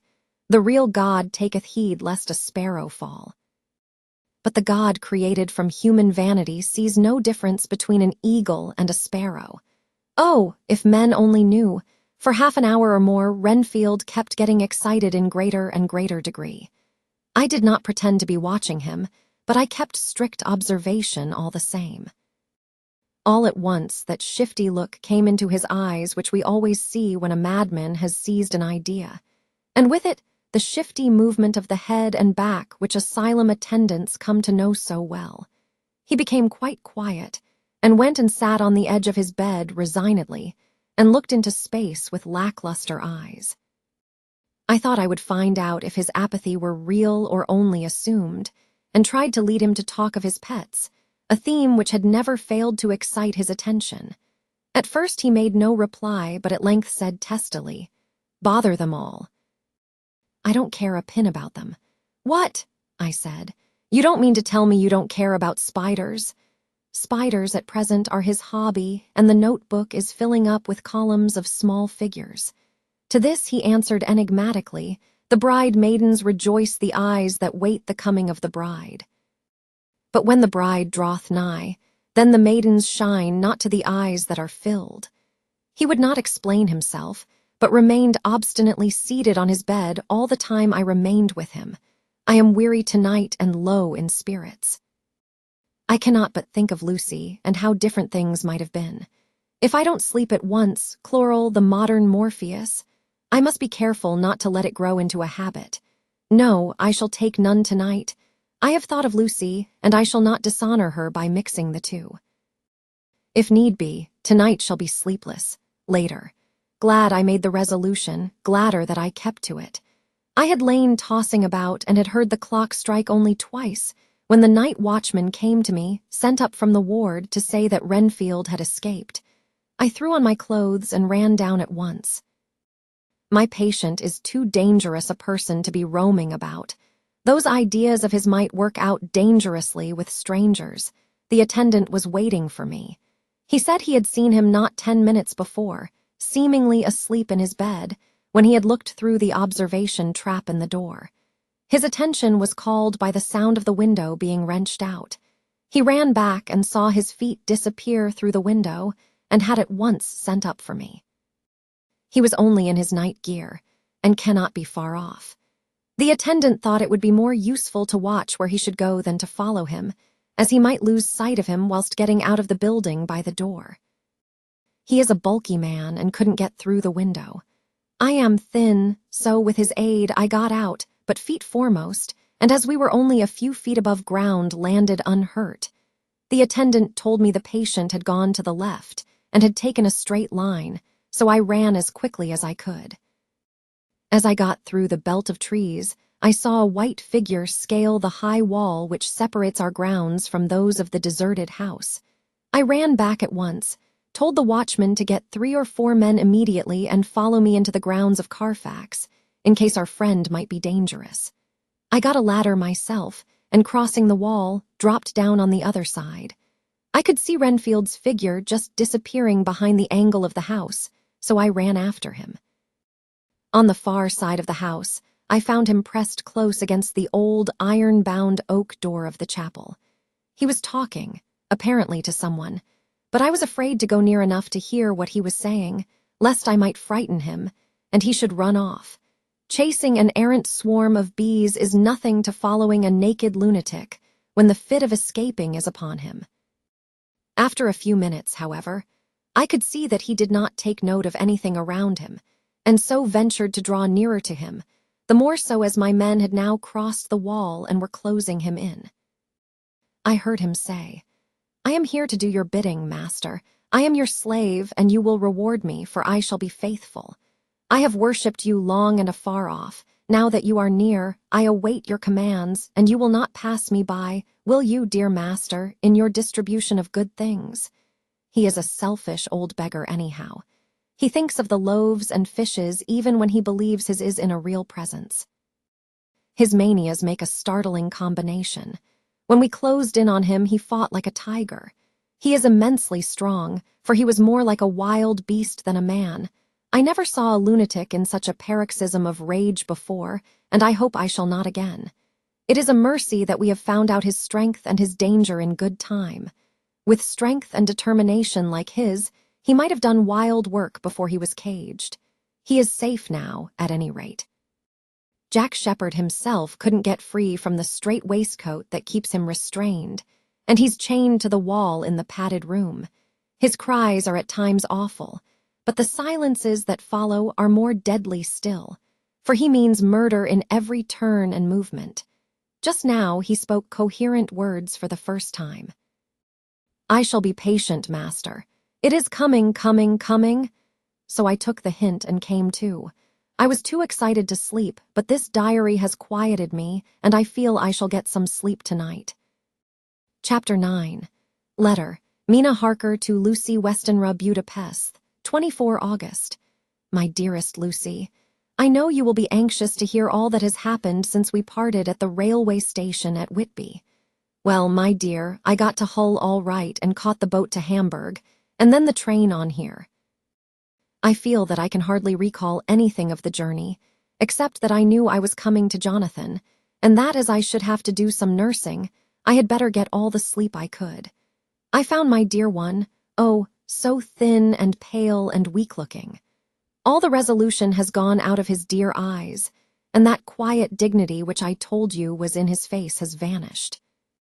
He is only a wreck of himself, and he does not remember anything that has happened to him for a long time past. At least he wants me to believe so, and I shall never ask. He has had some terrible shock, and I fear it might tax his poor brain if he were to try to recall it. Sister Agatha, who is a good creature and a born nurse, tells me that he wanted her to tell me what they were, but she would only cross herself and say she would never tell. That the ravings of the sick were the secrets of God, and that if a nurse through her vocation should hear them, she should respect her trust.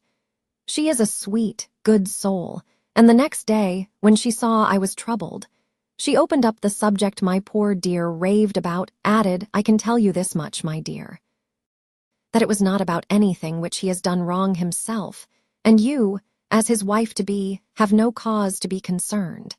He has not forgotten you or what he owes to you. His fear was of great and terrible things, which no mortal can treat of.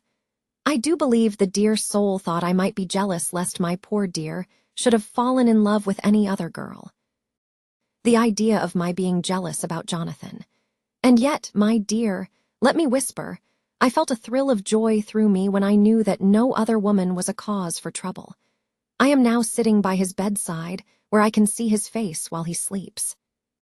He is waking.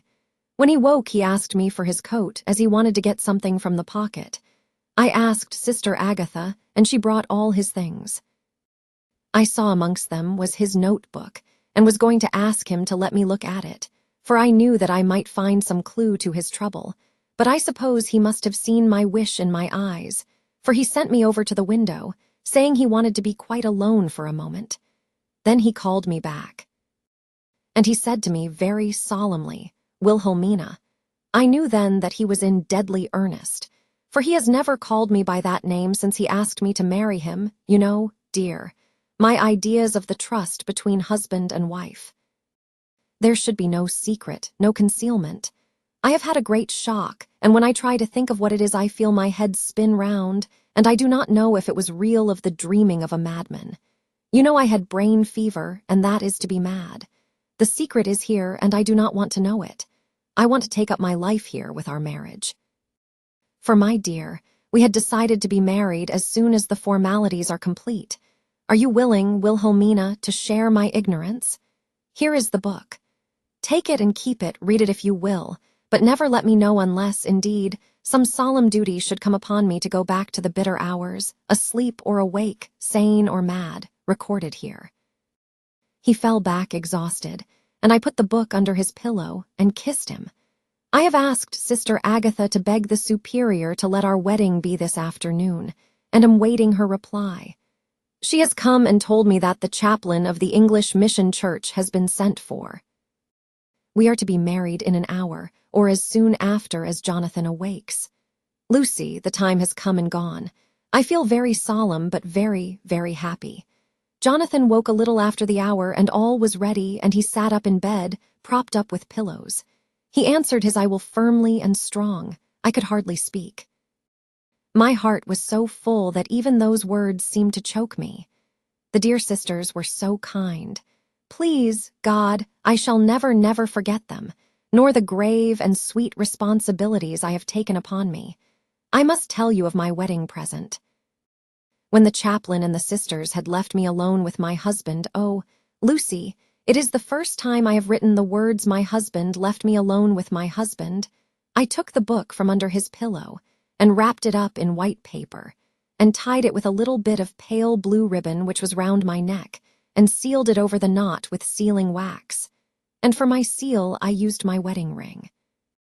Then I kissed it and showed it to my husband and told him that I would keep it so, and then it would be an outward and visible sign for us all our lives that we trusted each other, that I would never open it unless it were for his own dear sake or for the sake of some stern duty. Then he took my hand in his, and oh, Lucy, it was the first time he took his wife's hand and said that it was the dearest thing in all the wide world, and that he would go through all the past again to win it if need be. The poor dear meant to have said a part of the past, but he cannot think of time yet, and I shall not wonder if at first he mixes up not only the month but the year. Well, my dear, what could I say? I could only tell him that I was the happiest woman in all the wide world, and that I had nothing to give him except myself, my life, and my trust, and that with these went my love and duty for all the days of my life. And, my dear, when he kissed me and drew me to him with his poor weak hands, it was like a solemn pledge between us. Lucy, dear, do you know why I tell you all this? It is not only because it is all sweet to me, but because you have been, and are, very dear to me. It was my privilege to be your friend and guide when you came from the schoolroom to prepare for the world of life. I want you to see now, and with the eyes of a very happy wife, whither duty has led me, so that in your own married life you too may be all happy, as I am. My dear, please Almighty God, your life may be all it promises, a long day of sunshine with no harsh wind, no forgetting duty, no distrust. I must not wish you no pain, for that can never be, but I do hope you will be always as happy as I am now. Goodbye, my dear. I shall post this at once and perhaps write you very soon again. I must stop, for Jonathan is waking. I must attend my husband. Your ever-loving Mina Harker. Letter, Lucy Westenra to Mina Harker. Whitby, 30 August. My dearest Mina, oceans of love and millions of kisses, and may you soon be in your own home with your husband. I wish you were coming home soon enough to stay with us here. The strong air would soon restore Jonathan. It has quite restored me. I have an appetite like a cormorant, am full of life, and sleep well. You will be glad to know that I have quite given up walking in my sleep. I think I have not stirred out of my bed for a week. That is when I once got into it at night. Arthur says I am getting fat. By the way, I forgot to tell you that Arthur is here. We have such walks and drives and rides and rowing and tennis and fishing together, and I love him more than ever. He tells me that he loves me more, but I doubt that, for at first he told me that he couldn't love me more than he did then. But this is nonsense. There he is, calling to me. So no more just at present from your loving, Lucy. P.S. Mother sends her love. She seems better, poor dear. P.P.S. We are to be married on 28 September. Dr. SEWARD'S Diary 20 August. The case of Renfield grows even more interesting. He is now so far quieted that there are spells of cessation from his passion. For the first week after his attack, he was perpetually violent. Then one night, just as the moon rose, he grew quiet and kept murmuring to himself, "Now I can wait. Now I can wait." The attendant came to tell me, so I ran down at once to have a look at him. He was still in the straight waistcoat and in the padded room, but the suffused look had gone from his face, and his eyes had something of their old pleading. I might almost say, cringing softness. I was satisfied with his present condition and directed him to be relieved. The attendants hesitated, but finally carried out my wishes without protest. It was a strange thing that the patient had humor enough to see their distrust, for coming close to me, he said in a whisper, all the while looking furtively at them, "They think I could hurt you. Fancy me hurting you. The fools." It was soothing, somehow, to the feelings to find myself disassociated even in the mind of this poor madman from the others. But all the same, I do not follow his thought. Am I to take it that I have anything in common with him, so that we are, as it were, to stand together? Or has he to gain from me some good so stupendous that my well-being is needful to him? I must find out later on. Tonight he will not speak. Even the offer of a kitten or even a full-grown cat will not tempt him. He will only say, "I don't take any stock in cats. I have more to think of now, and I can wait. I can wait." After a while, I left him. The attendant tells me that he was quiet until just before dawn, and that then he began to get uneasy, and at length violent, until at last he fell into a paroxysm which exhausted him so that he swooned into a sort of coma. 3 nights has the same thing happened, violent all day, then quiet from moonrise to sunrise. I wish I could get some clue to the cause. It would almost seem as if there was some influence which came and went. Happy thought! We shall tonight play sane wits against mad ones. He escaped before without our help. Tonight he shall escape with it. We shall give him a chance, and have the men ready to follow in case they are required. 23 August. The expected always happens. How well Disraeli knew life. Our bird, when he found the cage open, would not fly, so all our subtle arrangements were for naught. At any rate, we have proved one thing, that the spells of quietness last a reasonable time. We shall in future be able to ease his bonds for a few hours each day. I have given orders to the night attendant merely to shut him in the padded room, when once he is quiet, until the hour before sunrise. The poor soul's body will enjoy the relief even if his mind cannot appreciate it. Hark! The unexpected again, I am called. The patient has once more escaped. Later, another night adventure. Renfield artfully waited until the attendant was entering the room to inspect. Then he dashed out past him and flew down the passage. I sent word for the attendants to follow. Again he went into the grounds of the deserted house, and we found him in the same place, pressed against the old chapel door. When he saw me, he became furious, and had not the attendants seized him in time, he would have tried to kill me. As we were holding him, a strange thing happened. He suddenly redoubled his efforts, and then as suddenly grew calm. I looked round instinctively, but could see nothing. Then I caught the patient's eye and followed it, but could trace nothing as it looked into the moonlight sky, except a big bat, which was flapping its silent and ghostly way to the west. Bats usually wheel about, but this one seemed to go straight on, as if it knew where it was bound for or had some intention of its own. The patient grew calmer every instant and presently said, "You needn't tie me. I shall go quietly." Without trouble, we came back to the house.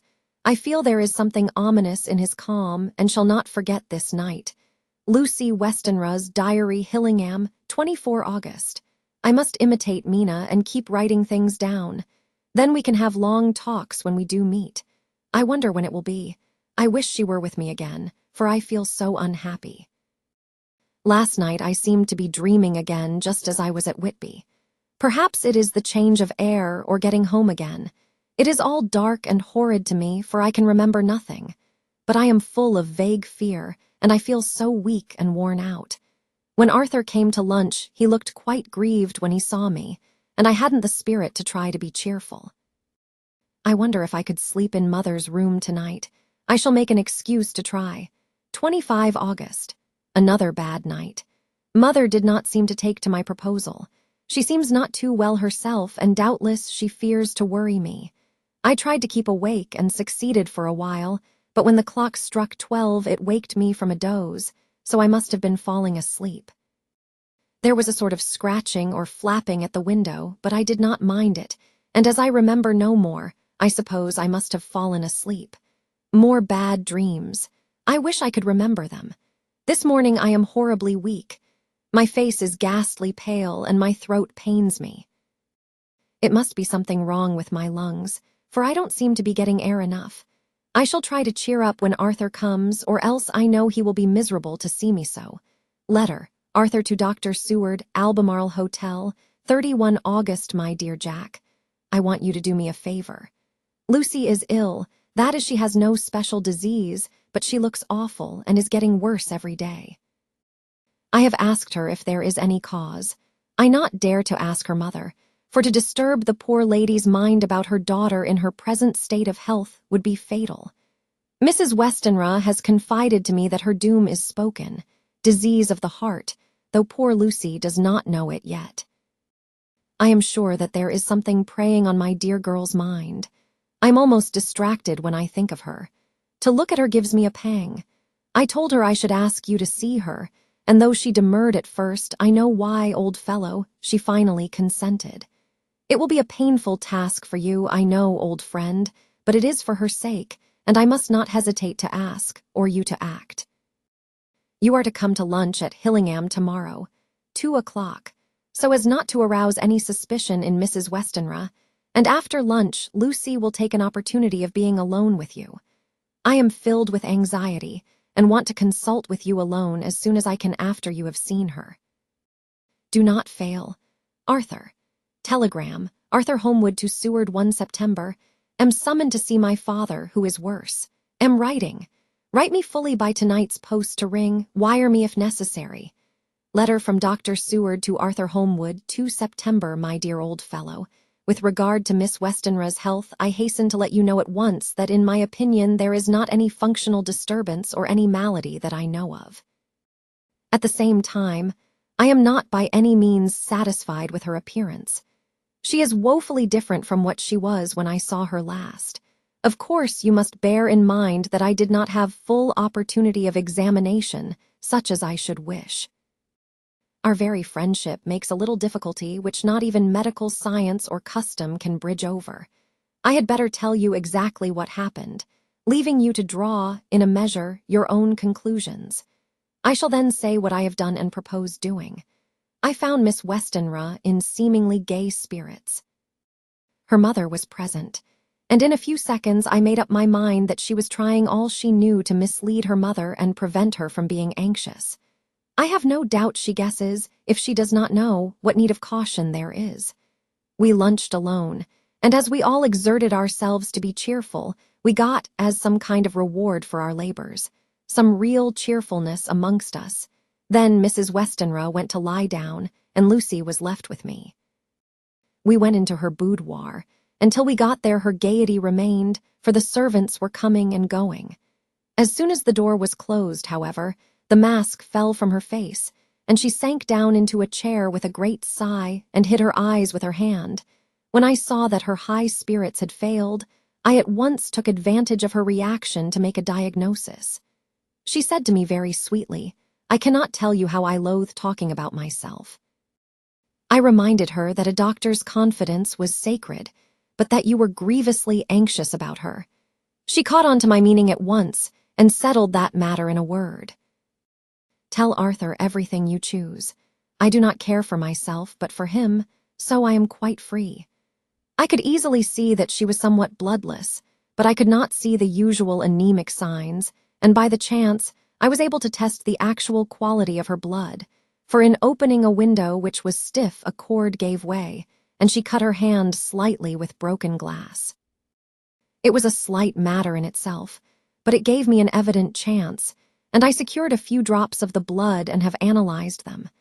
The qualitative analysis give a quite normal condition, and shows, I should infer, in itself a vigorous state of health. In other physical matters, I was quite satisfied that there is no need for anxiety, but as there must be a cause somewhere, I have come to the conclusion that it must be something mental. She complains of difficulty breathing satisfactorily at times, and of heavy lethargic sleep, with dreams that frighten her, but regarding which she can remember nothing. She says that, as a child, she used to walk in her sleep, and that when in Whitby the habit came back, and that once she walked out in the night and went to East Cliff, where Miss Murray found her. But she assures me that of late the habit has not returned. I am in doubt, and so have done the best thing I know of. I have written to my old friend and master, Professor Van Helsing, of Amsterdam, who knows as much about obscure diseases as anyone in the world.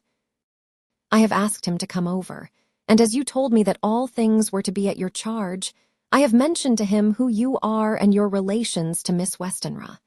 This, my dear fellow, is in obedience to your wishes, for I am only too proud and happy to do anything I can for her. Van Helsing would, I know, do anything for me for a personal reason, so no matter on what ground he comes, we must accept his wishes. He is a seemingly arbitrary man. This is because he knows what he is talking about better than anyone else. He is a philosopher and a metaphysician, and one of the most advanced scientists of his day, and he has, I believe, an absolutely open mind. This, with an iron nerve, a temper of the icebrook, and indomitable resolution, self-command and toleration exalted from virtues to blessings, and the kindliest and truest heart that beats, these form his equipment for the noble work that he is doing for mankind, work both in theory and practice, for his views are as wide as his all-embracing sympathy. I tell you these facts that you may know why I have such confidence in him. I have asked him to come at once. I shall see Miss Westenra tomorrow again. She is to meet me at the stores, so that I may not alarm her mother by too early a repetition of my call. Yours always. John's Seward letter. Abraham Van Helsing, M.D., D.Ph.D., Lit., etc., etc. to Dr. Seward 2 September. My good friend, when I received your letter, I am already coming to you. By good fortune, I can leave just at once, without wrong to any of those who have trusted me. Were fortune other, then it were bad for those who have trusted, for I come to my friend when he call me to aid those he holds dear. Tell your friend that when that time you suck from my wound so swiftly the poison of the gangrene from that knife that our other friend, too nervous, let slip, you did more for him when he wants my aids, and you call for them than all his great fortune could do. But it is pleasure added to do for him. Your friend, it is to you that I come. Have near at hand, and please it so arrange that we may see the young lady not too late on tomorrow, for it is likely that I may have to return here that night. But if need be, I shall come again in 3 days, and stay longer if it must. Till then, goodbye, my friend John.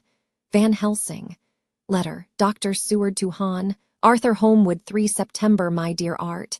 Van Helsing has come and gone. He came on with me to Hillingham and found that, by Lucy's discretion, her mother was lunching out so that we were alone with her. Van Helsing made a very careful examination of the patient. He is to report to me, and I shall advise you, for of course I was not present all the time. He is, I fear, much concerned, but says he must think. When I told him of our friendship and how you trust to me in the matter, he said, you must tell him all you think. Tell him what I think, if you can guess it, if you will.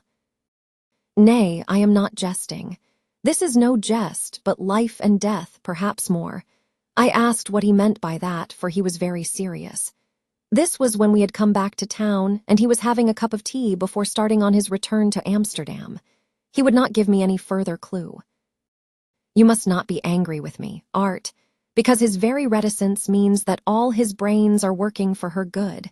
He will speak plainly enough when the time comes, be sure. So I told him I would simply write an account of our visit, just as if I were doing a descriptive special article for the Daily Telegraph. He seemed not to notice, but remarked that the smuts of London were not quite so bad as they used to be when he was a student here. I am to get his report tomorrow if he can possibly make it. In any case, I am to have a letter. Well, as to the visit, Lucy was more cheerful than on the day I first saw her, and certainly looked better. She had lost something of the ghastly look that so upset you, and her breathing was normal. She was very sweet to the professor, as she always is, and tried to make him feel at ease, though I could see the poor girl was making a hard struggle for it.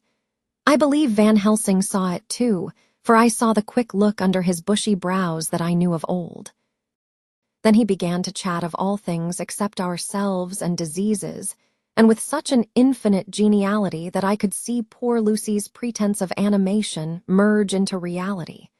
Then, without any seeming change, he brought the conversation gently round to his visit, and suavely said, "My dear young miss, I have the so great pleasure because you are so much beloved." "That is much, my dear, even were there that which I do not see. They told me you were down in the spirit, and that you were of a ghastly pale. To them I say poof." And he snapped his fingers at me and went on, "But you and I shall show them how wrong they are." How can he? And he pointed at me with the same look and gesture as that with which he pointed me out in his class on, or rather after, a particular occasion which he never fails to remind me of, know anything of a young lady's? He has his madmen to play with, and to bring them back to happiness, and to those that love them. It is much to do, and oh, but there are rewards in that we can bestow such happiness. But the young ladies. He has no wife nor daughter, and the young do not tell themselves to the young, but to the old, like me, who have known so many sorrows and the causes of them. So, my dear, we will send him away to smoke the cigarette in the garden, whiles you and I have little talk all to ourselves. I took the hint and strolled about, and presently the professor came to the window and called me in. He looked grave, but said, "I have made careful examination, but there is no functional cause. With you I agree that there has been much blood lost. It has been but is not. But the conditions of her are in no way anemic. I have asked her to send me her maid, that I may ask just 1 or 2 questions, that so I may not chance to miss nothing. I know well what she will say, and yet there is cause. There is always cause for everything. I must go back home and think. You must send me the telegram every day, and if there be cause I shall come again. The disease, for not to be well is a disease, interest me, and the sweet, young dear, she interest me too. She charm me, and for her, if not for you or disease, I come. As I tell you, he would not say a word more, even when we were alone, and so now, Art, you know all I know. I shall keep stern watch. I trust your poor father is rallying. It must be a terrible thing to you, my dear old fellow, to be placed in such a position between 2 people who are both so dear to you. I know your idea of duty to your father, and you are right to stick to it. But if need be, I shall send you word to come at once to Lucy, so do not be over-anxious unless you hear from me. Dr. SEWARD'S Diary, 4 September. Zoophagous patient still keeps up our interest in him. He had only 1 outburst, and that was yesterday at an unusual time. Just before the stroke of noon, he began to grow restless. The attendant knew the symptoms, and at once summoned aid. Fortunately, the men came at a run, and were just in time, for at the stroke of noon he became so violent that it took all their strength to hold him. In about 5 minutes, however, he began to get more quiet, and finally sank into a sort of melancholy, in which state he has remained up to now. The attendant tells me that his screams whilst in the paroxysm were really appalling. I found my hands full when I got in, attending to some of the other patients who were frightened by him. Indeed, I can quite understand the effect, for the sounds disturbed even me, though I was some distance away. It is now after the dinner hour of the asylum, and as yet my patient sits in a corner brooding, with a dull, sullen, woebegone look in his face, which seems rather to indicate than to show something directly. I cannot quite understand it. Later, another change in my patient. At 5 o'clock I looked in on him, and found him seemingly as happy and contented as he used to be. He was catching flies and eating them, and was keeping note of his capture by making nail marks on the edge of the door between the ridges of padding. When he saw me, he came over and apologized for his bad conduct, and asked me in a very humble, cringing way to be led back to his own room and to have his notebook again. I thought it well to humor him, so he is back in his room with the window open. He has the sugar of his tea spread out on the windowsill and is reaping quite a harvest of flies. He is not now eating them, but putting them into a box, as of old, and is already examining the corners of his room to find a spider. I tried to get him to talk about the past few days, for any clue to his thoughts would be of immense help to me, but he would not rise. For a moment or two he looked very sad and said in a sort of far-away voice, as though saying it rather to himself than to me, "All over, all over. He has deserted me. No hope for me now unless I do it myself." Then suddenly turning to me in a resolute way, he said, "Doctor, won't you be very good to me and let me have a little more sugar? I think it would be very good for me." "And the flies," I said. "Yes, the flies like it too, and I like the flies, therefore I like it. And there are people who know so little as to think that madmen do not argue." I procured him a double supply and left him as happy a man as, I suppose, any in the world. I wish I could fathom his mind. Midnight, another change in him. I had been to see Miss Westenra, whom I found much better, and had just returned, and was standing at our own gate looking at the sunset, when once more I heard him yelling. As his room is on this side of the house, I could hear it better than in the morning. It was a shock to me to turn from the wonderful smoky beauty of a sunset over London, with its lurid lights and ink-eye shadows, and all the marvelous tints that come on foul clouds even as on foul water, and to realize all the grim sternness of my own cold stone building, with its wealth of breathing misery, and my own desolate heart to endure it all. I reached him just as the sun was going down, and from his window saw the red disk sink. As it sank, he became less and less frenzied, and just as it dipped, he slid from the hands that held him, an inert mass, on the floor. It is wonderful, however, what intellectual recuperative power lunatics have, for within a few minutes he stood up quite calmly and looked around him. I signaled to the attendants not to hold him, for I was anxious to see what he would do. He went straight over to the window and brushed out the crumbs of sugar. Then he took his fly box and emptied it outside and threw away the box. Then he shut the window and, crossing over, sat down on his bed. All this surprised me, so I asked him, "Are you going to keep flies any more?" "No," said he. "I am sick of all that rubbish." He certainly is a wonderfully interesting study. I wish I could get some glimpse of his mind or of the cause of his sudden passion. Stop. There may be a clue after all, if we can find why today his paroxysms came on at high noon and at sunset. Can it be that there is a malign influence of the sun at periods which affects certain natures, as at times the moon does others? We shall see. Telegram. Seward, London, to Van Helsing, Amsterdam, 4 September. Patient still better today. Telegram, Seward, London, to Van Helsing, Amsterdam, 5 September. Patient greatly improved. Good appetite, sleeps naturally, good spirits, color coming back. Telegram, Seward, London, to Van Helsing, Amsterdam, 6 September. Terrible change for the worse. Come at once, do not lose an hour. I hold over telegram to HOLMWOOD till have seen you. Chapter 10. Letter, Dr. Seward to Hahn, Arthur HOLMWOOD, 6 September. My dear Art, my news today is not so good. Lucy this morning had gone back a bit. There is, however, one good thing which has arisen from it. Mrs. Westenra was naturally anxious concerning Lucy, and has consulted me professionally about her. I took advantage of the opportunity, and told her that my old master, Van Helsing, the great specialist, was coming to stay with me, and that I would put her in his charge conjointly with myself. So now we can come and go without alarming her unduly, for a shock to her would mean sudden death, and this, in Lucy's weak condition, might be disastrous to her. We are hedged in with difficulties, all of us, my poor fellow, but please God, we shall come through them all right. If any need I shall write, so that, if you do not hear from me, take it for granted that I am simply waiting for news in haste. Yours ever, John Seward. Dr. Seward's Diary, 7 September. The first thing Van Helsing said to me when we met at Liverpool Street was, "Have you said anything to our young friend to lover of her?" "No," I said. "I waited till I had seen you, as I said in my telegram. I wrote him a letter simply telling him that you were coming, as Miss Westenra was not so well, and that I should let him know if need be."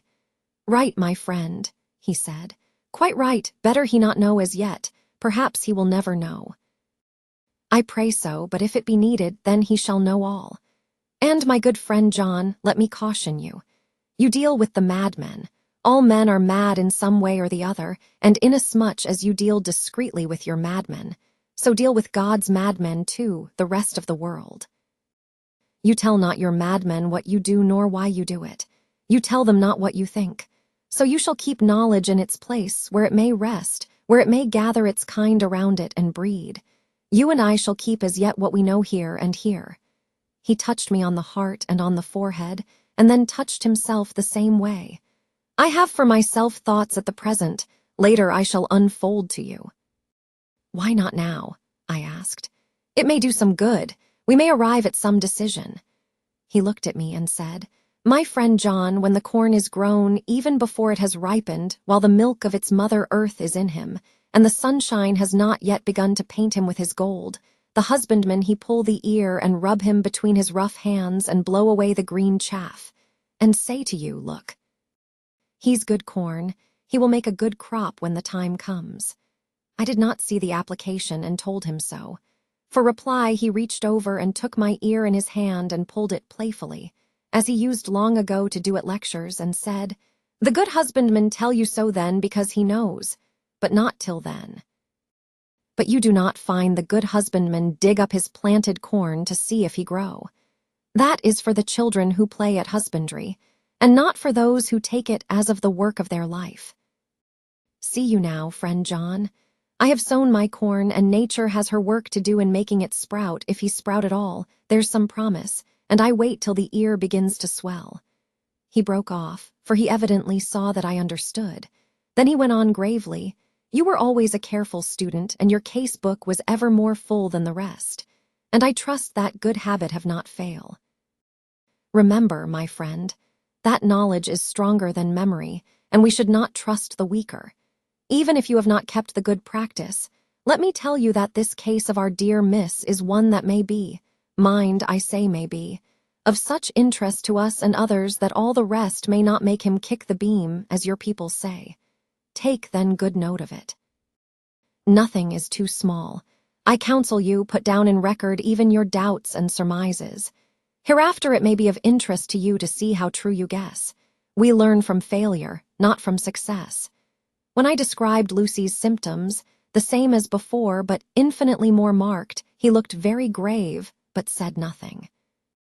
He took with him a bag in which were many instruments and drugs, the ghastly paraphernalia of our beneficial trade, as he once called, in one of his lectures, the equipment of a professor of the healing craft. When we were shown in, Mrs. Westenra met us. She was alarmed, but not nearly so much as I expected to find her. Nature in one of her beneficent moods has ordained that even death has some antidote to its own terrors. Here, in a case where any shock may prove fatal, matters are so ordered that, from some cause or other, the things not personal, even the terrible change in her daughter to whom she is so attached, do not seem to reach her. It is something like the way Dame Nature gathers round a foreign body, an envelope of some insensitive tissue, which can protect from evil that which it would otherwise harm by contact. If this be an ordered selfishness, then we should pause before we condemn anyone for the vice of egoism, for there may be deeper root for its causes than we have knowledge of. I used my knowledge of this phase of spiritual pathology, and set down a rule that she should not be present with Lucy, or think of her illness more than was absolutely required. She assented readily, so readily that I saw again the hand of nature fighting for life. Van Helsing and I were shown up to Lucy's room. If I was shocked when I saw her yesterday, I was horrified when I saw her today. She was ghastly, chalkily pale. The red seemed to have gone even from her lips and gums, and the bones of her face stood out prominently. Her breathing was painful to see or hear. Van Helsing's face grew set as marble, and his eyebrows converged till they almost touched over his nose. Lucy lay motionless and did not seem to have strength to speak, so for a while we were all silent. Then Van Helsing beckoned to me, and we went gently out of the room. The instant we had closed the door, he stepped quickly along the passage to the next door, which was open. Then he pulled me quickly in with him and closed the door. "My God," he said, "this is dreadful. There is not time to be lost. She will die for sheer want of blood to keep the heart's action as it should be. There must be a transfusion of blood at once. Is it you or me?" "I am younger and stronger, Professor. It must be me." "Then get ready at once." "I will bring up my bag. I am prepared." I went downstairs with him, and as we were going there was a knock at the hall door. When we reached the hall, the maid had just opened the door, and Arthur was stepping quickly in. He rushed up to me, saying in an eager whisper, "Jack, I was so anxious. I read between the lines of your letter and have been in an agony." The dad was better, so I ran down here to see for myself. "Is not that gentleman Dr. Van Helsing? I am so thankful to you, sir, for coming." When first the professor's eye had lit upon him, he had been angry at his interruption at such a time, but now, as he took in his stalwart proportions and recognized the strong young manhood which seemed to emanate from him, his eyes gleamed. Without a pause, he said to him as he held out his hand, "Sir, you have come in time. You are the lover of our dear miss. She is bad, very, very bad. Nay, my child, do not go like that." For he suddenly grew pale and sat down in a chair, almost fainting. "You are to help her. You can do more than any that live, and your courage is your best help." "What can I do?" asked Arthur hoarsely. "Tell me, and I shall do it. My life is hers, and I would give the last drop of blood in my body for her." The professor has a strongly humorous side, and I could, from old knowledge, detect a trace of its origin in his answer. "My young sir, I do not ask so much as that, not the last. What shall I do?" There was fire in his eyes, and his open nostrils quivered with intent. Van Helsing slapped him on the shoulder. "Come," he said. "You are a man, and it is a man we want. You are better than me, better than my friend John." Arthur looked bewildered, and the professor went on by explaining in a kindly way. "Young miss is bad, very bad. She wants blood, and blood she must have or die. My friend John and I have consulted, and we are about to perform what we call transfusion of blood, to transfer from full veins of one to the empty veins which pine for him. John was to give his blood, as he is the more young and strong than me." Here Arthur took my hand and wrung it hard in silence. "But now you are here, you are more good than us, old or young, who toil much in the world of thought. Our nerves are not so calm and our blood so bright than yours." Arthur turned to him and said, "If you only knew how gladly I would die for her, you would understand." He stopped with a sort of choke in his voice. "Good boy," said Van Helsing. "In the not so far off you will be happy that you have done all for her you love. Come now and be silent. You shall kiss her once before it is done, but then you must go, and you must leave at my sign. Say no word to madam. You know how it is with her. There must be no shock, any knowledge of this would be one. Come." We all went up to Lucy's room. Arthur, by direction, remained outside. Lucy turned her head and looked at us, but said nothing.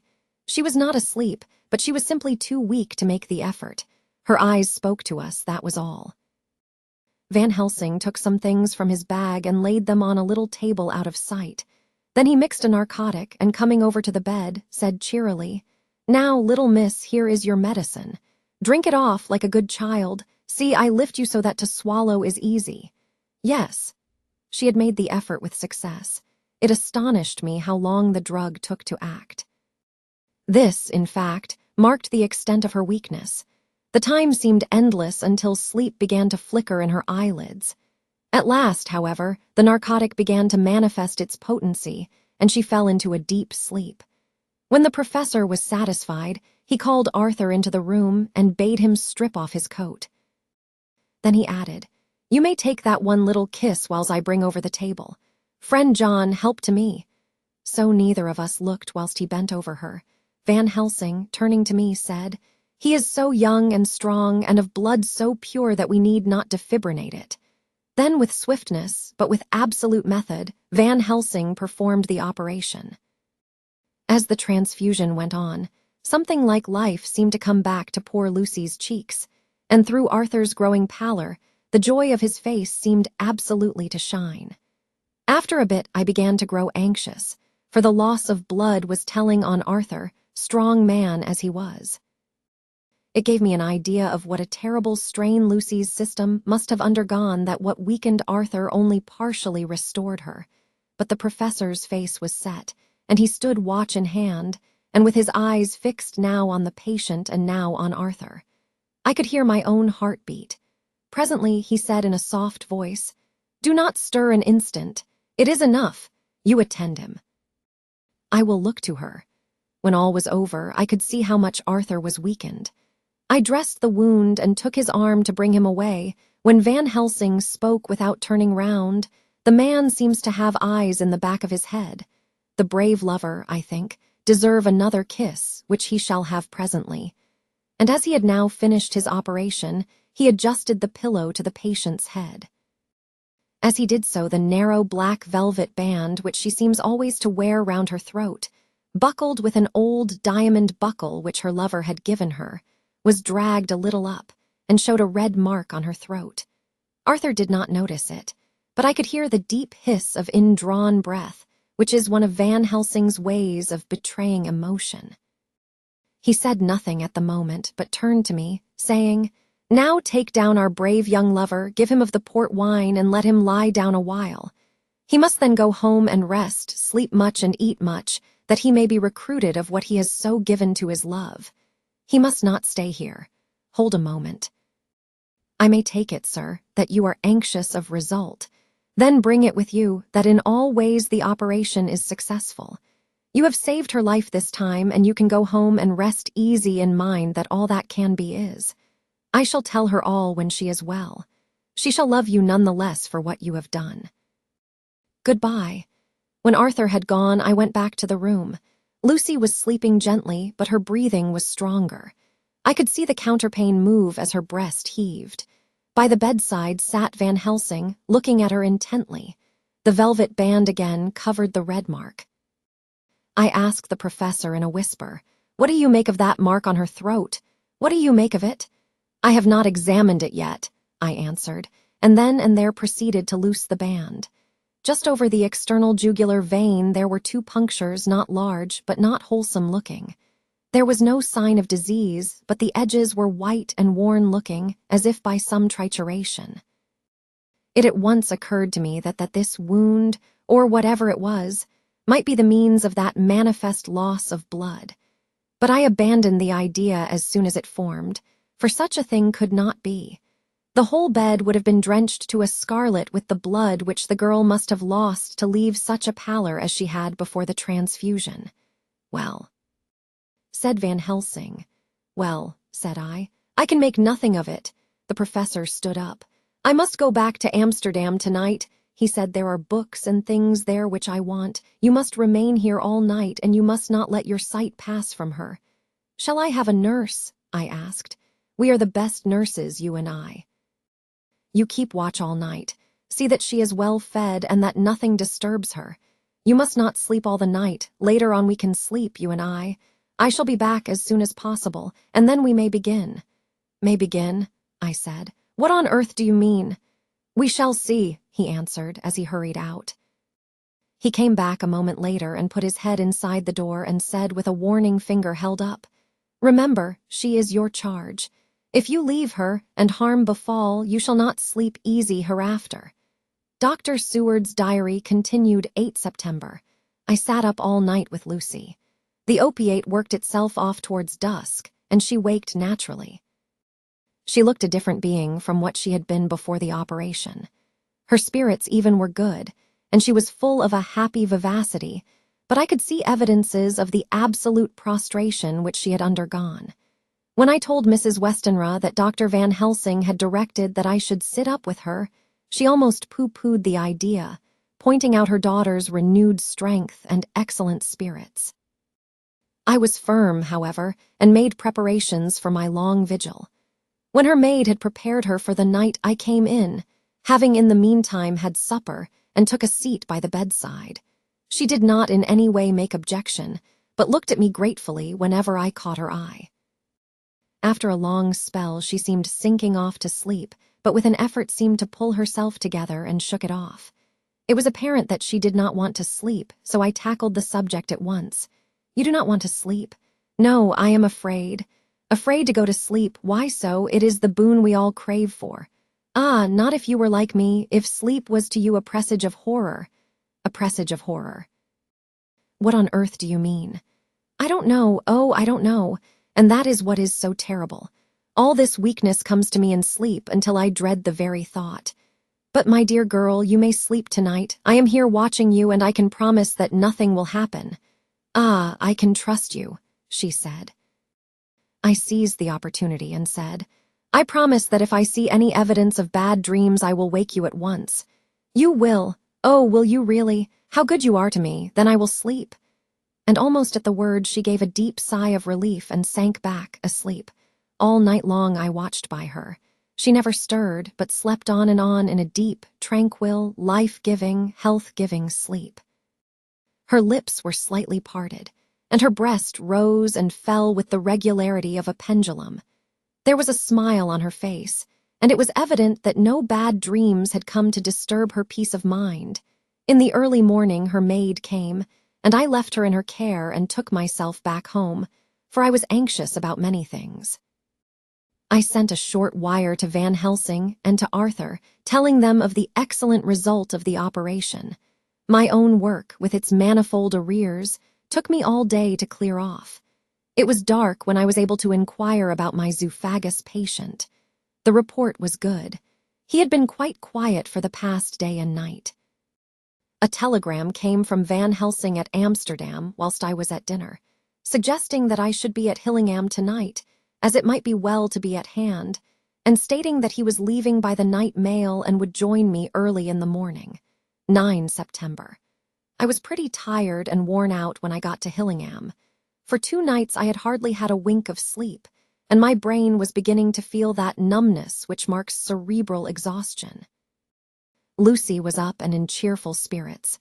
When she shook hands with me, she looked sharply in my face and said, "No sitting up tonight for you. You are worn out. I am quite well again. Indeed, I am, and if there is to be any sitting up, it is I who will sit up with you."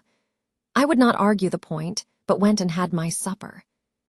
Lucy came with me, and, enlivened by her charming presence, I made an excellent meal and had a couple of glasses of the more than excellent port. Then Lucy took me upstairs and showed me a room next her own, where a cozy fire was burning. "Now," she said, "you must stay here. I shall leave this door open and my door too. You can lie on the sofa, for I know that nothing would induce any of you doctors to go to bed whilst there is a patient above the horizon. If I want anything, I shall call out, and you can come to me at once." I could not but acquiesce, for I was dog-tired and could not have sat up had I tried. So, on her renewing her promise to call me if she should want anything, I lay on the sofa and forgot all about everything. Lucy Westenra's Diary, 9 September. I feel so happy tonight. I have been so miserably weak that to be able to think and move about is like feeling sunshine after a long spell of east wind out of a steel sky. Somehow Arthur feels very, very close to me. I seem to feel his presence warm about me. I suppose it is that sickness and weakness are selfish things and turn our inner eyes and sympathy on ourselves, whilst health and strength give love rein, and in thought and feeling he can wander where he wills. I know where my thoughts are. If only Arthur knew, my dear, your ears must tingle as you sleep, as mine do waking. Oh, the blissful rest of last night! How I slept with that dear, good Dr. Seward watching me, and tonight I shall not fear to sleep, since he is close at hand and within call. Thank everybody for being so good to me. Thank God. Good night, Arthur. Dr. SEWARD'S Diary, 10 September. I was conscious of the professor's hand on my head and started awake all in a second. That is one of the things that we learn in an asylum at any rate. And how is our patient? Well, when I left her, or rather when she left me, I answered. Come, let us see, he said.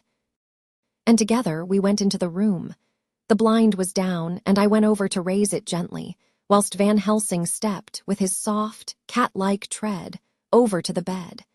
As I raised the blind and the morning sunlight flooded the room, I heard the professor's low hiss of inspiration, and knowing its rarity, a deadly fear shot through my heart. As I passed over, he moved back, and his exclamation of horror, "God in Himmel!" needed no enforcement from his agonized face. He raised his hand and pointed to the bed, and his iron face was drawn and ashen white. I felt my knees begin to tremble. There on the bed, seemingly in a swoon, lay poor Lucy, more horribly white and wan-looking than ever. Even the lips were white, and the gums seemed to have shrunken back from the teeth, as we sometimes see in a corpse after a prolonged illness. Van Helsing raised his foot to stamp in anger, but the instinct of his life and all the long years of habit stood to him, and he put it down again softly. "Quick," he said. "Bring the brandy." I flew to the dining room and returned with the decanter. He wetted the poor white lips with it, and together we rubbed palm and wrist and heart. He felt her heart, and after a few moments of agonizing suspense said, "It is not too late. It beats, though but feebly. All our work is undone. We must begin again. There is no young Arthur here now. I have to call on you yourself this time, friend John." As he spoke, he was dipping into his bag and producing the instruments of transfusion. I had taken off my coat and rolled up my shirt sleeve. There was no possibility of an opiate just at present, and no need of one. And so, without a moment's delay, we began the operation. After a time, it did not seem a short time either, for the draining away of one's blood, no matter how willingly it be given, is a terrible feeling. Van Helsing held up a warning finger. "Do not stir," he said. "But I fear that with growing strength she may wake, and that would make danger, oh, so much danger. But I shall precaution take. I shall give hypodermic injection of morphia." He proceeded then, swiftly and deftly, to carry out his intent. The effect on Lucy was not bad, for the faint seemed to merge subtly into the narcotic sleep. It was with a feeling of personal pride that I could see a faint tinge of color steal back into the pallid cheeks and lips. No man knows, till he experiences it, what it is to feel his own lifeblood drawn away into the veins of the woman he loves. The professor watched me critically. "That will do," he said. "Already." I remonstrated. "You took a great deal more from art." To which he smiled a sad sort of smile as he replied, "He is her lover, her fiancé. You have work, much work to do for her and for others, and the present will suffice." When we stopped the operation, he attended to Lucy, whilst I applied digital pressure to my own incision. I laid down, while I waited his leisure to attend to me, for I felt faint and a little sick. By and by he bound up my wound, and sent me downstairs to get a glass of wine for myself. As I was leaving the room, he came after me and half whispered, "Mind, nothing must be said of this. If our young lover should turn up unexpected, as before, no word to him. It would at once frighten him and enjealous him too. There must be none." So, when I came back, he looked at me carefully and then said, "You are not much the worse. Go into the room and lie on your sofa and rest a while, then have much breakfast and come here to me." I followed out his orders, for I knew how right and wise they were. I had done my part, and now my next duty was to keep up my strength. I felt very weak, and in the weakness lost something of the amazement at what had occurred. I fell asleep on the sofa, however, wondering over and over again how Lucy had made such a retrograde movement, and how she could have been drained of so much blood with no sign anywhere to show for it. I think I must have continued my wonder in my dreams, for sleeping and waking my thoughts always came back to the little punctures in her throat and the ragged, exhausted appearance of their edges, tiny though they were. Lucy slept well into the day, and when she woke, she was fairly well and strong, though not nearly so much so as the day before. When Van Helsing had seen her, he went out for a walk, leaving me in charge with strict injunctions that I was not to leave her for a moment. I could hear his voice in the hall asking the way to the nearest telegraph office. Lucy chatted with me freely and seemed quite unconscious that anything had happened. I tried to keep her amused and interested. When her mother came up to see her, she did not seem to notice any change whatever, but said to me gratefully, "We owe you so much, Dr. Seward, for all you have done, but you really must now take care not to overwork yourself. You are looking pale yourself. You want a wife to nurse and look after you a bit, that you do." As she spoke, Lucy turned crimson, though it was only momentarily, for her poor wasted veins could not stand for long and unwanted drain to the head. The reaction came in excessive pallor as she turned imploring eyes on me. I smiled and nodded, and laid my finger on my lips. With a sigh, she sank back amid her pillows. Van Helsing returned in a couple of hours and presently said to me, "Now you go home and eat much and drink enough. Make yourself strong. I stay here tonight and I shall sit up with little miss myself. You and I must watch the case and we must have none other to know. I have grave reasons. No, do not ask me. Think what you will. Do not fear to think even the most note improbable. Good night." In the hall, 2 of the maids came to me and asked if they or either of them might not sit up with Miss Lucy. They implored me to let them, and when I said it was Dr. Van Helsing's wish that either he or I should sit up, they asked me quite piteously to intercede with the foreign gentleman. I was much touched by their kindness. Perhaps it is because I am weak at present, and perhaps because it was on Lucy's account that their devotion was manifested. For over and over again have I seen similar instances of woman's kindness. I got back here in time for a late dinner, went my rounds, all well, and set this down whilst waiting for sleep. It is coming, 11 September. This afternoon I went over to Hillingham, found Van Helsing in excellent spirits and Lucy much better. Shortly after I had arrived, a big parcel from abroad came for the professor. He opened it with much impressment, assumed, of course, and showed a great bundle of white flowers. "These are for you, Miss Lucy," he said. "For me." "Oh, Dr. Van Helsing." "Yes, my dear, but not for you to play with. These are medicines." Here Lucy made a wry face. "Nay, but they are not to take in a decoction or in nauseous form, so you need not snub that so charming nose, or I shall point out to my friend Arthur what woes he may have to endure in seeing so much beauty that he so loves so much distort. Aha, my pretty miss, that bring the so nice nose all straight again. This is medicinal, but you do not know how. I put him in your window, I make pretty wreath and hang him round your neck so you sleep well. Oh, yes, they, like the lotus flower, make your trouble forgotten. It smells so like the waters of Lethe, and of that fountain of youth that the conquistadors sought for in the Floridas, and find him all too late. Whilst he was speaking, Lucy had been examining the flowers and smelling them. Now she threw them down, saying, with half laughter and half disgust, "Oh, Professor, I believe you are only putting up a joke on me. Why, these flowers are only common garlic."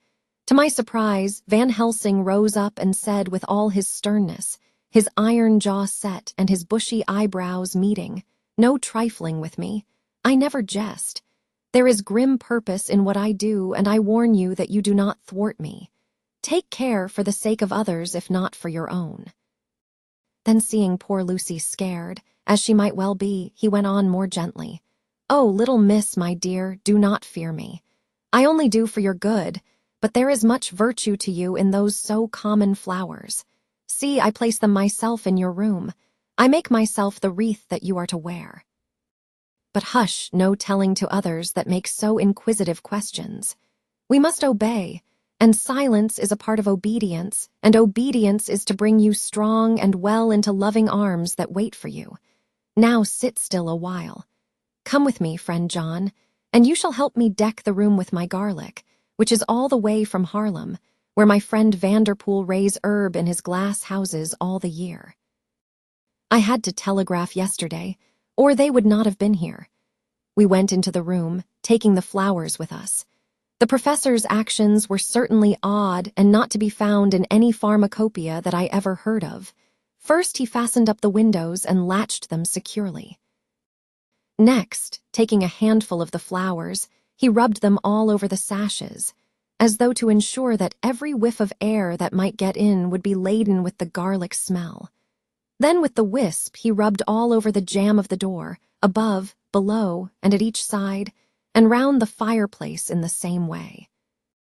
It all seemed grotesque to me, and presently I said, "Well, Professor, I know you always have a reason for what you do, but this certainly puzzles me. It is well we have no skeptic here, or he would say that you were working some spell to keep out an evil spirit." "Perhaps I am," he answered quietly as he began to make the wreath which Lucy was to wear round her neck. We then waited whilst Lucy made her toilet for the night, and when she was in bed, he came and himself fixed the wreath of garlic round her neck. The last words he said to her were, "Take care you do not disturb it, and even if the room feel close, do not tonight open the window or the door." "I promise," said Lucy. "And thank you both 1,000 times for all your kindness to me. Oh, what have I done to be blessed with such friends?" As we left the house in my fly, which was waiting, Van Helsing said, "Tonight I can sleep in peace, and sleep I want. 2 nights of travel, much reading in the day between, and much anxiety on the day to follow, and a night to sit up without to wink. Tomorrow in the morning early you call for me, and we come together to see our pretty miss, so much more strong for my spell which I have work. Ho, ho!" He seemed so confident that I, remembering my own confidence 2 nights before and with the baneful result, felt awe and vague terror. It must have been my weakness that made me hesitate to tell it to my friend, but I felt it all the more, like unshed tears. Chapter 11. Lucy Westenra's Diary, 12 September. How good they all are to me. I quite love that dear Dr. Van Helsing. I wonder why he was so anxious about these flowers. He positively frightened me, he was so fierce. And yet he must have been right, for I feel comfort from them already. Somehow, I do not dread being alone tonight, and I can go to sleep without fear. I shall not mind any flapping outside the window. Oh, the terrible struggle that I have had against sleep so often of late, the pain of sleeplessness, or the pain of the fear of sleep, and with such unknown horrors as it has for me. How blessed are some people, whose lives have no fears, no dreads, to whom sleep is a blessing that comes nightly and brings nothing but sweet dreams. Well, here I am tonight, hoping for sleep, and lying like Ophelia in the play with virgin krantz and maiden struments. I never liked garlic before, but tonight it is delightful. There is peace in its smell. I feel sleep coming already. Good night, everybody. Dr. Seward's Diary, 13 September. Called at the Berkeley and found Van Helsing, as usual, up to time. The carriage ordered from the hotel was waiting. The professor took his bag, which he always brings with him now. Let all be put down exactly. Van Helsing and I arrived at Hillingham at 8 o'clock. It was a lovely morning. The bright sunshine and all the fresh feeling of early autumn seemed like the completion of nature's annual work. The leaves were turning to all kinds of beautiful colors, but had not yet begun to drop from the trees. When we entered, we met Mrs. Westenra coming out of the morning room. She is always an early riser. She greeted us warmly and said, "You will be glad to know that Lucy is better. The dear child is still asleep. I looked into her room and saw her, but did not go in, lest I should disturb her." The professor smiled and looked quite jubilant. He rubbed his hands together and said, "Aha! I thought I had diagnosed the case. My treatment is working."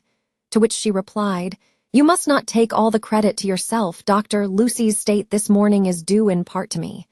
"How do you mean, ma'am?" asked the professor. "Well, I was anxious about the dear child in the night and went into her room. She was sleeping soundly, so soundly that even my coming did not wake her. But the room was awfully stuffy. There were a lot of those horrible, strong-smelling flowers about everywhere, and she had actually a bunch of them round her neck. I feared that the heavy odor would be too much for the dear child in her weak state, So I took them all away and opened a bit of the window to let in a little fresh air. You will be pleased with her, I am sure. She moved off into her boudoir where she usually breakfasted early. As she had spoken, I watched the professor's face and saw it turn ashen gray. He had been able to retain his self-command whilst the poor lady was present, for he knew her state and how mischievous a shock would be. He actually smiled on her as he held open the door for her to pass into her room. But the instant she had disappeared, he pulled me, suddenly and forcibly, into the dining room and closed the door. Then, for the first time in my life, I saw Van Helsing break down. He raised his hands over his head in a sort of mute despair, and then beat his palms together in a helpless way. Finally, he sat down on a chair and, putting his hands before his face, began to sob, with loud, dry sobs that seemed to come from the very racking of his heart.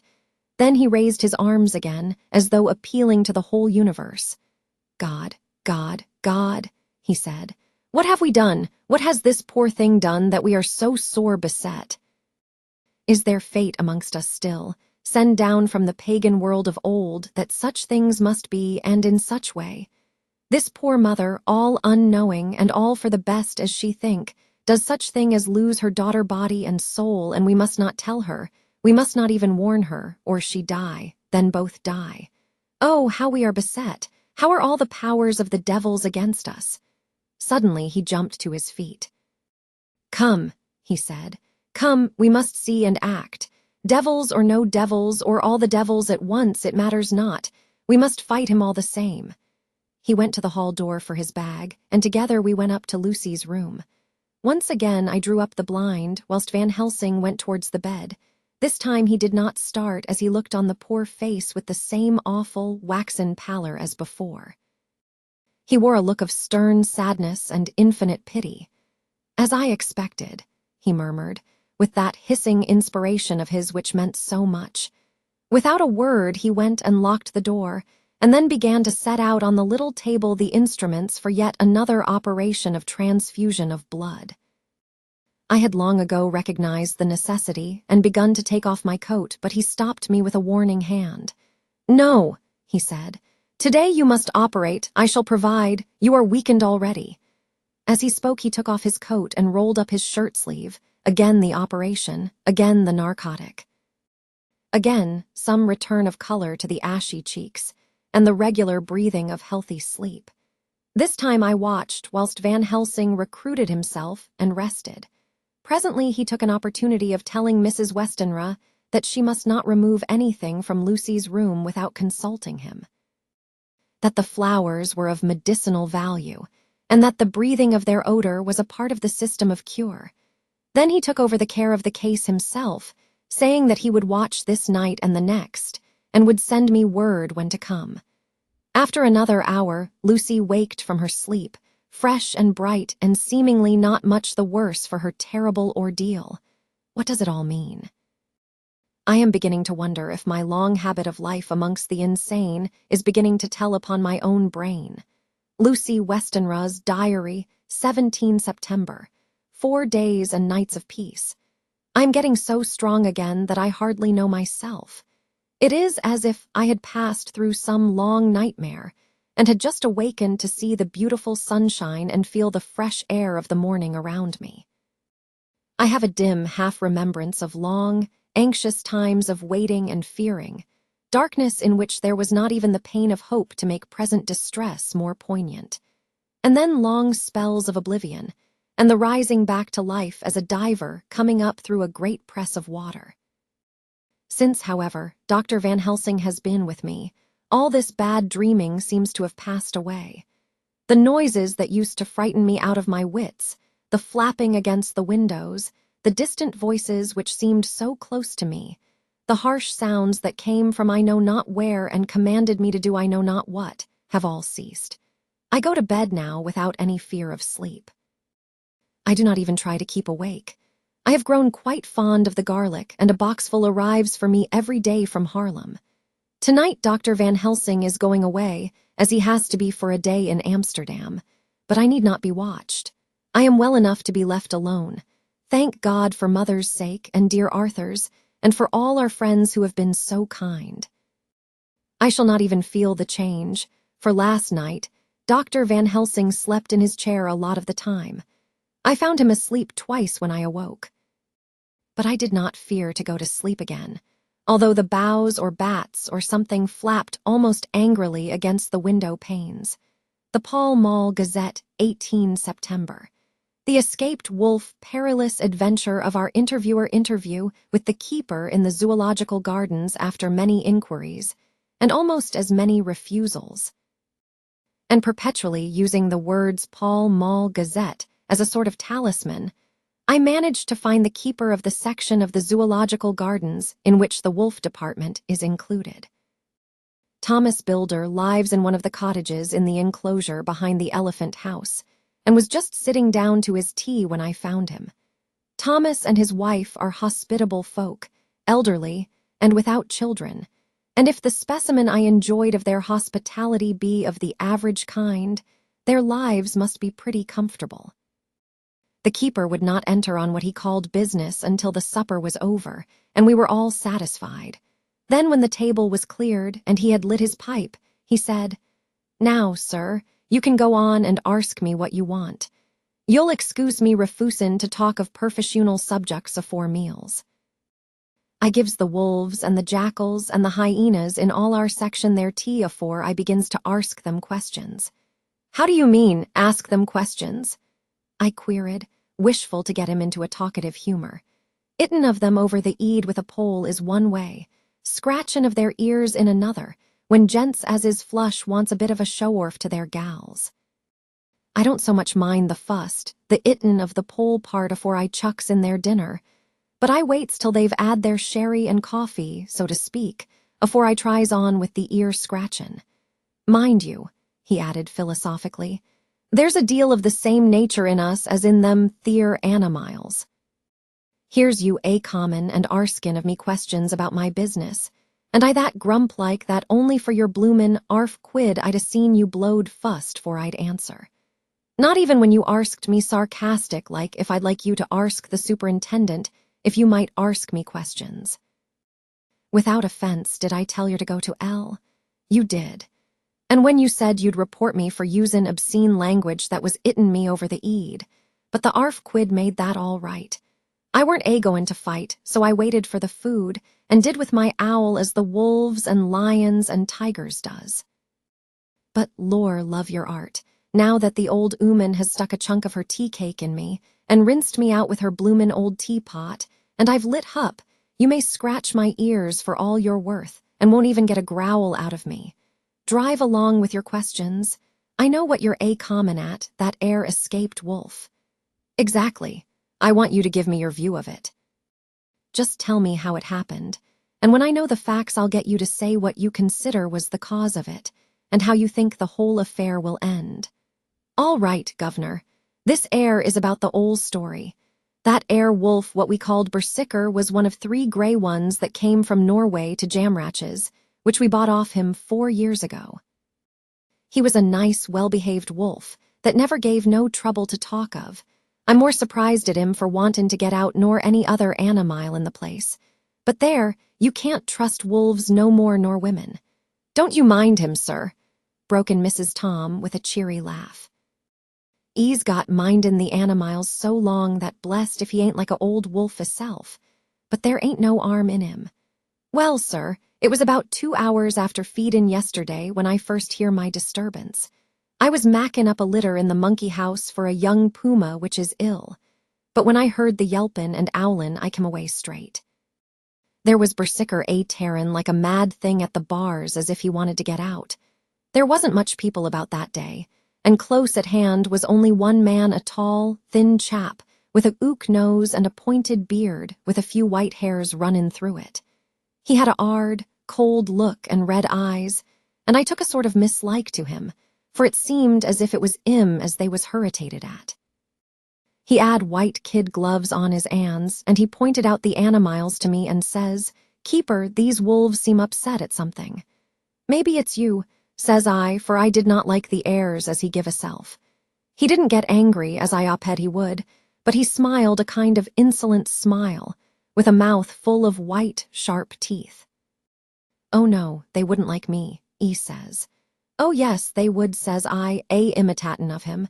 "They always like a bone or two to clean their teeth on about tea time, which you as a bagful."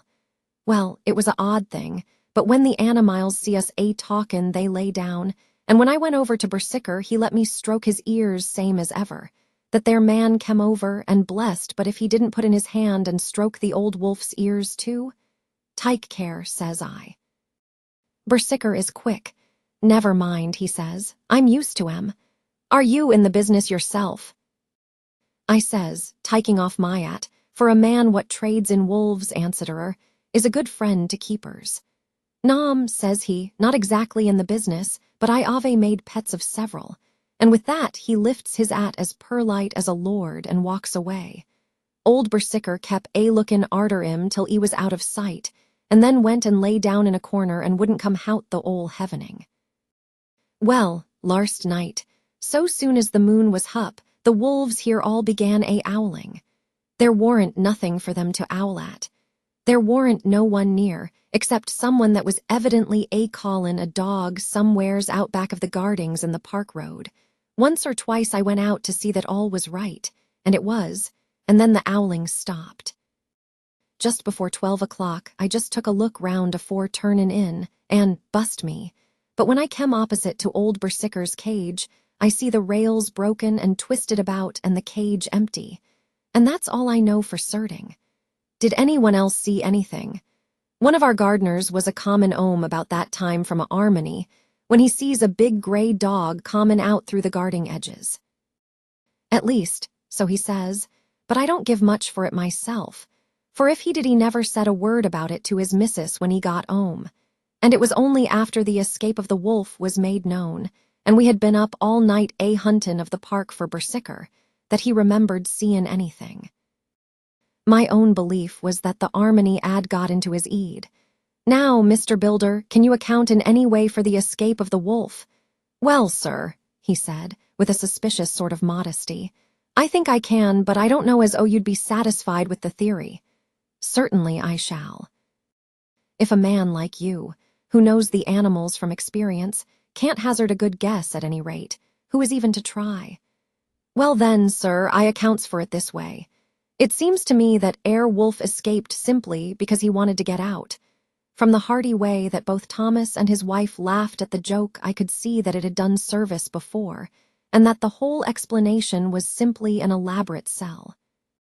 I couldn't cope in badinage with the worthy Thomas, but I thought I knew a surer way to his heart, so I said, "Now, Mr. Builder, we'll consider that first half-sovereign worked off, and this brother of his is waiting to be claimed when you've told me what you think will happen."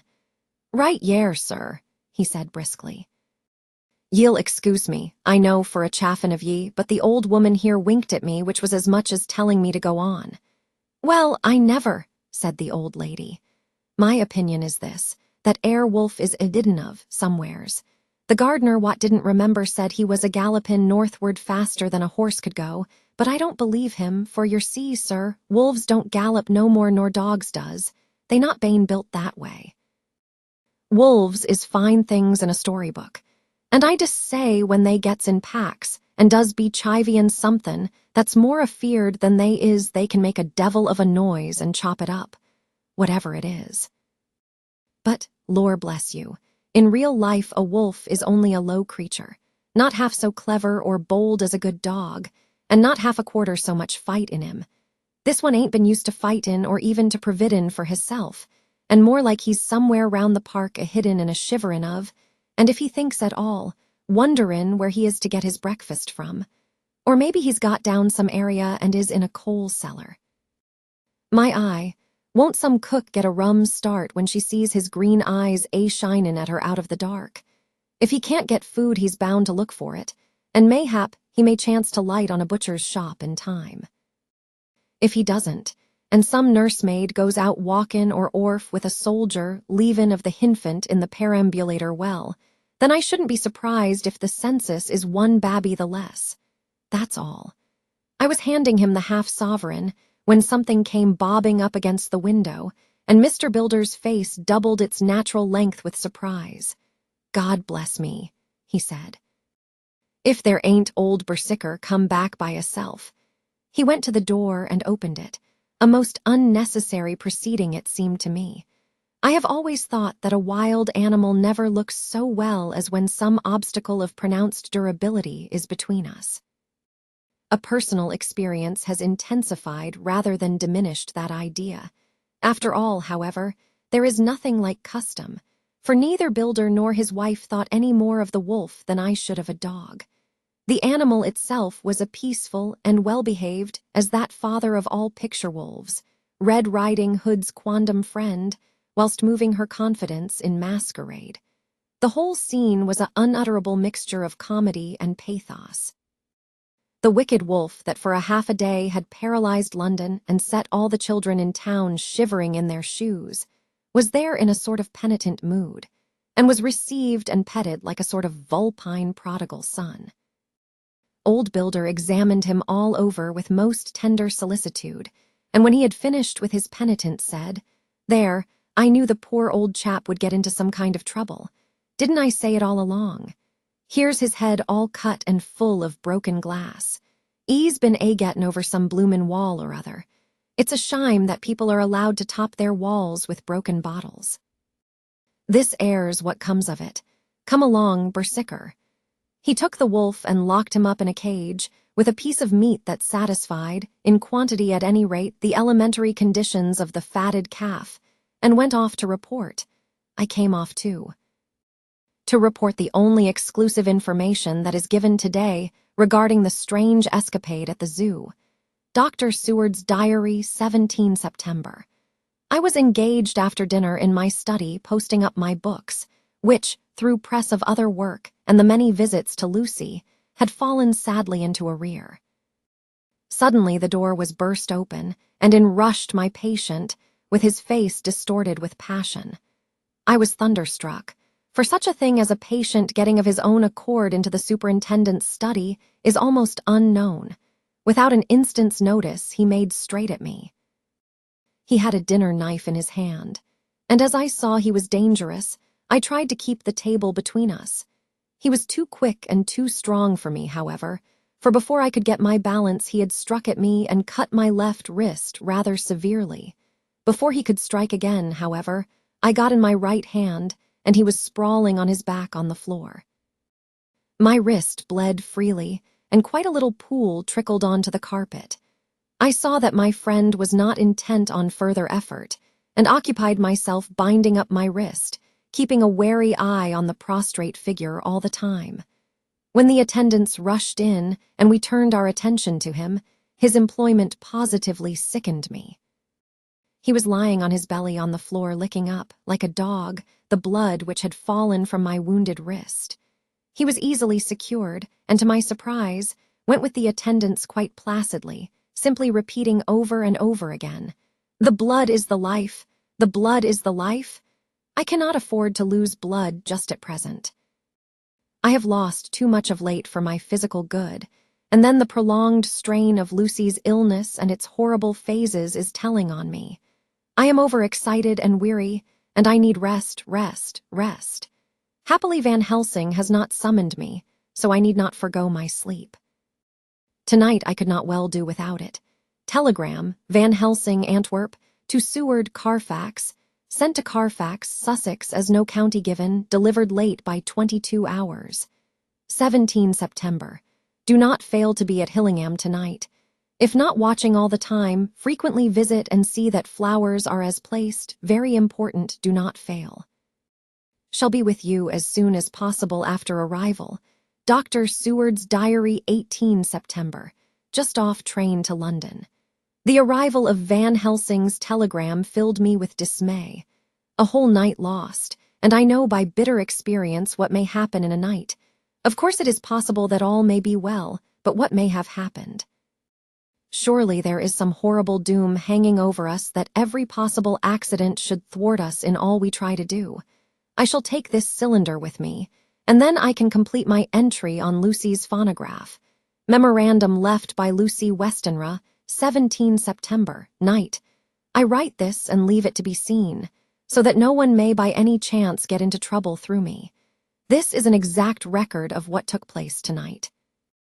I feel I am dying of weakness and have barely strength to write, but it must be done if I die in the doing. I went to bed as usual, taking care that the flowers were placed as Dr. Van Helsing directed, and soon fell asleep. I was waked by the flapping at the window, which had begun after that sleepwalking on the cliff at Whitby when Mina saved me, and which now I know so well. I was not afraid, but I did wish that Dr. Seward was in the next room, as Dr. Van Helsing said he would be, so that I might have called him. I tried to sleep, but I could not. Then there came to me the old fear of sleep, and I determined to keep awake. Perversely, sleep would try to come then when I did not want it. So, as I feared to be alone, I opened my door and called out, "Is there anybody there?" There was no answer. I was afraid to wake Mother, and so closed my door again.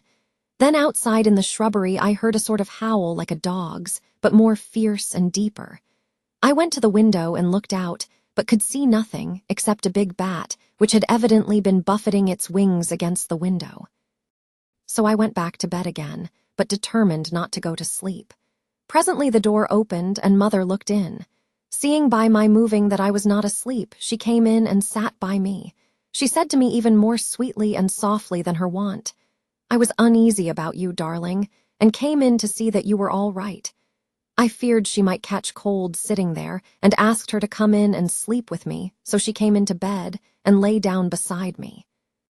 She did not take off her dressing gown, for she said she would only stay a while and then go back to her own bed. As she lay there in my arms, and I in hers, the flapping and buffeting came to the window again. She was startled and a little frightened, and cried out, "What is that?" I tried to pacify her, and at last succeeded, and she lay quiet. But I could hear her poor dear heart still beating terribly. After a while there was the howl again out in the shrubbery, and shortly after there was a crash at the window, and a lot of broken glass was hurled on the floor. The window blind blew back with the wind that rushed in, and in the aperture of the broken panes there was the head of a great, gaunt, gray wolf. Mother cried out in a fright, and struggled up into a sitting posture, and clutched wildly at anything that would help her. Amongst other things, she clutched the wreath of flowers that Dr. Van Helsing insisted on my wearing round my neck, and tore it away from me. For a second or two she sat up, pointing at the wolf, and there was a strange and horrible gurgling in her throat. Then she fell over, as if struck with lightning, and her head hit my forehead and made me dizzy for a moment or two. The room and all round seemed to spin round. I kept my eyes fixed on the window, but the wolf drew his head back, and a whole myriad of little specks seems to come blowing in through the broken window, and wheeling and circling round like the pillar of dust that travelers describe when there is a simoon in the desert. I tried to stir, but there was some spell upon me, and dear Mother's poor body, which seemed to grow cold already, for her dear heart had ceased to beat, weighed me down, and I remembered no more for a while. The time did not seem long, but very, very awful, till I recovered consciousness again. Somewhere near, a passing bell was tolling. The dogs all round the neighborhood were howling, and in our shrubbery, seemingly just outside, a nightingale was singing. I was dazed and stupid with pain and terror and weakness, but the sound of the nightingale seemed like the voice of my dead mother come back to comfort me. The sounds seemed to have awakened the maids, too, for I could hear their bare feet pattering outside my door. I called to them, and they came in, and when they saw what had happened, and what it was that lay over me on the bed, they screamed out. The wind rushed in through the broken window, and the door slammed to. They lifted off the body of my dear mother and laid her, covered up with a sheet, on the bed after I had got up. They were all so frightened and nervous that I directed them to go to the dining room and each have a glass of wine. The door flew open for an instant and closed again. The maids shrieked, and then went in a body to the dining room, and I laid what flowers I had on my dear mother's breast. When they were there, I remembered what Dr. Van Helsing had told me, but I didn't like to remove them, and besides, I would have some of the servants to sit up with me now. I was surprised that the maids did not come back. I called them but got no answer, so I went to the dining room to look for them. My heart sank when I saw what had happened. They all four lay helpless on the floor, breathing heavily. The decanter of sherry was on the table half full, but there was a queer, acrid smell about. I was suspicious and examined the decanter. It smelt of laudanum, and looking on the sideboard, I found that the bottle which Mother's doctor uses for her did use was empty. What am I to do? What am I to do? I am back in the room with Mother. I cannot leave her, and I am alone, save for the sleeping servants whom someone has drugged, alone with the dead. I dare not go out, for I can hear the low howl of the wolf through the broken window. The air seems full of specks, floating and circling in the draught from the window, and the lights burn blue and dim. What am I to do? God shield me from harm this night. I shall hide this paper in my breast, where they shall find it when they come to lay me out. My dear mother gone, it is time that I go too. Goodbye, dear Arthur, if I should not survive this night. God keep you, dear, and God help me. Chapter 12. Dr. Seward's Diary, 18 September. I drove at once to Hillingham and arrived early. Keeping my cab at the gate, I went up the avenue alone. I knocked gently and rang as quietly as possible, for I feared to disturb Lucy or her mother, and hoped to only bring a servant to the door.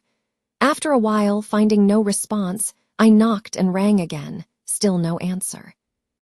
I cursed the laziness of the servants that they should lie abed at such an hour, for it was now 10 o'clock, and so rang and knocked again, but more impatiently, but still without response. Hitherto I had blamed only the servants, but now a terrible fear began to assail me. Was this desolation but another link in the chain of doom which seemed drawing tight round us? Was it indeed a house of death to which I had come, too late? I know that minutes, even seconds of delay, might mean hours of danger to Lucy, if she had had again one of those frightful relapses, and I went round the house to try if I could find by chance an entry anywhere. I could find no means of ingress. Every window and door was fastened and locked, and I returned baffled to the porch. As I did so, I heard the rapid pit-pat of a swiftly driven horse's feet. They stopped at the gate, and a few seconds later I met Van Helsing running up the avenue. When he saw me, he gasped out, "Then it was you, and just arrived. How is she? Are we too late? Did you not get my telegram?" I answered as quickly and coherently as I could that I had only got his telegram early in the morning and had not a minute in coming here, and that I could not make anyone in the house hear me. He paused and raised his hat as he said solemnly, "Then I fear we are too late. God's will be done." With his usual recuperative energy, he went on, "Come, if there be no way open to get in, we must make one. Time is all in all to us now." We went round to the back of the house, where there was a kitchen window. The professor took a small surgical saw from his case and, handing it to me, pointed to the iron bars which guarded the window. I attacked them at once and had very soon cut through 3 of them. Then with a long, thin knife we pushed back the fastening of the sashes and opened the window. I helped the professor in and followed him. There was no one in the kitchen or in the servants' rooms, which were close at hand. We tried all the rooms as we went along, and in the dining room, dimly lit by rays of light through the shutters, found 4 servant women lying on the floor. There was no need to think them dead, for their stertorous breathing and the acrid smell of laudanum in the room left no doubt as to their condition. Van Helsing and I looked at each other, and as we moved away he said, "We can attend to them later." Then we ascended to Lucy's room. For an instant or two we paused at the door to listen, but there was no sound that we could hear. With white faces and trembling hands, we opened the door gently and entered the room. How shall I describe what we saw? On the bed lay 2 women, Lucy and her mother. The latter lay farthest in, and she was covered with a white sheet, the edge of which had been blown back by the draught through the broken window, showing the drawn, white face with a look of terror fixed upon it. By her side lay Lucy, with face white and still more drawn. The flowers which had been round her neck we found upon her mother's bosom, and her throat was bare, showing the 2 little wounds which we had noticed before, but looking horribly white and mangled. Without a word, the professor bent over the bed, his head almost touching poor Lucy's breast. Then he gave a quick turn of his head, as of one who listens, and leaping to his feet, he cried out to me, "It is not yet too late. Quick, quick, bring the brandy." I flew downstairs and returned with it, taking care to smell and taste it, lest it too were drugged like the decanter of sherry which I found on the table. The maids were still breathing, but more restlessly, and I fancied that the narcotic was wearing off. I did not stay to make sure, but returned to Van Helsing. He rubbed the brandy, as on another occasion, on her lips and gums and on her wrists and the palms of her hands. He said to me, "I can do this, all that can be at the present. You go wake those maids. Flick them in the face with a wet towel and flick them hard. Make them get heat and fire and a warm bath. This poor soul is nearly as cold as that beside her. She will need be heated before we can do anything more." I went at once, and found little difficulty in waking 3 of the women.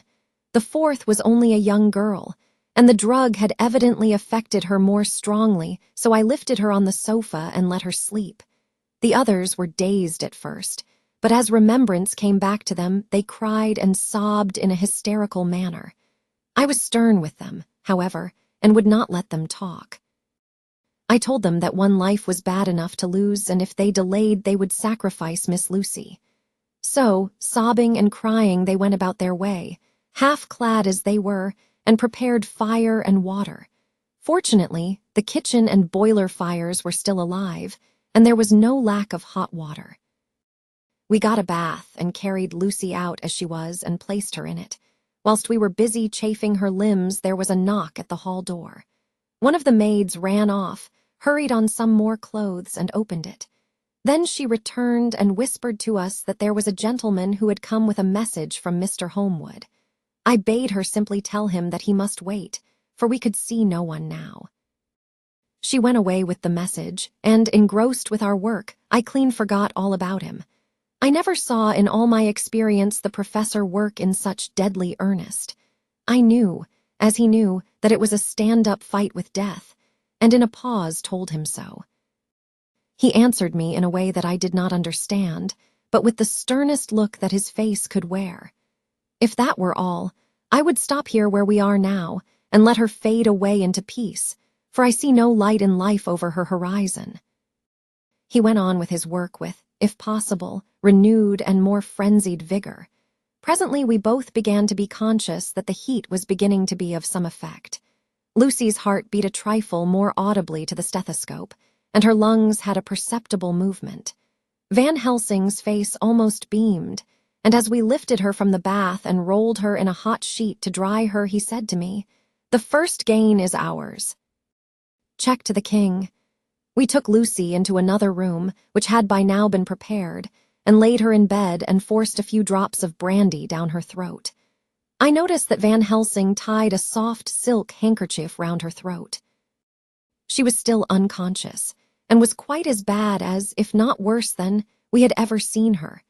Van Helsing called in one of the women, and told her to stay with her and not to take her eyes off her till we returned, and then beckoned me out of the room.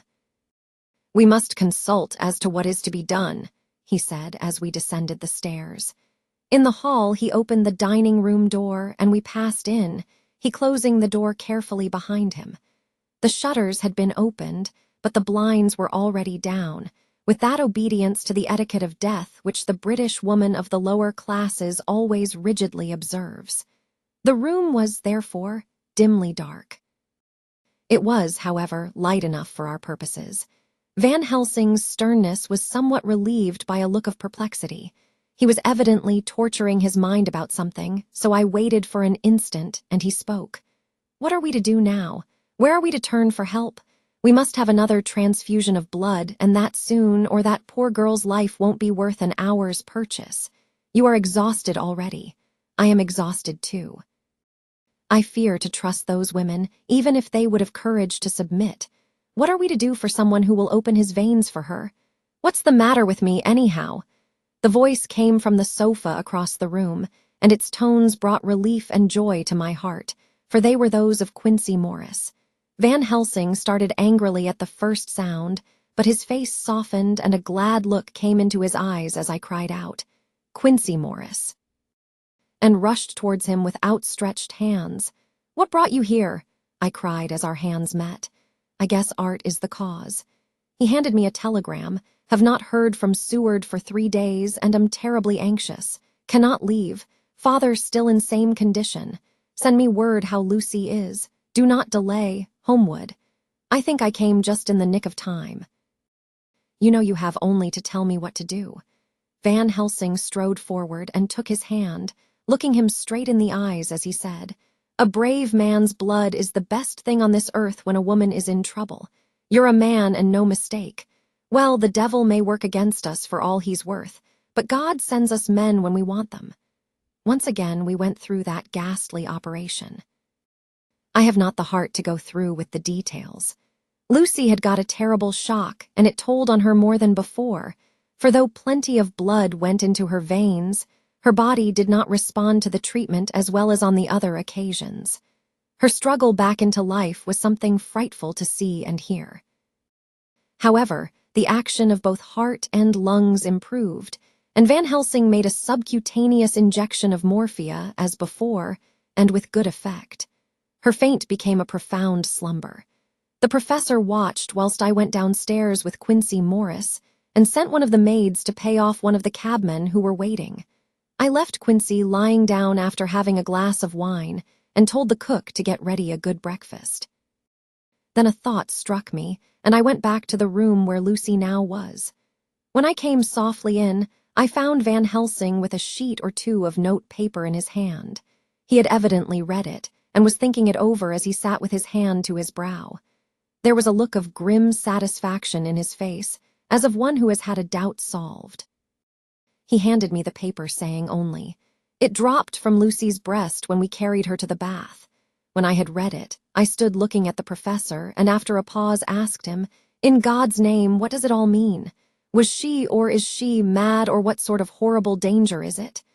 I was so bewildered that I did not know what to say more. Van Helsing put out his hand and took the paper, saying, "Do not trouble about it now. Forget it for the present.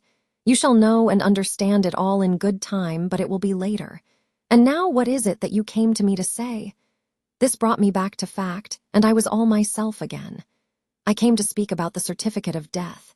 If we do not act properly and wisely, there may be an inquest, and that paper would have to be produced. I am in hopes that we need have no inquest, for if we had it would surely kill poor Lucy, if nothing else did. I know, and you know, and the other doctor who attended her knows that Mrs. Westenra had disease of the heart, and we can certify that she died of it. Let us fill up the certificate at once, and I shall take it myself to the registrar and go on to the undertaker." "Good. Oh, my friend John, well thought of." Truly, Miss Lucy, if she be sad in the foes that beset her, is at least happy in the friends that love her. 1, 2, 3, all open their veins for her, besides one old man. "Ah, yes, I know, friend John. I am not blind. I love you all the more for it. Now go."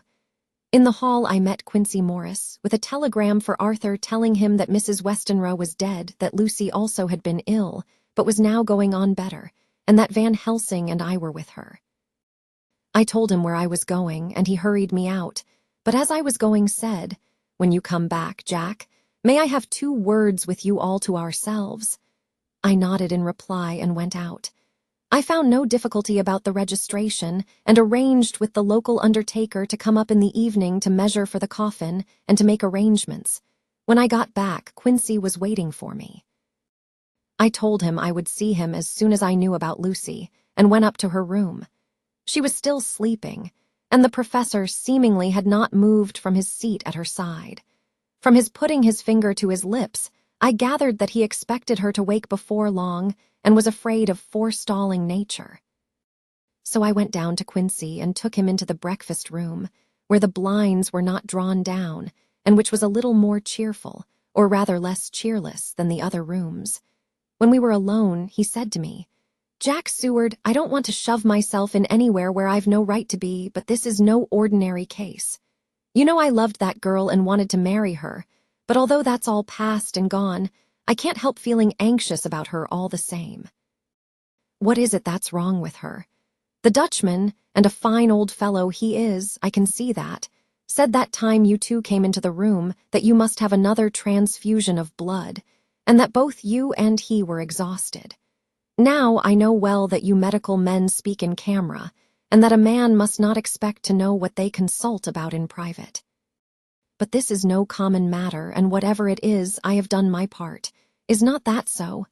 That's so, I said, and he went on.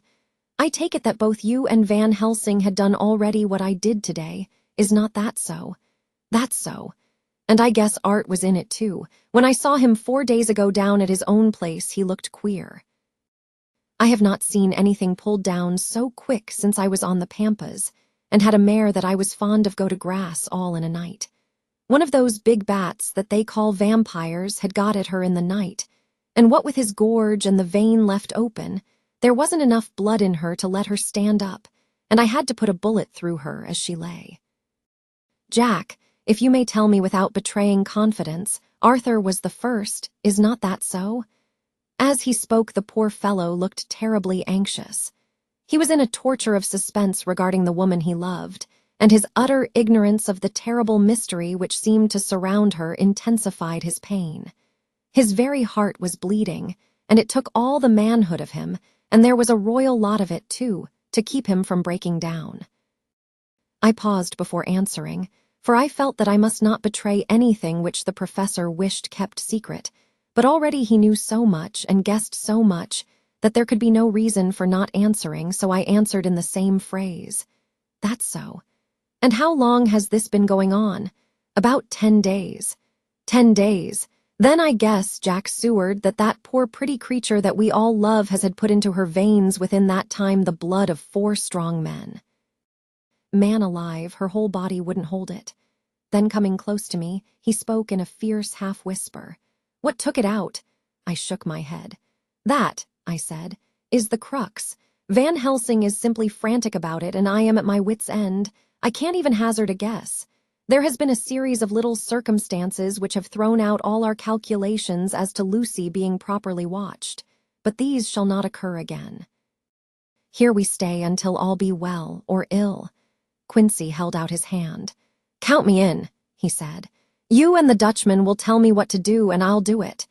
When she woke late in the afternoon, Lucy's first movement was to feel in her breast, and to my surprise, produce the paper which Van Helsing had given me to read. The careful professor had replaced it where it had come from lest on waking she should be alarmed. Her eyes then lit on Van Helsing and on me too, and gladdened. Then she looked round the room and seeing where she was, shuddered. She gave a loud cry and put her poor thin hands before her pale face. We both understood what was meant, that she had realized to the full her mother's death. So we tried what we could to comfort her. Doubtless sympathy eased her somewhat, but she was very low in thought and spirit, and wept silently and weakly for a long time. We told her that either or both of us would now remain with her all the time, and that seemed to comfort her. Towards dusk she fell into a doze. Here a very odd thing occurred. While still asleep, she took the paper from her breast and tore it in two. Van Helsing stepped over and took the pieces from her. All the same, however, she went on with the action of tearing, as though the material were still in her hands. Finally, she lifted her hands and opened them as though scattering the fragments. Van Helsing seemed surprised, and his brows gathered as if in thought, but he said nothing. 19 September. All last night she slept fitfully, being always afraid to sleep, and something weaker when she woke from it. The professor and I took in turns to watch, and we never left her for a moment unattended. Quincy Morris said nothing about his intention, but I knew that all night long he patrolled round and round the house. When the day came, its searching light showed the ravages in poor Lucy's strength. She was hardly able to turn her head, and the little nourishment which she could take seemed to do her no good. At times she slept, and both Van Helsing and I noticed the difference in her between sleeping and waking. Whilst asleep she looked stronger, although more haggard, and her breathing was softer. Her open mouth showed the pale gums drawn back from the teeth, which looked positively longer and sharper than usual. When she woke, the softness of her eyes evidently changed the expression, for she looked her own self, although a dying one. In the afternoon, she asked for Arthur, and we telegraphed for him. Quincy went off to meet him at the station.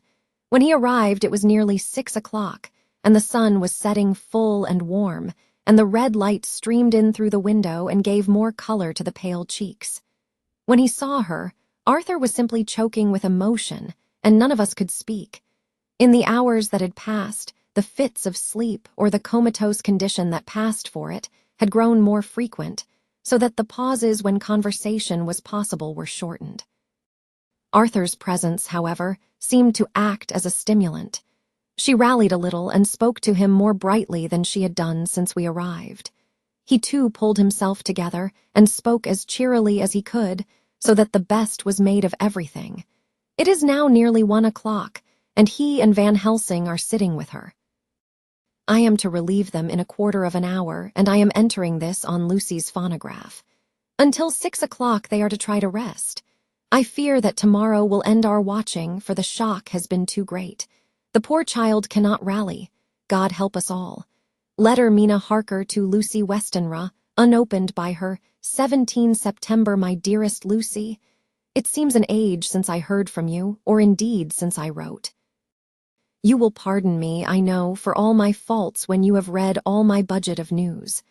Well, I got my husband back all right.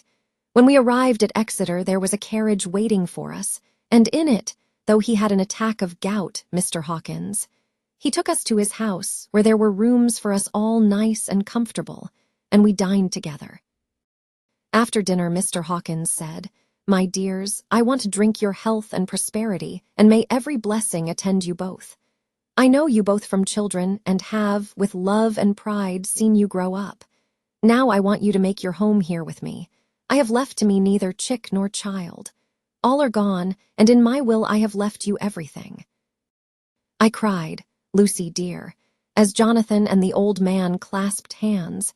Our evening was a very, very happy one. So here we are, installed in this beautiful old house, and from both my bedroom and the drawing room I can see the great elms of the cathedral close, with their great black stems standing out against the old yellow stone of the cathedral, and I can hear the rooks overhead cawing and chattering and gossiping all day, after the manner of rooks and humans. I am busy, I need not tell you, arranging things and housekeeping. Jonathan and Mr. Hawkins are busy all day, for now that Jonathan is a partner, Mr. Hawkins wants to tell him all about the clients. How is your dear mother getting on? I wish I could run up to town for a day or two to see you, dear, but I dare not go yet, with so much on my shoulders, and Jonathan wants looking after still.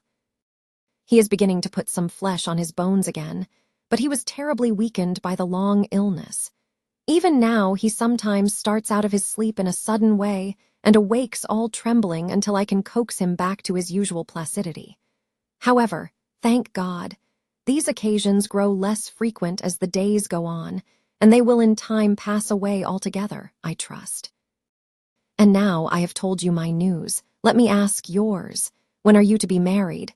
And where and who is to perform the ceremony? And what are you to wear? And is it to be a public or private wedding? Tell me all about it, dear. Tell me all about everything, for there is nothing which interests you which will not be dear to me. Jonathan asks me to send his respectful duty, but I do not think that is good enough from the junior partner of the important firm Hawkins and Harker.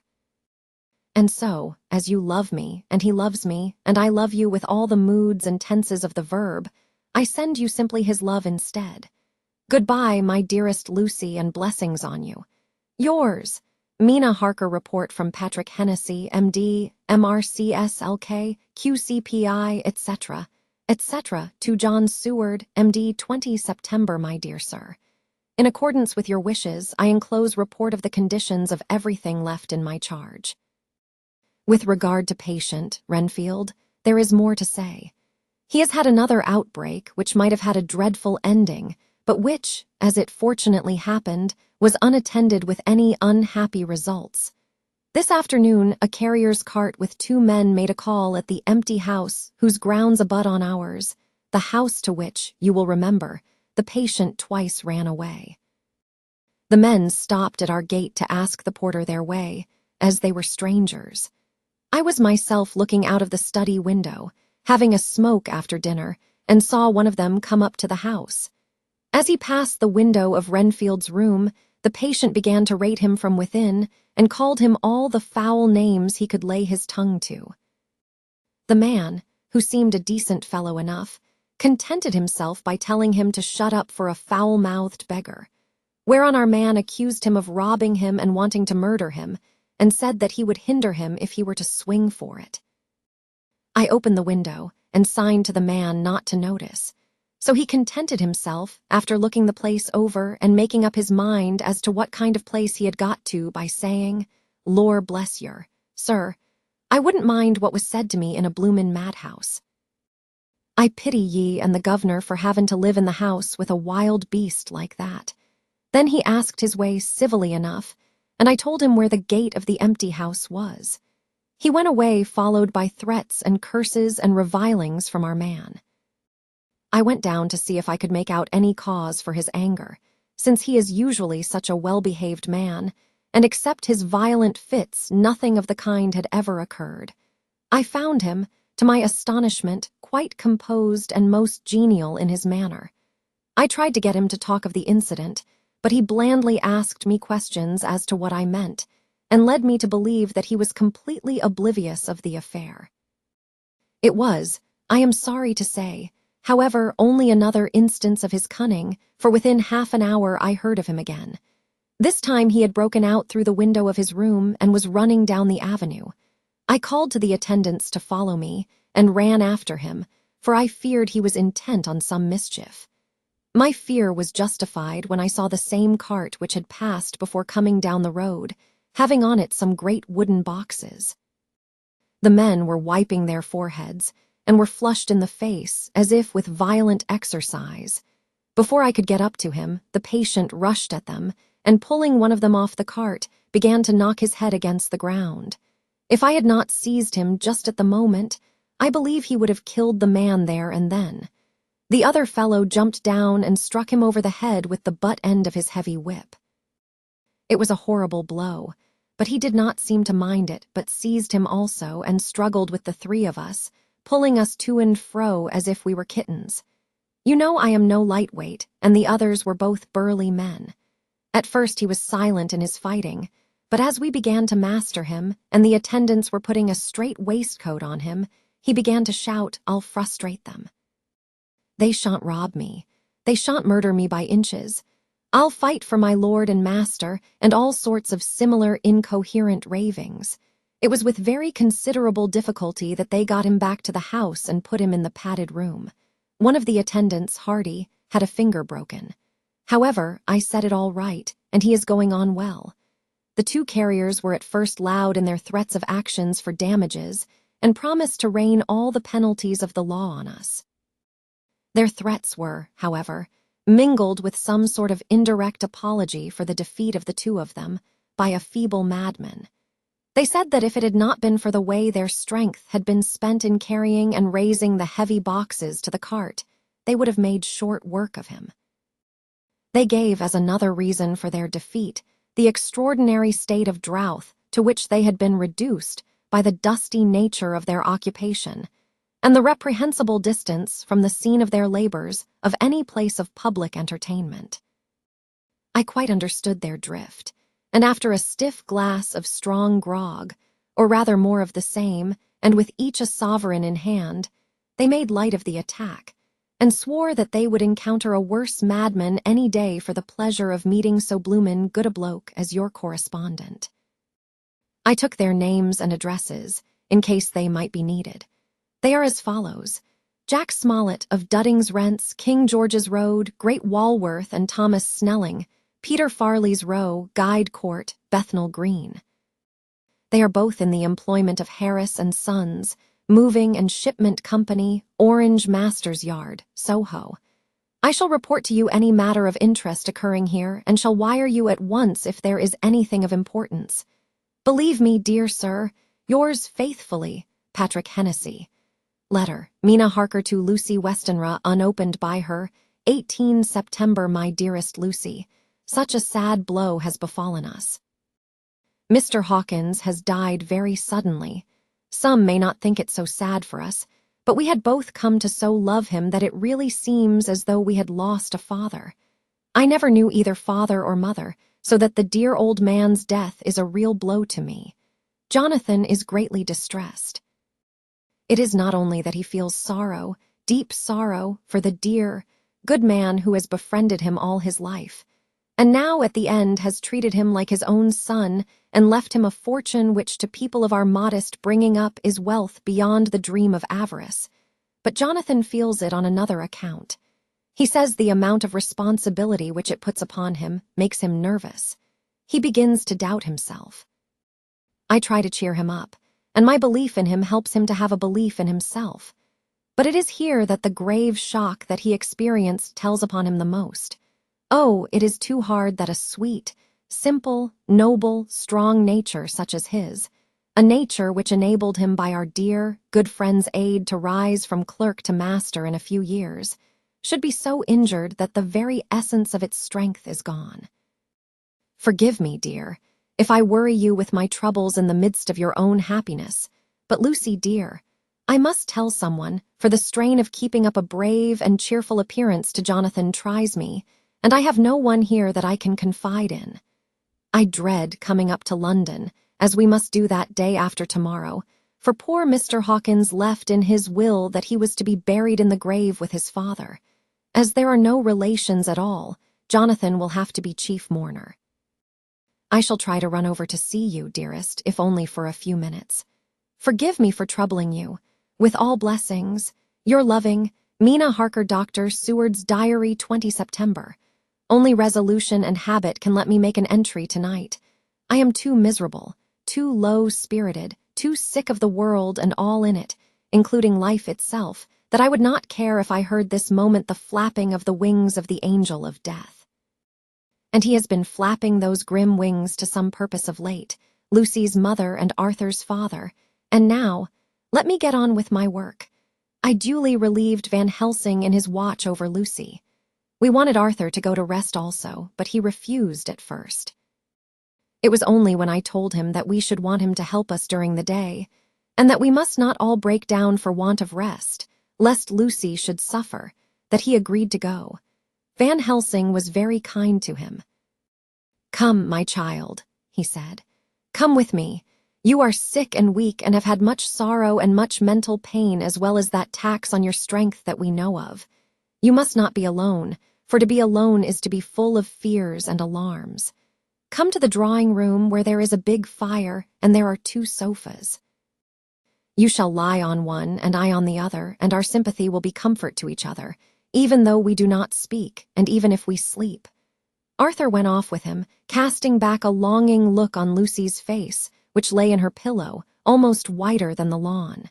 She lay quite still, and I looked around the room to see that all was as it should be. I could see that the professor had carried out in this room, as in the other, his purpose of using the garlic. The whole of the window sashes reeked with it, and round Lucy's neck over the silk handkerchief which Van Helsing made her keep on was a rough chaplet of the same odorous flowers. Lucy was breathing somewhat stertorously, and her face was at its worst, for the open mouth showed the pale gums. Her teeth in the dim, uncertain light seemed longer and sharper than they had been in the morning. In particular, by some trick of the light, the canine teeth looked longer and sharper than the rest. I sat down beside her, and presently she moved uneasily. At the same moment there came a sort of dull flapping or buffeting at the window. I went over to it softly and peeped out by the corner of the blind. There was a full moonlight, and I could see that the noise was made by a great bat, which wheeled around, doubtless attracted by the light, although so dim, and every now and again struck the window with its wings. When I came back to my seat, I found that Lucy had moved slightly and had torn away the garlic flowers from her throat. I replaced them as well as I could and sat watching her. Presently she woke, and I gave her food as Van Helsing had prescribed. She took but a little, and that languidly. There did not seem to be with her now the unconscious struggle for life and strength that had hitherto so marked her illness. It struck me as curious that the moment she became conscious, she pressed the garlic flowers close to her. It was certainly odd that whenever she got into that lethargic state, with the stertorous breathing, she put the flowers from her, but that when she waked, she clutched them close. There was no possibility of making any mistake about this, for in the long hours that followed, she had many spells of sleeping and waking and repeated both actions many times. At 6 o'clock, Van Helsing came to relieve me. Arthur had then fallen into a doze, and he mercifully let him sleep on. When he saw Lucy's face, I could hear the hissing in draw of breath, and he said to me in a sharp whisper, "Draw up the blind, I want light." Then he bent down, and, with his face almost touching Lucy's, examined her carefully. He removed the flowers and lifted the silk handkerchief from her throat. As he did so, he started back, and I could hear his ejaculation, "Mein Gott," as it was smothered in his throat. I bent over and looked, too, and as I noticed, some queer chill came over me. The wounds on the throat had absolutely disappeared. For fully 5 minutes, Van Helsing stood looking at her, with his face at its sternest. Then he turned to me and said calmly, "She is dying. It will not be long now. It will be much difference, mark me, whether she dies conscious or in her sleep. Wake that poor boy and let him come and see the last. He trusts us, and we have promised him." I went to the dining room and waked him. He was dazed for a moment, but when he saw the sunlight streaming in through the edges of the shutters, he thought he was late and expressed his fear. I assured him that Lucy was still asleep, but told him as gently as I could that both Van Helsing and I feared that the end was near. He covered his face with his hands and slid down on his knees by the sofa, where he remained, perhaps a minute, with his head buried, praying, whilst his shoulders shook with grief. I took him by the hand and raised him up. "Come," I said. "My dear old fellow, summon all your fortitude. It will be best and easiest for her." When we came into Lucy's room, I could see that Van Helsing had, with his usual forethought, been putting matters straight and making everything look as pleasing as possible. He had even brushed Lucy's hair, so that it lay on the pillow in its usual sunny ripples. When we came into the room, she opened her eyes and, seeing him, whispered softly, "Arthur." "Oh, my love, I am so glad you have come." He was stooping to kiss her when Van Helsing motioned him back. "No," he whispered. "Not yet. Hold her hand, it will comfort her more."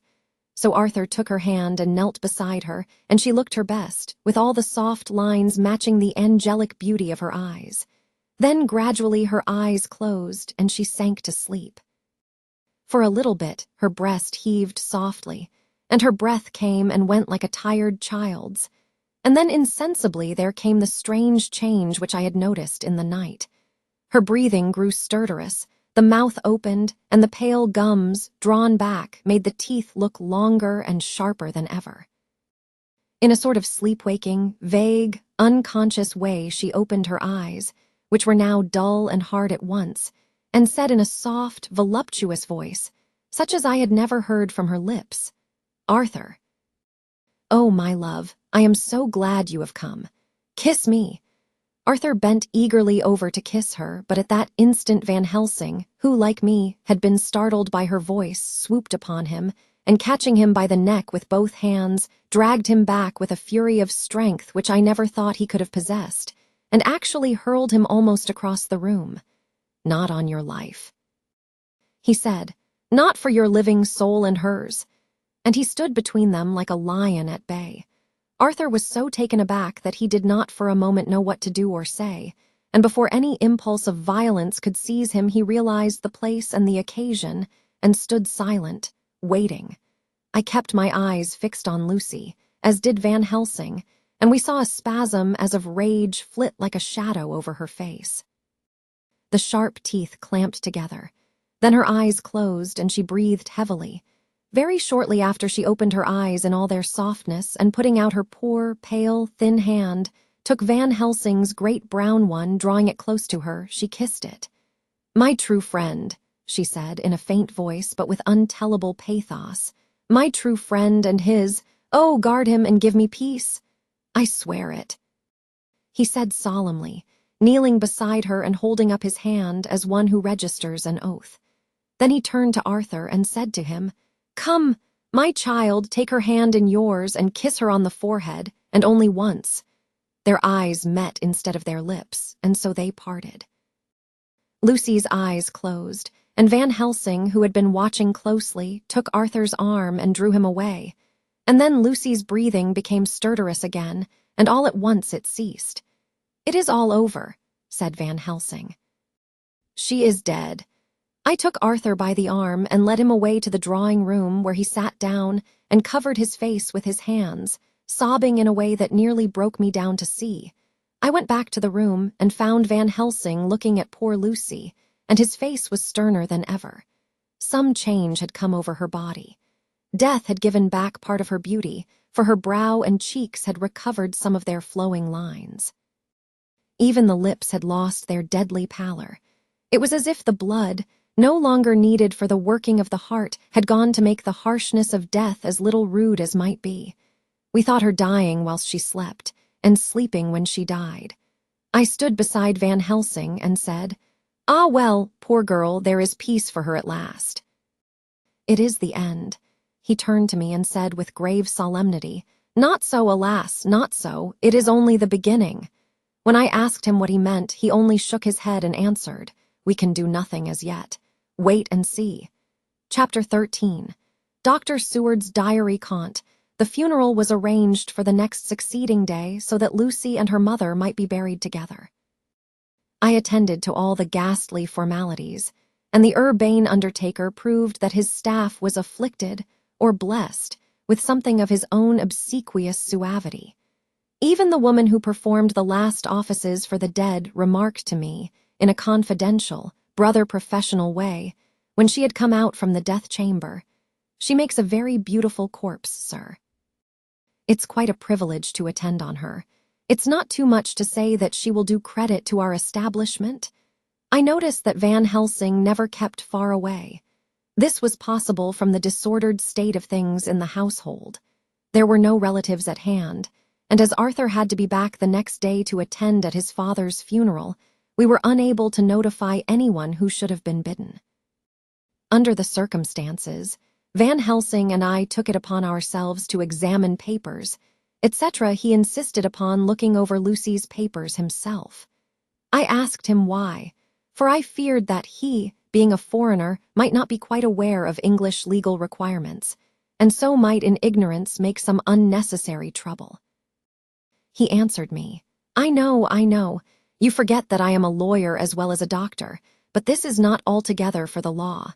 You knew that when you avoided the coroner. I have more than him to avoid. There may be papers more such as this."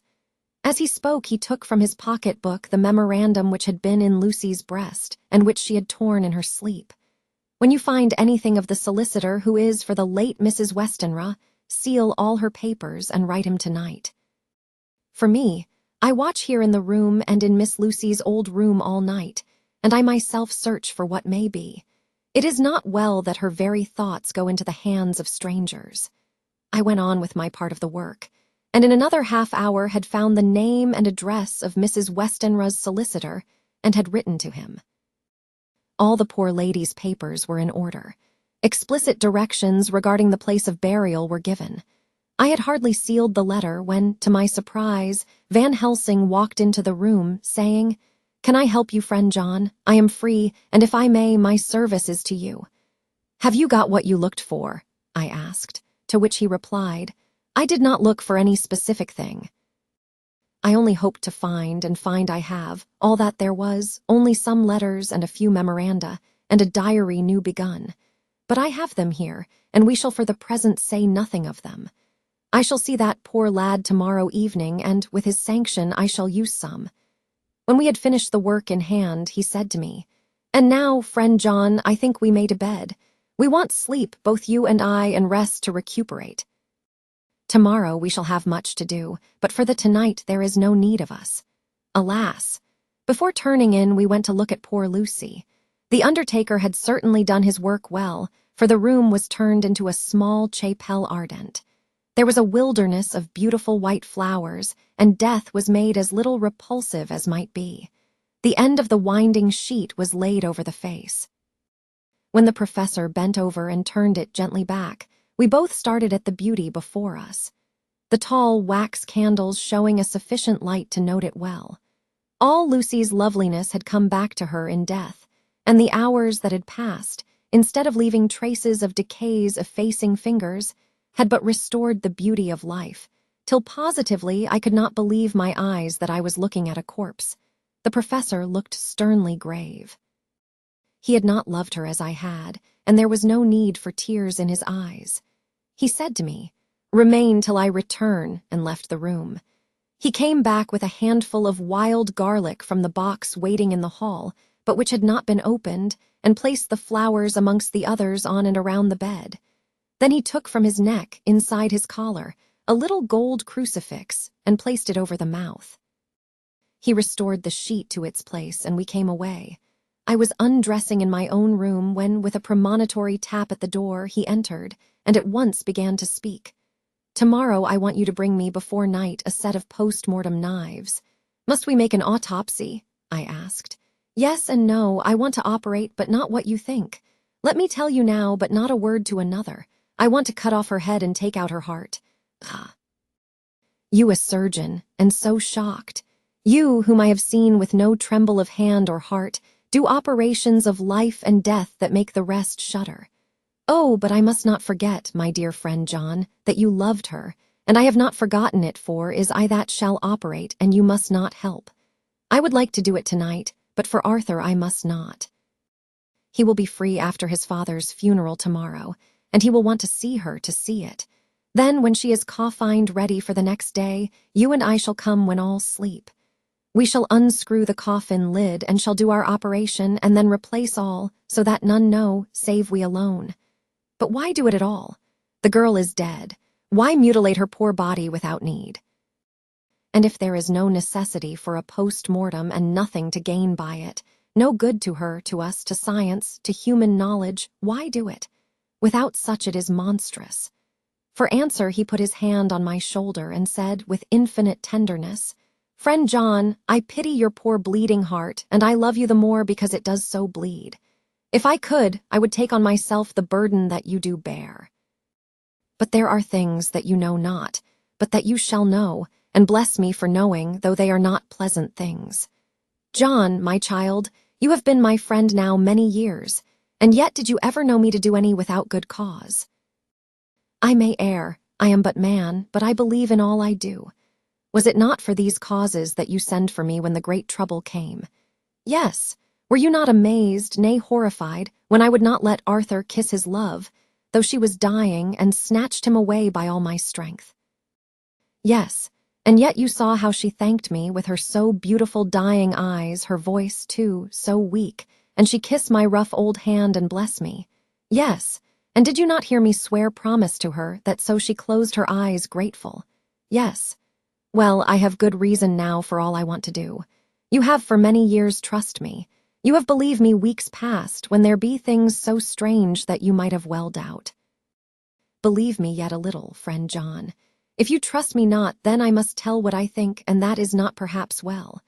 And if I work, as work I shall, no matter trust or no trust, without my friend trust in me, I work with heavy heart and feel oh so lonely when I want all help and courage that may be.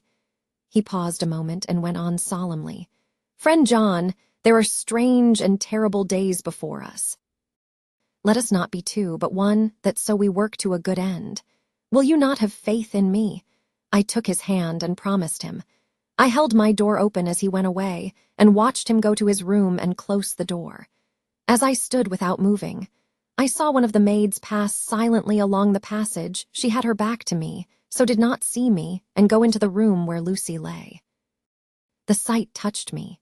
Devotion is so rare, and we are so grateful to those who show it unasked to those we love.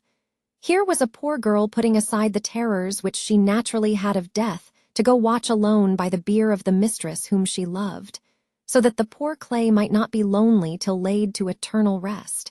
I must have slept long and soundly, for it was broad daylight when Van Helsing waked me by coming into my room. He came over to my bedside and said, "You need not trouble about the knives, we shall not do it." "Why not?" I asked, for his solemnity of the night before had greatly impressed me. "Because," he said sternly, "it is too late or too early, see." Here he held up the little golden crucifix. "This was stolen in the night." "How stolen?" I asked in wonder, "since you have it now." "Because I get it back from the worthless wretch who stole it, from the woman who robbed the dead and the living. Her punishment will surely come, but not through me. She knew not altogether what she did, and thus unknowing she only stole. Now we must wait." He went away on the word, leaving me with a new mystery to think of, a new puzzle to grapple with.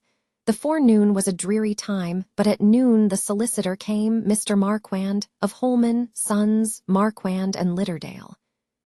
He was very genial and very appreciative of what we had done, and took off our hands all cares as to details. During lunch, he told us that Mrs. Westenra had for some time expected sudden death from her heart, and had put her affairs in absolute order. He informed us that, with the exception of a certain entailed property of Lucy's father, which now, in default of direct issue, went back to a distant branch of the family, the whole estate, real and personal, was left absolutely to Arthur Holmwood. When he had told us so much, he went on. "Frankly, we did our best to prevent such a testamentary disposition, and pointed out certain contingencies that might leave her daughter either penniless or not so free as she should be to act regarding a matrimonial alliance. Indeed, we pressed the matter so far that we almost came into collision, for she asked us if we were or were not prepared to carry out her wishes. Of course, we had then no alternative but to accept. We were right in principle, and 99 times out of 100 we should have proved, by the logic of events, the accuracy of our judgment. Frankly, however, I must admit that in this case any other form of disposition would have rendered impossible the carrying out of her wishes. For by her predeceasing her daughter, the latter would have come into possession of the property, and even had she only survived her mother by 5 minutes, her property would, in case there were no will, and a will was a practical impossibility in such a case, have been treated at her decease as under intestacy, in which case Lord Godalming, though so dear a friend, would have had no claim in the world. And the inheritors, being remote, would not be likely to abandon their just rights, for sentimental reasons regarding an entire stranger. I assure you, my dear sirs, I am rejoiced at the result, perfectly rejoiced. He was a good fellow, but his rejoicing at the one little part in which he was officially interested, of so great a tragedy, was an object lesson in the limitations of sympathetic understanding. He did not remain long, but said he would look in later in the day and see Lord Godalming. His coming, however, had been a certain comfort to us, since it assured us that we should not have to dread hostile criticism as to any of our acts. Arthur was expected at 5 o'clock, so a little before that time we visited the death chamber. It was so in very truth, for now both mother and daughter lay in it. The undertaker, true to his craft, had made the best display he could of his goods, and there was a mortuary air about the place that lowered our spirits at once. Van Helsing ordered the former arrangement to be adhered to, explaining that, as Lord Godalming was coming very soon, it would be less harrowing to his feelings to see all that was left of his fiancée quite alone. The undertaker seemed shocked at his own stupidity and exerted himself to restore things to the condition in which we left them the night before, so that when Arthur came such shocks to his feelings as we could avoid were saved. Poor fellow. He looked desperately sad and broken.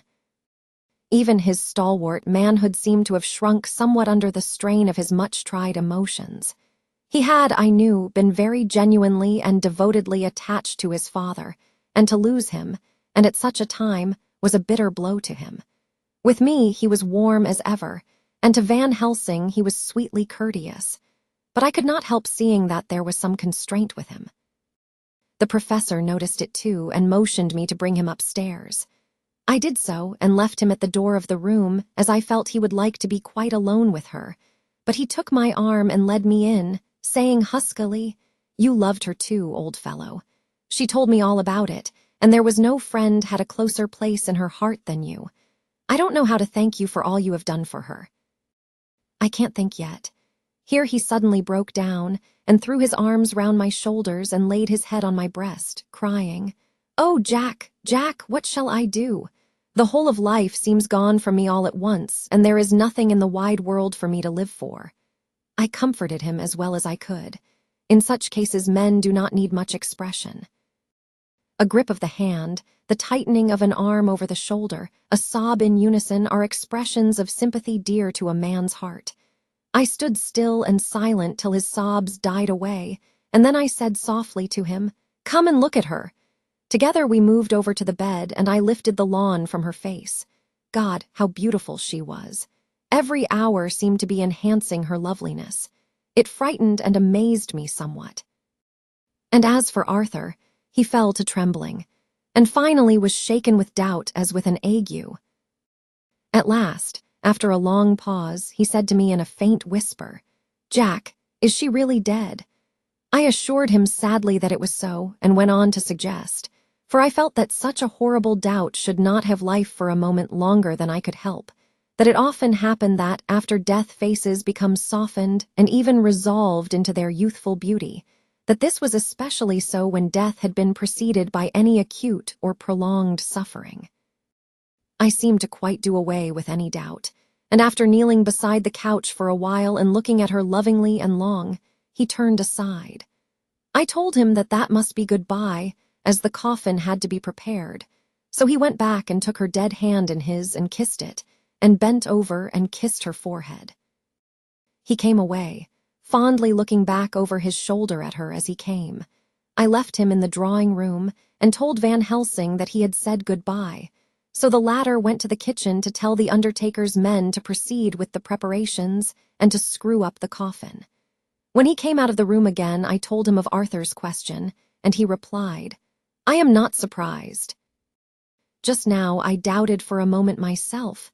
We all dined together, and I could see that poor Art was trying to make the best of things. Van Helsing had been silent all dinner time, but when we had lit our cigars, he said, 'Lord.'" But Arthur interrupted him. "No, no, not that, for God's sake. Not yet at any rate. Forgive me, sir. I did not mean to speak offensively.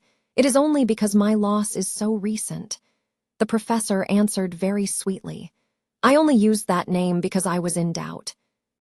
I must not call you Mr., and I have grown to love you. Yes, my dear boy, to love you as Arthur." Arthur held out his hand and took the old man's warmly. "Call me what you will," he said. "I hope I may always have the title of a friend, and let me say that I am at a loss for words to thank you for your goodness to my poor dear." He paused a moment and went on, "I know that she understood your goodness even better than I do. And if I was rude or in any way wanting at that time you acted so, you remember the professor nodded, you must forgive me." He answered with a grave kindness, "I know it was hard for you to quite trust me then, for to trust such violence needs to understand, and I take it that you do not, that you cannot, trust me now, for you do not yet understand. And there may be more times when I shall want you to trust when you cannot, and may not, and must not yet understand. But the time will come when your trust shall be whole and complete in me, and when you shall understand as though the sunlight himself shone through.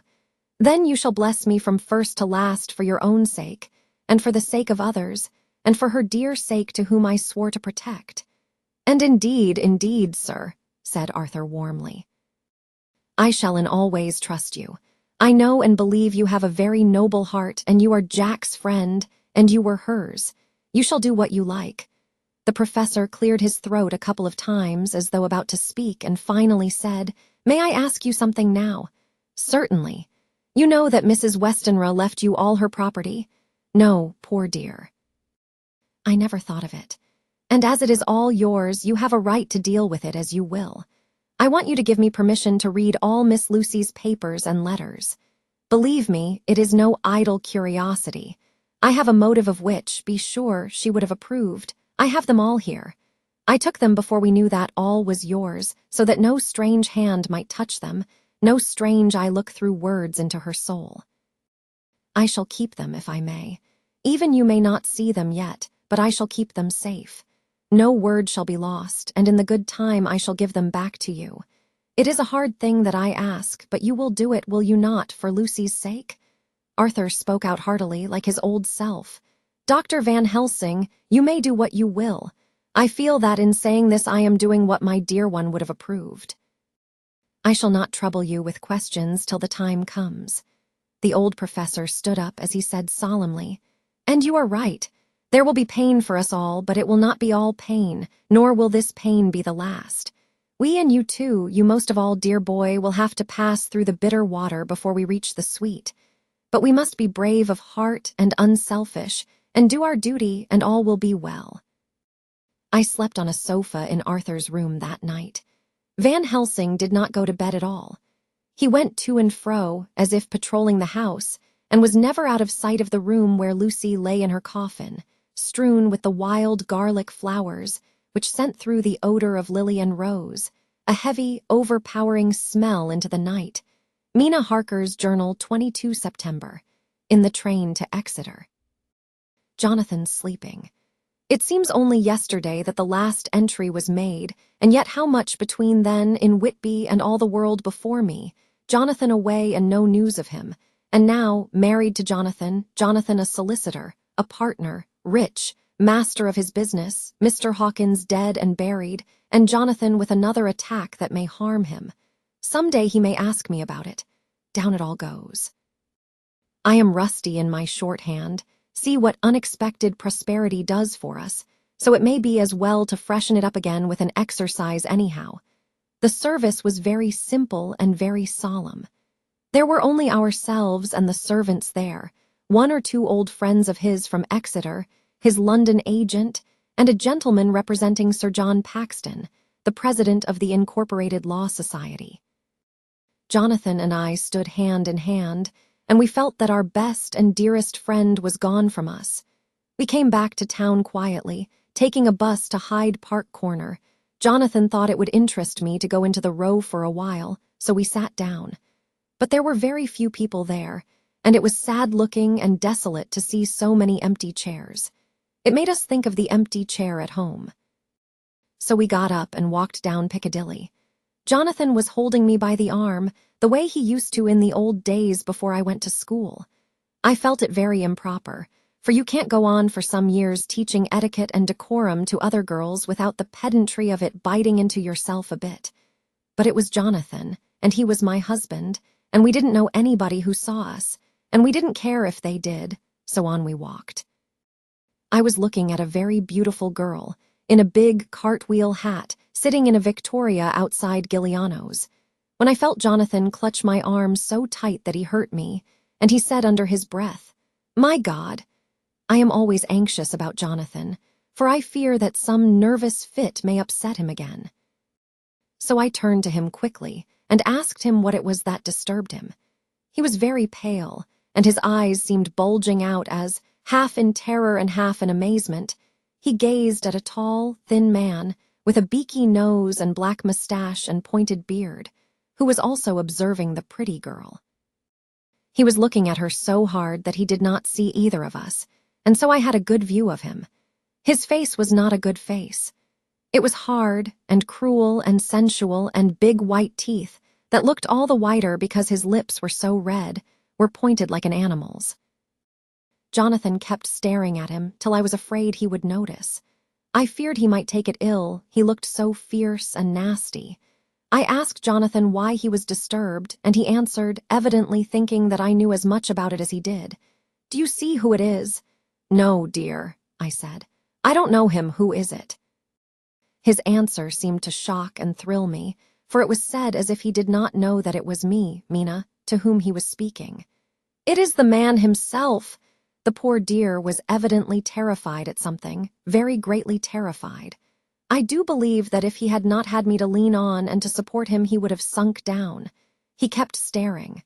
A man came out of the shop with a small parcel and gave it to the lady, who then drove off. The dark man kept his eyes fixed on her, and when the carriage moved up Piccadilly, he followed in the same direction and hailed a hansom. Jonathan kept looking after him and said as if to himself, "I believe it is the Count, but he has grown young. My God, if this be so. Oh, my God, if only I knew, if only I knew." He was distressing himself so much that I feared to keep his mind on the subject by asking him any questions, so I remained silent. I drew away quietly, and he, holding my arm, came easily. We walked a little further and then went in and sat for a while in the Green Park. It was a hot day for autumn, and there was a comfortable seat in a shady place. After a few minutes staring at nothing, Jonathan's eyes closed, and he went quickly into a sleep with his head on my shoulder. I thought it was the best thing for him, so did not disturb him. In about 20 minutes he woke up and said to me quite cheerfully, "Why, Mina, have I been asleep? Oh, do forgive me for being so rude. Come, and we'll have a cup of tea somewhere." He had evidently forgotten all about the dark stranger, as in his illness he had forgotten all that this episode had reminded him of. I don't like this lapsing into forgetfulness. It may make or continue some injury to the brain. I must not ask him, for fear I shall do more harm than good, but I must somehow learn the facts of his journey abroad. The time is come, I fear, when I must open the parcel and know what is written. Oh, Jonathan, you will, I know, forgive me if I do wrong, but it is for your own dear sake. Later. A sad homecoming in every way, the house empty of the dear soul who was so good to us. Jonathan still pale and dizzy under a slight relapse of his malady, and now a telegram from Van Helsing, whoever he may be. "You will be grieved to hear that Mrs. Westenra died 5 days ago and that Lucy died the day before yesterday. They were both buried today." Oh, what a wealth of sorrow in a few words. Poor Mrs. Westenra. Poor Lucy. Gone, never to return to us. And poor Arthur, to have lost such a sweetness out of his life.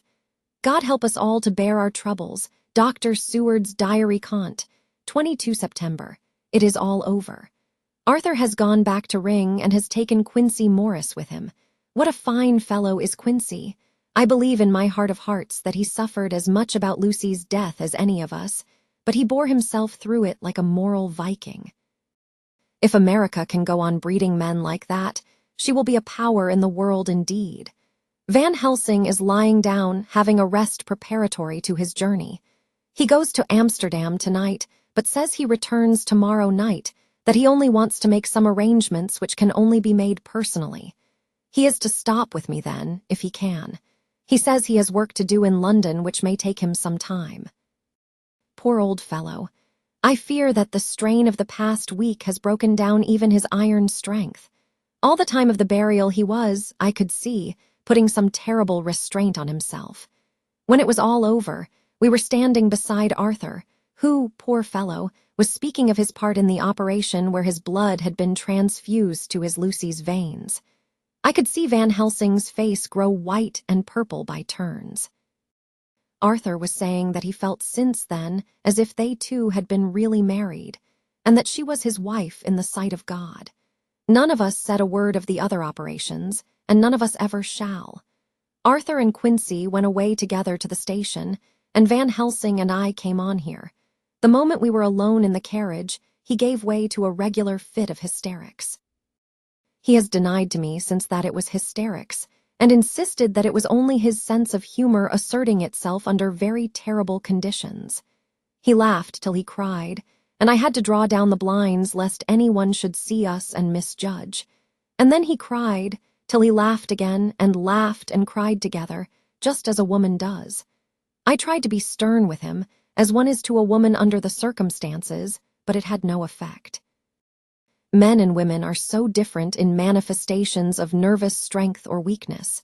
Then when his face grew grave and stern again, I asked him why his mirth, and why at such a time. His reply was in a way characteristic of him, for it was logical and forceful and mysterious.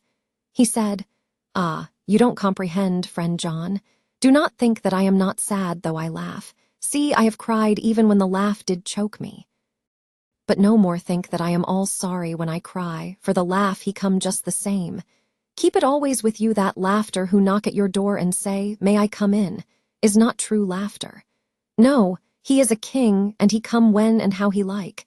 He ask no person, he choose no time of suitability. He say, I am here. Behold, an example I grieve my heart out for that so sweet young girl.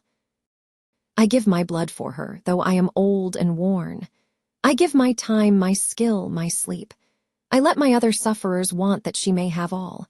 And yet I can laugh at her very grave, laugh when the clay from the spade of the sexton drop upon her coffin and say thud, thud to my heart, till it send back the blood from my cheek. My heart bleed for that poor boy, that dear boy. So of the age of mine own boy had I been so blessed that he live, and with his hair and eyes the same. There, you know now why I love him so. And yet when he say things that touch my husband heart to the quick, and make my father heart yearn to him as to no other man, not even you, friend John, for we are more level in experiences than father and son. Yet even at such a moment king laugh, he come to me and shout and bellow in my ear, here I am. Here I am, till the blood come dance back and bring some of the sunshine that he carry with him to my cheek. Oh, friend John, it is a strange world, a sad world, a world full of miseries and woes and troubles. And yet when king laugh come, he make them all dance to the tune he play. Bleeding hearts and dry bones of the churchyard and tears that burn as they fall, all dance together to the music that he make with that smileless mouth of him. And believe me, friend John, that he is good to come and kind. Ah, we men and women are like ropes drawn tight with strain that pull us different ways. Then tears come, and like the rain on the ropes, they brace us up, until perhaps the strain become too great, and we break. But king laugh, he come like the sunshine, and he ease off the strain again, and we bear to go on with our labor, what it may be. I did not like to wound him by pretending not to see his idea, but as I did not yet understand the cause of his laughter, I asked him. As he answered me, his face grew stern, and he said in quite a different tone, Oh, it was the grim irony of it all, this so lovely lady garlanded with flowers that looked so fair as life, till one by one we wondered if she were truly dead. She laid in that so fine marble house in that lonely churchyard, where rest so many of her kin, laid there with the mother who loved her, and whom she loved, and that sacred bell going toll. Toll, toll, so sad and slow.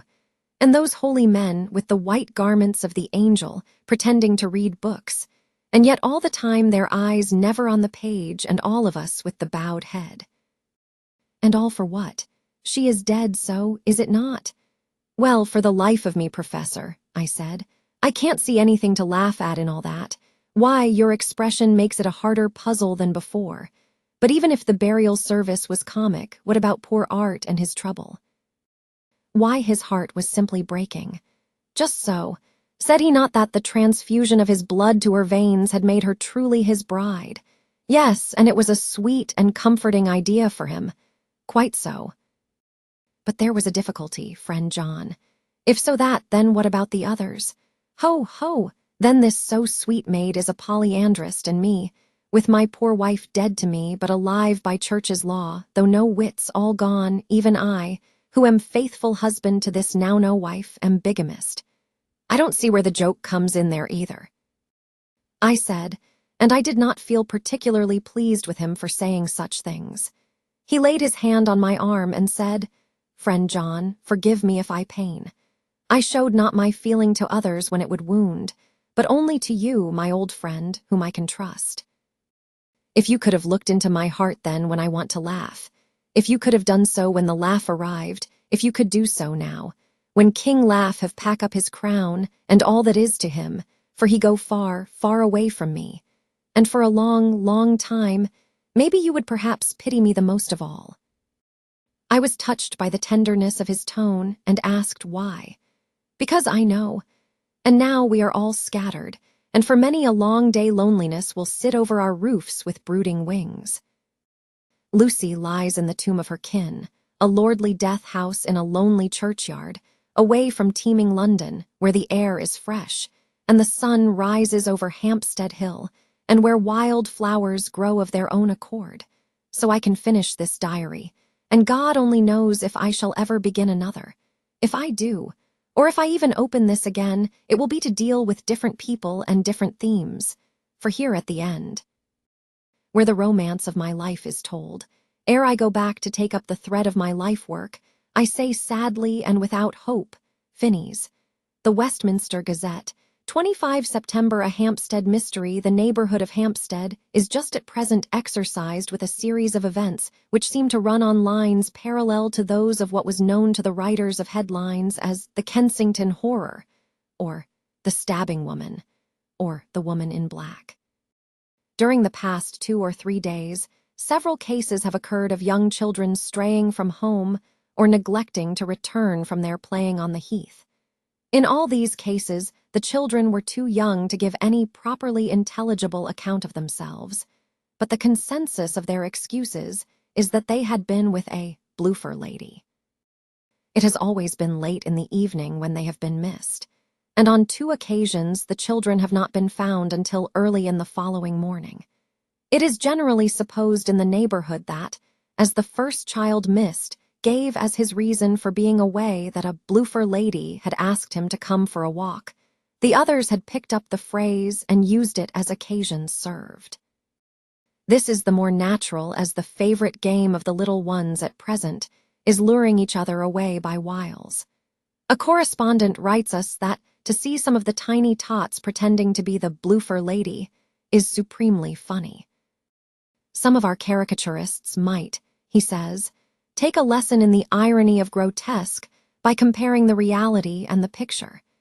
It is only in accordance with general principles of human nature that the bloofer lady should be the popular role at these al fresco performances. Our correspondent naively says that even Ellen Terry could not be so winningly attractive as some of these grubby-faced little children pretend, and even imagine themselves to be. There is, however, possibly a serious side to the question, for some of the children, indeed all who have been missed at night, have been slightly torn or wounded in the throat. The wounds seem such as might be made by a rat or a small dog, and although of not much importance individually, would tend to show that whatever animal inflicts them has a system or method of its own. The police of the division have been instructed to keep a sharp lookout for straying children, especially when very young, in and around Hampstead Heath, and for any stray dog which may be about. The Westminster Gazette. 25 September Extra Special, The Hampstead Horror, Another Child Injured the Bloofer Lady. We have just received intelligence that another child, missed last night, was only discovered late in the morning under a furze bush at the Shooter's Hill side of Hampstead Heath, which is perhaps less frequented than the other parts. It has the same tiny wound in the throat as has been noticed in other cases. It was terribly weak and looked quite emaciated. It too, when partially restored, had the common story to tell of being lured away by the bloofer lady. Chapter 14. Mina Harker's Journal, 23 September. Jonathan is better after a bad night. I am so glad that he has plenty of work to do, for that keeps his mind off the terrible things. And oh, I am rejoiced that he is not now weighed down with the responsibility of his new position. I knew he would be true to himself, and now how proud I am to see my Jonathan rising to the height of his advancement and keeping pace in all ways with the duties that come upon him. He will be away all day till late, for he said he could not lunch at home. My household work is done, so I shall take his foreign journal and lock myself up in my room and read it. 24 September.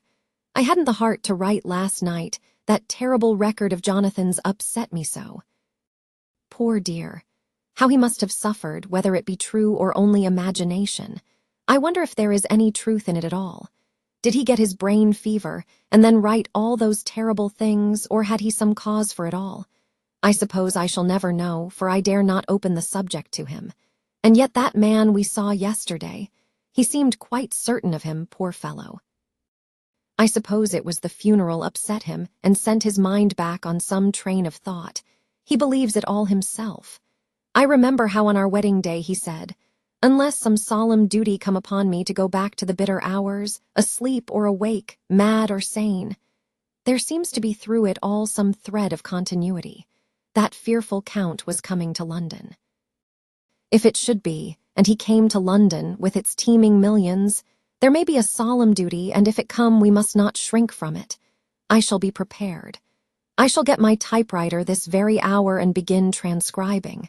Then we shall be ready for other eyes if required. And if it be wanted, then, perhaps, if I am ready, poor Jonathan may not be upset, for I can speak for him and never let him be troubled or worried with it at all. If ever Jonathan quite gets over the nervousness, he may want to tell me of it all, and I can ask him questions and find out things and see how I may comfort him. Letter. Van Helsing to Mrs. Harker, 24 September. Confidence. Dear Madam, I pray you to pardon my writing, in that I am so far friend as that I sent to you sad news of Miss Lucy WESTENRA'S death. By the kindness of Lord Godalming, I am empowered to read her letters and papers, for I am deeply concerned about certain matters vitally important. In them I find some letters from you, which show how great friends you were and how you love her. Oh, Madam Mina, by that love, I implore you, help me. It is for others' good that I ask, to redress great wrong, and to lift much and terrible troubles, that may be more great than you can know. May it be that I see you. You can trust me. I am friend of Dr. John Seward and of Lord Godalming. That was Arthur of Miss Lucy. I must keep it private for the present from all. I should come to Exeter to see you at once if you tell me I am privileged to come, and where and when. I implore your pardon, madam. I have read your letters to poor Lucy, and know how good you are and how your husband suffer. So I pray you, if it may be, enlighten him not, lest it may harm. Again your pardon, and forgive me. Van Helsing telegram. Mrs. Harker to Van Helsing, 25 September. Come today by 10:15 train if you can catch it. Can see you any time you call. Wilhelmina Harker. Mina Harker's Journal, 25 September. I cannot help feeling terribly excited as the time draws near for the visit of Dr. Van Helsing. For somehow I expect that it will throw some light upon Jonathan's sad experience. And as he attended poor dear Lucy in her last illness, he can tell me all about her. That is the reason of his coming. It is concerning Lucy and her sleepwalking, and not about Jonathan. Then I shall never know the real truth now. How silly I am. That awful journal gets hold of my imagination and tinges everything with something of its own color. Of course it is about Lucy. That habit came back to the poor dear, and that awful night on the cliff must have made her ill. I had almost forgotten in my own affairs how ill she was afterwards. She must have told him of her sleep-walking adventure on the cliff, and that I knew all about it, and now he wants me to tell him what I know, so that he may understand. I hope I did right in not saying anything of it to Mrs. Westenra. I should never forgive myself if any act of mine, were it even a negative one, brought harm on poor dear Lucy. I hope, too, Dr. Van Helsing will not blame me. I have had so much trouble and anxiety of late that I feel I cannot bear more just at present. I suppose a cry does us all good at times, clears the air as other rain does. Perhaps it was reading the journal yesterday that upset me, and then Jonathan went away this morning to stay away from me a whole day and night, the first time we have been parted since our marriage. I do hope the dear fellow will take care of himself, and that nothing will occur to upset him. It is 2:00, and the doctor will be here soon now. I shall say nothing of Jonathan's journal unless he asks me. I am so glad I have typewritten out my own journal so that, in case he asks about Lucy, I can hand it to him. It will save much questioning. Later, he has come and gone. Oh, what a strange meeting, and how it all makes my head whirl round. I feel like one in a dream. Can it be all possible, or even a part of it? If I had not read Jonathan's journal first, I should never have accepted even a possibility. Poor, dear Jonathan, how he must have suffered. Please the good God, all this may not upset him again. I shall try to save him from it. But it may be even a consolation and a help to him, terrible though it be and awful in its consequences, to know for certain that his eyes and ears and brain did not deceive him, and that it is all true. It may be that it is the doubt which haunts him, that when the doubt is removed, no matter which, waking or dreaming, may prove the truth, he will be more satisfied and better able to bear the shock. Dr. Van Helsing must be a good man as well as a clever one if he is Arthur's friend and Dr. SEWARD'S, and if they brought him all the way from Holland to look after Lucy. I feel from having seen him that he is good and kind and of a noble nature. When he comes tomorrow, I shall ask him about Jonathan. And then, please God, all this sorrow and anxiety may lead to a good end. I used to think I would like to practice interviewing. Jonathan's friend on the Exeter News told him that memory is everything in such work, that you must be able to put down exactly almost every word spoken, even if you had to refine some of it afterwards. Here was a rare interview. I shall try to record it verbatim. It was 2:30 when the knock came. I took my courage a due mains and waited. In a few minutes Mary opened the door and announced Dr. Van Helsing. I rose and bowed, and he came towards me, a man of medium weight, strongly built, with his shoulders set back over a broad, deep chest and a neck well balanced on the trunk as the head is on the neck. The poise of the head strikes me at once as indicative of thought and power. The head is noble, well-sized, broad, and large behind the ears. The face, clean-shaven, shows a hard, square chin, a large, resolute, mobile mouth, a good-sized nose, rather straight, but with quick, sensitive nostrils that seem to broaden as the big, bushy brows come down and the mouth tightens. The forehead is broad and fine, rising at first almost straight and then sloping back above two bumps or ridges wide apart, such a forehead that the reddish hair cannot possibly tumble over it, but falls naturally back and to the sides. Big, dark blue eyes are set widely apart and are quick and tender or stern with the man's moods. He said to me, "Mrs. Harker, is it not?"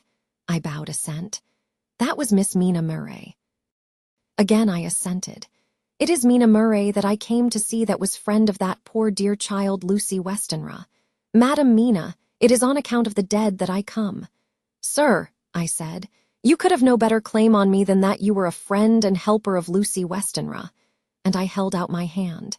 He took it and said tenderly, "Oh, Madam Mina, I know that the friend of that poor little girl must be good, but I had yet to learn." He finished his speech with a courtly bow. I asked him what it was that he wanted to see me about, so he at once began. "I have read your letters to Miss Lucy. Forgive me, but I had to begin to inquire somewhere, and there was none to ask. I know that you were with her at Whitby. She sometimes kept a diary. You need not look surprised, Madam Mina. It was begun after you had left, and was an imitation of you, and in that diary she traces by inference certain things to a sleepwalking in which she puts down that you saved her. In great perplexity then I come to you, and ask you out of your so much kindness to tell me all of it that you can remember. I can tell you, I think, Dr. Van Helsing, all about it. Ah, then you have good memory for facts, for details. It is not always so with young ladies. No, doctor, but I wrote it all down at the time. I can show it to you if you like. Oh, Madam Mina, I well be grateful. You will do me much favor. I could not resist the temptation of mystifying him a bit. I suppose it is some taste of the original apple that remains still in our mouths, so I handed him the shorthand diary. He took it with a grateful bow and said, "May I read it?" "If you wish," I answered as demurely as I could. He opened it, and for an instant his face fell. Then he stood up and bowed. "Oh, you so clever woman," he said. "I knew long that Mr. Jonathan was a man of much thankfulness, but see his wife have all the good things. And will you not so much honor me and so help me as to read it for me? Alas, I know not the shorthand." By this time my little joke was over, and I was almost ashamed. So I took the typewritten copy from my work basket and handed it to him. "Forgive me," I said. "I could not help it, but I had been thinking that it was of dear Lucy that you wished to ask, and so that you might not have time to wait, not on my account, but because I know your time must be precious, I have written it out on the typewriter for you." He took it, and his eyes glistened. "You are so good," he said. "And may I read it now? I may want to ask you some things when I have read." "By all means," I said. "Read it over whilst I order lunch, and then you can ask me questions whilst we eat." He bowed and settled himself in a chair with his back to the light and became so absorbed in the papers, whilst I went to see after lunch chiefly in order that he might not be disturbed. When I came back, I found him walking hurriedly up and down the room, his face all ablaze with excitement. He rushed up to me and took me by both hands.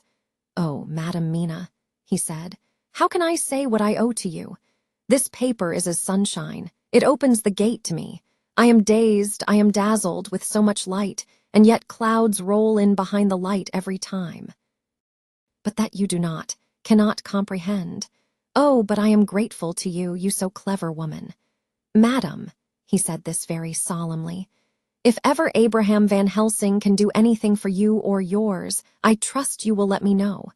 It will be pleasure and delight if I may serve you as a friend, but all I have ever learned, all I can ever do, shall be for you and those you love. There are darknesses in life, and there are lights. You are one of the lights. You will have a happy life and a good life, and your husband will be blessed in you. But, doctor, you praise me too much, and you do not know me. Not know you, I, who am old, and who have studied all my life men and women, I who have made my specialty the brain and all that belongs to him and all that follow from him. And I have read your diary that you have so goodly written for me, and which breathes out truth in every line. I, who have read your so sweet letter to poor Lucy of your marriage and your trust, not know you. Oh, Madam Mina, good women tell all their lives, and by day and by hour and by minute, such things that angels can read, and we men who wish to know have in us something of angels' eyes. Your husband is noble nature, and you are noble too, for you trust, and trust cannot be where there is mean nature. And your husband, tell me of him, is he quite well? Is all that fever gone, and is he strong and hearty? I saw here an opening to ask him about Jonathan, so I said, he was almost recovered, but he has been greatly upset by Mr. Hawkins' death. He interrupted. Oh, yes, I know. I have read your last 2 letters. I went on. I suppose this upset him, for when we were in town on Thursday last, he had a sort of shock. A shock, and after brain fever so soon. That is not good. What kind of shock was it? He thought he saw someone who recalled something terrible, something which led to his brain fever. And here the whole thing seemed to overwhelm me in a rush. The pity for Jonathan, the horror which he experienced, the whole fearful mystery of his diary, and the fear that has been brooding over me ever since, all came in a tumult. I suppose I was hysterical, for I threw myself on my knees and held up my hands to him and implored him to make my husband well again. He took my hands and raised me up and made me sit on the sofa and sat by me. He held my hand in his and said to me with, oh, such infinite sweetness, my life is a barren and lonely one, and so full of work that I have not had much time for friendships. But since I have been summoned to here by my friend John Seward, I have known so many good people and seen such nobility that I feel more than ever, and it has grown with my advancing years, the loneliness of my life. Believe me, then, that I come here full of respect for you, and you have given me hope, not in what I am seeking of, but that there are good women still left to make life happy, good women, whose lives and whose truths may make good lesson for the children that are to be. I am glad that I may here be of some use to you. For if your husband suffer, he suffer within the range of my study and experience. I promise you that I will gladly do all for him that I can, all to make his life strong and manly, and your life a happy one. Now you must eat. You are overwrought and perhaps over-anxious. Husband Jonathan would not like to see you so pale, and what he like not where he love is not to his good. Therefore, for his sake, you must eat and smile. You have told me about Lucy, and so now we shall not speak of it, lest it distress. I shall stay in Exeter tonight, for I want to think much over what you have told me, and when I have thought, I will ask you questions, if I may. And then, too, you will tell me of husband Jonathan's trouble so far as you can, but not yet. You must eat now. Afterwards you shall tell me all. After lunch, when we went back to the drawing-room, he said to me, and now tell me all about him. When it came to speaking to this great learned man, I began to fear that he would think me a weak fool, and Jonathan a madman, That journal is all so strange, and I hesitated to go on. But he was so sweet and kind, and he had promised to help, and I trusted him, so I said, "Dr. Van Helsing, what I have to tell you is so queer that you must not laugh at me or at my husband. I have been since yesterday in a sort of fever of doubt. You must be kind to me, and not think me foolish that I have even half believed some very strange things." He reassured me by his manner as well as his words when he said, "Oh, my dear, if you only know how strange is the matter regarding which I am here, it is you who would laugh. I have learned not to think little of anyone's belief, no matter how strange it may be. I have tried to keep an open mind, and it is not the ordinary things of life that could close it, but the strange things, the extraordinary things, the things that make one doubt if they be mad or sane. Thank you 1,000 times. You have taken a weight off my mind.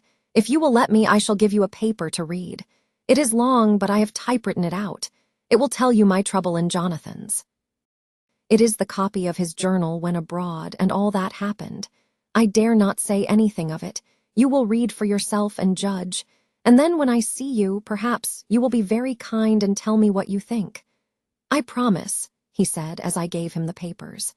"I shall in the morning, as soon as I can, come to see you and your husband, if I may. Jonathan will be here at 11:30, and you must come to lunch with us and see him then. You could catch the quick 3:34 train, which will leave you at Paddington before 8. He was surprised at my knowledge of the trains offhand, but he does not know that I have made up all the trains to and from Exeter, so that I may help Jonathan in case he is in a hurry. So he took the papers with him and went away, and I sit here thinking I don't know what. Letter, by hand. Van Helsing to Mrs. Harker, 25 September, 6 o'clock. Dear Madam Mina, I have read your husband's so wonderful diary. You may sleep without doubt. Strange and terrible as it is true. I will pledge my life on it. It may be worse for others, but for him and you there is no dread. He is a noble fellow, and let me tell you from experience of men that one who would do as he did in going down that wall and to that room, aye, and going a second time, is not one to be injured in permanence by a shock. His brain and his heart are all right, this I swear before I have even seen him, so be at rest. I shall have much to ask him of other things. I am blessed that today I come to see you, for I have learned all at once so much that again I am dazzled more than ever, and I must think. Yours the most faithful, Abraham Van Helsing. Letter, Mrs. Harker to Van Helsing, 25 September, 6:30 p.m. My dear Dr. Van Helsing, 1,000 thanks for your kind letter, which has taken a great weight off my mind. And yet, if it be true, what terrible things there are in the world, and what an awful thing if that man, that monster, be really in London. I fear to think. I have this moment, whilst writing, had a wire from Jonathan, saying that he leaves by the 6:25 tonight from Launceston and will be here at 10:18, so that I shall have no fear tonight. Will you, therefore, instead of lunching with us, please come to breakfast at 8 o'clock, if this be not too early for you. You can get away, if you are in a hurry, by the 10:30 train, which will bring you to Paddington by 2:35. Do not answer this, as I shall take it that, if I do not hear, you will come to breakfast.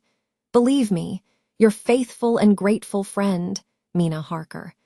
Jonathan Harker's Journal, 26 September. I thought never to write in this diary again, but the time has come.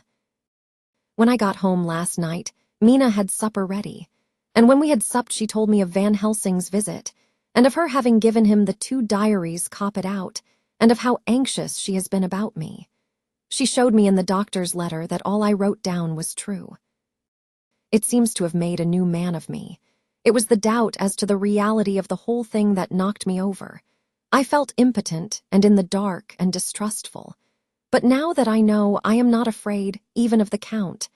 He has succeeded after all, then, in his design in getting to London, and it was he I saw. He has got younger, and how? Van Helsing is the man to unmask him and hunt him out if he is anything like what Mina says. We sat late and talked it over. Mina is dressing, and I shall call at the hotel in a few minutes and bring him over. He was, I think, surprised to see me. When I came into the room where he was and introduced myself, he took me by the shoulder and turned my face round to the light and said, after a sharp scrutiny, "But Madam Mina told me you were ill, that you had had a shock." It was so funny to hear my wife called Madam Mina by this kindly, strong-faced old man. I smiled and said, "I was ill, I have had a shock, but you have cured me already." "And how?" "By your letter to Mina last night. I was in doubt, and then everything took a hue of unreality, and I did not know what to trust, even the evidence of my own senses. Not knowing what to trust, I did not know what to do, and so had only to keep on working in what had hitherto been the groove of my life. The groove ceased to avail me, and I mistrusted myself. Doctor, you don't know what it is to doubt everything, even yourself. No, you don't, you couldn't with eyebrows like yours." He seemed pleased and laughed as he said, "So, you are a physiognomist. I learn more here with each hour. I am with so much pleasure coming to you to breakfast, and oh, sir, you will pardon praise from an old man, but you are blessed in your wife." I would listen to him go on praising Mina for a day, so I simply nodded and stood silent. She is one of God's women, fashioned by his own hand to show us men and other women that there is a heaven where we can enter, and that its light can be here on earth. So true, so sweet, so noble, so little an egoist, and that, let me tell you, is much in this age, so skeptical and selfish. And you, sir, I have read all the letters to poor Miss Lucy, and some of them speak of you, so I know you since some days from the knowing of others, but I have seen your true self since last night. You will give me your hand, will you not? And let us be friends for all our lives. We shook hands, and he was so earnest and so kind that it made me quite choky. "And now," he said, "may I ask you for some more help? I have a great task to do, and at the beginning it is to know. You can help me here. Can you tell me what went before your going to Transylvania? Later on I may ask more help, and of a different kind, but at first this will do." "Look here, sir," I said. "Does what you have to do concern the Count?" "It does," he said solemnly. "Then I am with you heart and soul. As you go by the 10:30 train, you will not have time to read them, but I shall get the bundle of papers. You can take them with you and read them in the train." After breakfast, I saw him to the station. When we were parting, he said, "Perhaps you will come to town if I send for you, and take Madam Mina too." "We shall both come when you will," I said. I had got him the morning papers and the London papers of the previous night, and while we were talking at the carriage window, waiting for the train to start, he was turning them over. His eyes suddenly seemed to catch something in one of them, the Westminster Gazette. I knew it by the color, and he grew quite white. He read something intently, groaning to himself, Mein Gott, so soon, so soon." I do not think he remembered me at the moment. Just then the whistle blew, and the train moved off. This recalled him to himself, and he leaned out of the window and waved his hand, calling out, "Love to Madam Mina." I shall write so soon as ever I can. Dr. Seward's Diary, 26 September. Truly, there is no such thing as finality. Not a week since I said, "Finnies," and yet here I am starting fresh again, or rather going on with the record. Until this afternoon, I had no cause to think of what is done. Renfield had become, to all intents, as sane as he ever was. He was already well ahead with his fly business, and he had just started in the spider line also, so he had not been of any trouble to me. I had a letter from Arthur, written on Sunday, and from it I gather that he is bearing up wonderfully well. Quincy Morris is with him, and that is much of a help, for he himself is a bubbling well of good spirits. Quincy wrote me a line too, and from him I hear that Arthur is beginning to recover something of his old buoyancy, so as to them all my mind is at rest. As for myself, I was settling down to my work with the enthusiasm which I used to have for it, so that I might fairly have said that the wound which poor Lucy left on me was becoming cicatrized. Everything is, however, now reopened, and what is to be the end God only knows. I have an idea that Van Helsing thinks he knows too, but he will only let out enough at a time to whet curiosity. He went to Exeter yesterday and stayed there all night. Today he came back and almost bounded into the room at about 5:30 and thrust last night's Westminster Gazette into my hand. "What do you think of that?" he asked as he stood back and folded his arms. I looked over the paper, for I really did not know what he meant, but he took it from me and pointed out a paragraph about children being decoyed away at Hampstead. It did not convey much to me until I reached a passage where it described small puncture wounds on their throats. An idea struck me and I looked up. "Well," he said, "it is like poor Lucy's. And what do you make of it? Simply that there is some cause in common. Whatever it was that injured her has injured them." I did not quite understand his answer. "That is true indirectly, but not directly." "How do you mean, Professor?" I asked. I was a little inclined to take his seriousness lightly, for after all, 4 days of rest and freedom from burning, harrowing, anxiety does help to restore one's spirits, but when I saw his face, it sobered me. Never, even in the midst of our despair about poor Lucy, had he looked more stern. "Tell me," I said. "I can hazard no opinion. I do not know what to think, and I have no data on which to found a conjecture." "Do you mean to tell me, friend John, that you have no suspicion as to what poor Lucy died of, not after all the hints given, not only by events, but by me? Of nervous prostration following a great loss or waste of blood. And how was the blood lost or wasted?" I shook my head. He stepped over and sat down beside me and went on. "You are a clever man, friend John. You reason well, and your wit is bold, but you are too prejudiced. You do not let your eyes see nor your ears hear, and that which is outside your daily life is not of account to you. Do you not think that there are things which you cannot understand, and yet which are, that some people see things that others cannot? But there are things old and new which must not be contemplated by men's eyes, because they know, or think they know, some things which other men have told them. Ah, it is the fault of our science that it wants to explain all, and if it explain not, then it says there is nothing to explain. But yet we see around us every day the growth of new beliefs, which think themselves new, and which are yet but the old, which pretend to be young, like the fine ladies at the opera. I suppose now you do not believe in corporeal transference." "No." "Nor in materialization. No, nor in astral bodies. No, nor in the reading of thought. No, nor in hypnotism." "Yes," I said. "Charcot has proved that pretty well." He smiled as he went on. "Then you are satisfied as to it." "Yes, and of course then you understand how it act and can follow the mind of the great Charcot, alas that he is no more, into the very soul of the patient that he influence." "No." "Then, friend John, am I to take it that you simply accept fact and are satisfied to let from premise to conclusion be a blank?" "No." "Then tell me, for I am a student of the brain, how you accept hypnotism and reject the thought-reading." "Let me tell you, my friend, that there are things done today in electrical science which would have been deemed unholy by the very man who discovered electricity, who would themselves not so long before been burned as wizards. There are always mysteries in life.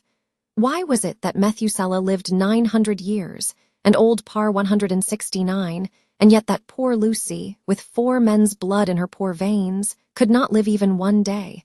For had she lived 1 more day, we could save her. Do you know all the mystery of life and death? Do you know the altogether of comparative anatomy, and can say wherefore the qualities of brutes are in some men, and not in others? Can you tell me why, when other spiders die small and soon, that one great spider lived for centuries in the tower of the old Spanish church, and grew, till, on descending, he could drink the oil of all the church lamps? Can you tell me why in the Pampas, aye and elsewhere, there are bats that come out at night and open the veins of cattle and horses and suck dry their veins? How in some islands of the western seas there are bats which hang on the trees all day? And those who have seen describe as like giant nuts or pods, and that when the sailors sleep on the deck, because that it is hot, flit down on them and then in the morning are found dead men, white as even Miss Lucy was. Good God, Professor! I said, starting up. Do you mean to tell me that Lucy was bitten by such a bat, and that such a thing is here in London in the 19th century? He waved his hand for silence. and went on. Can you tell me why the tortoise lives more long than generations of men, why the elephant goes on till he have seized dynasties, and why the parrot never die only of bite of cat of dog or other complaint? Can you tell me why men believe in all ages and places that there are men and women who cannot die? We all know, because science has vouched for the fact, that there have been toads shut up in rocks for thousands of years, shut in one so small hole that only hold him since the youth of the world. Can you tell me how the Indian fakir can make himself to die and have been buried, and his grave sealed and corn sowed on it, and the corn reaped and be cut and sown and reaped and cut again, and then men come and take away the unbroken seal, and that there lie the Indian fakir, not dead, but that rise up and walk amongst them as before? Here I interrupted him. I was getting bewildered. He so crowded on my mind his list of nature's eccentricities and possible impossibilities that my imagination was getting fired. I had a dim idea that he was teaching me some lesson, as long ago he used to do in his study at Amsterdam. But he used them to tell me the thing so that I could have the object of thought in mind all the time. But now I was without his help, yet I wanted to follow him, so I said, Professor, let me be your pet student again. Tell me the thesis, so that I may apply your knowledge as you go on. At present I am going in my mind from point to point as a madman, and not a sane one, follows an idea. I feel like a novice lumbering through a bog in a midst, jumping from one tussock to another in the mere blind effort to move on without knowing where I am going. That is a good image, he said. Well, I shall tell you. My thesis is this: I want you to believe. To believe what? To believe in things that you cannot. Let me illustrate. I heard once of an American who so defined faith, that faculty which enables us to believe things which we know to be untrue. For one, I follow that man. He meant that we shall have an open mind and not let a little bit of truth check the rush of the big truth, like a small rock does a railway truck. We get the small truth first. Good. We keep him and we value him, but all the same we must not let him think himself all the truth in the universe. Then you want me not to let some previous conviction inure the receptivity of my mind with regard to some strange matter. Do I read your lesson aright? Ah, you are my favorite pupil still. It is worth to teach you. Now that you are willing to understand, you have taken the first step to understand. You think then that those so small holes in the children's throats were made by the same that made the holes in Miss Lucy? I suppose so. He stood up and said solemnly, Then you are wrong. Oh, would it were so, but alas, no. It is worse, far, far worse. In God's name, Professor Van Helsing, what do you mean? I cried. He threw himself with a despairing gesture into a chair and placed his elbows on the table, covering his face with his hands as he spoke. They were made by Miss Lucy. Thanks for listening to Part 1 of Dracula by Bram Stoker. Don't miss the rest of this tale. Click the link in the description for Part 2.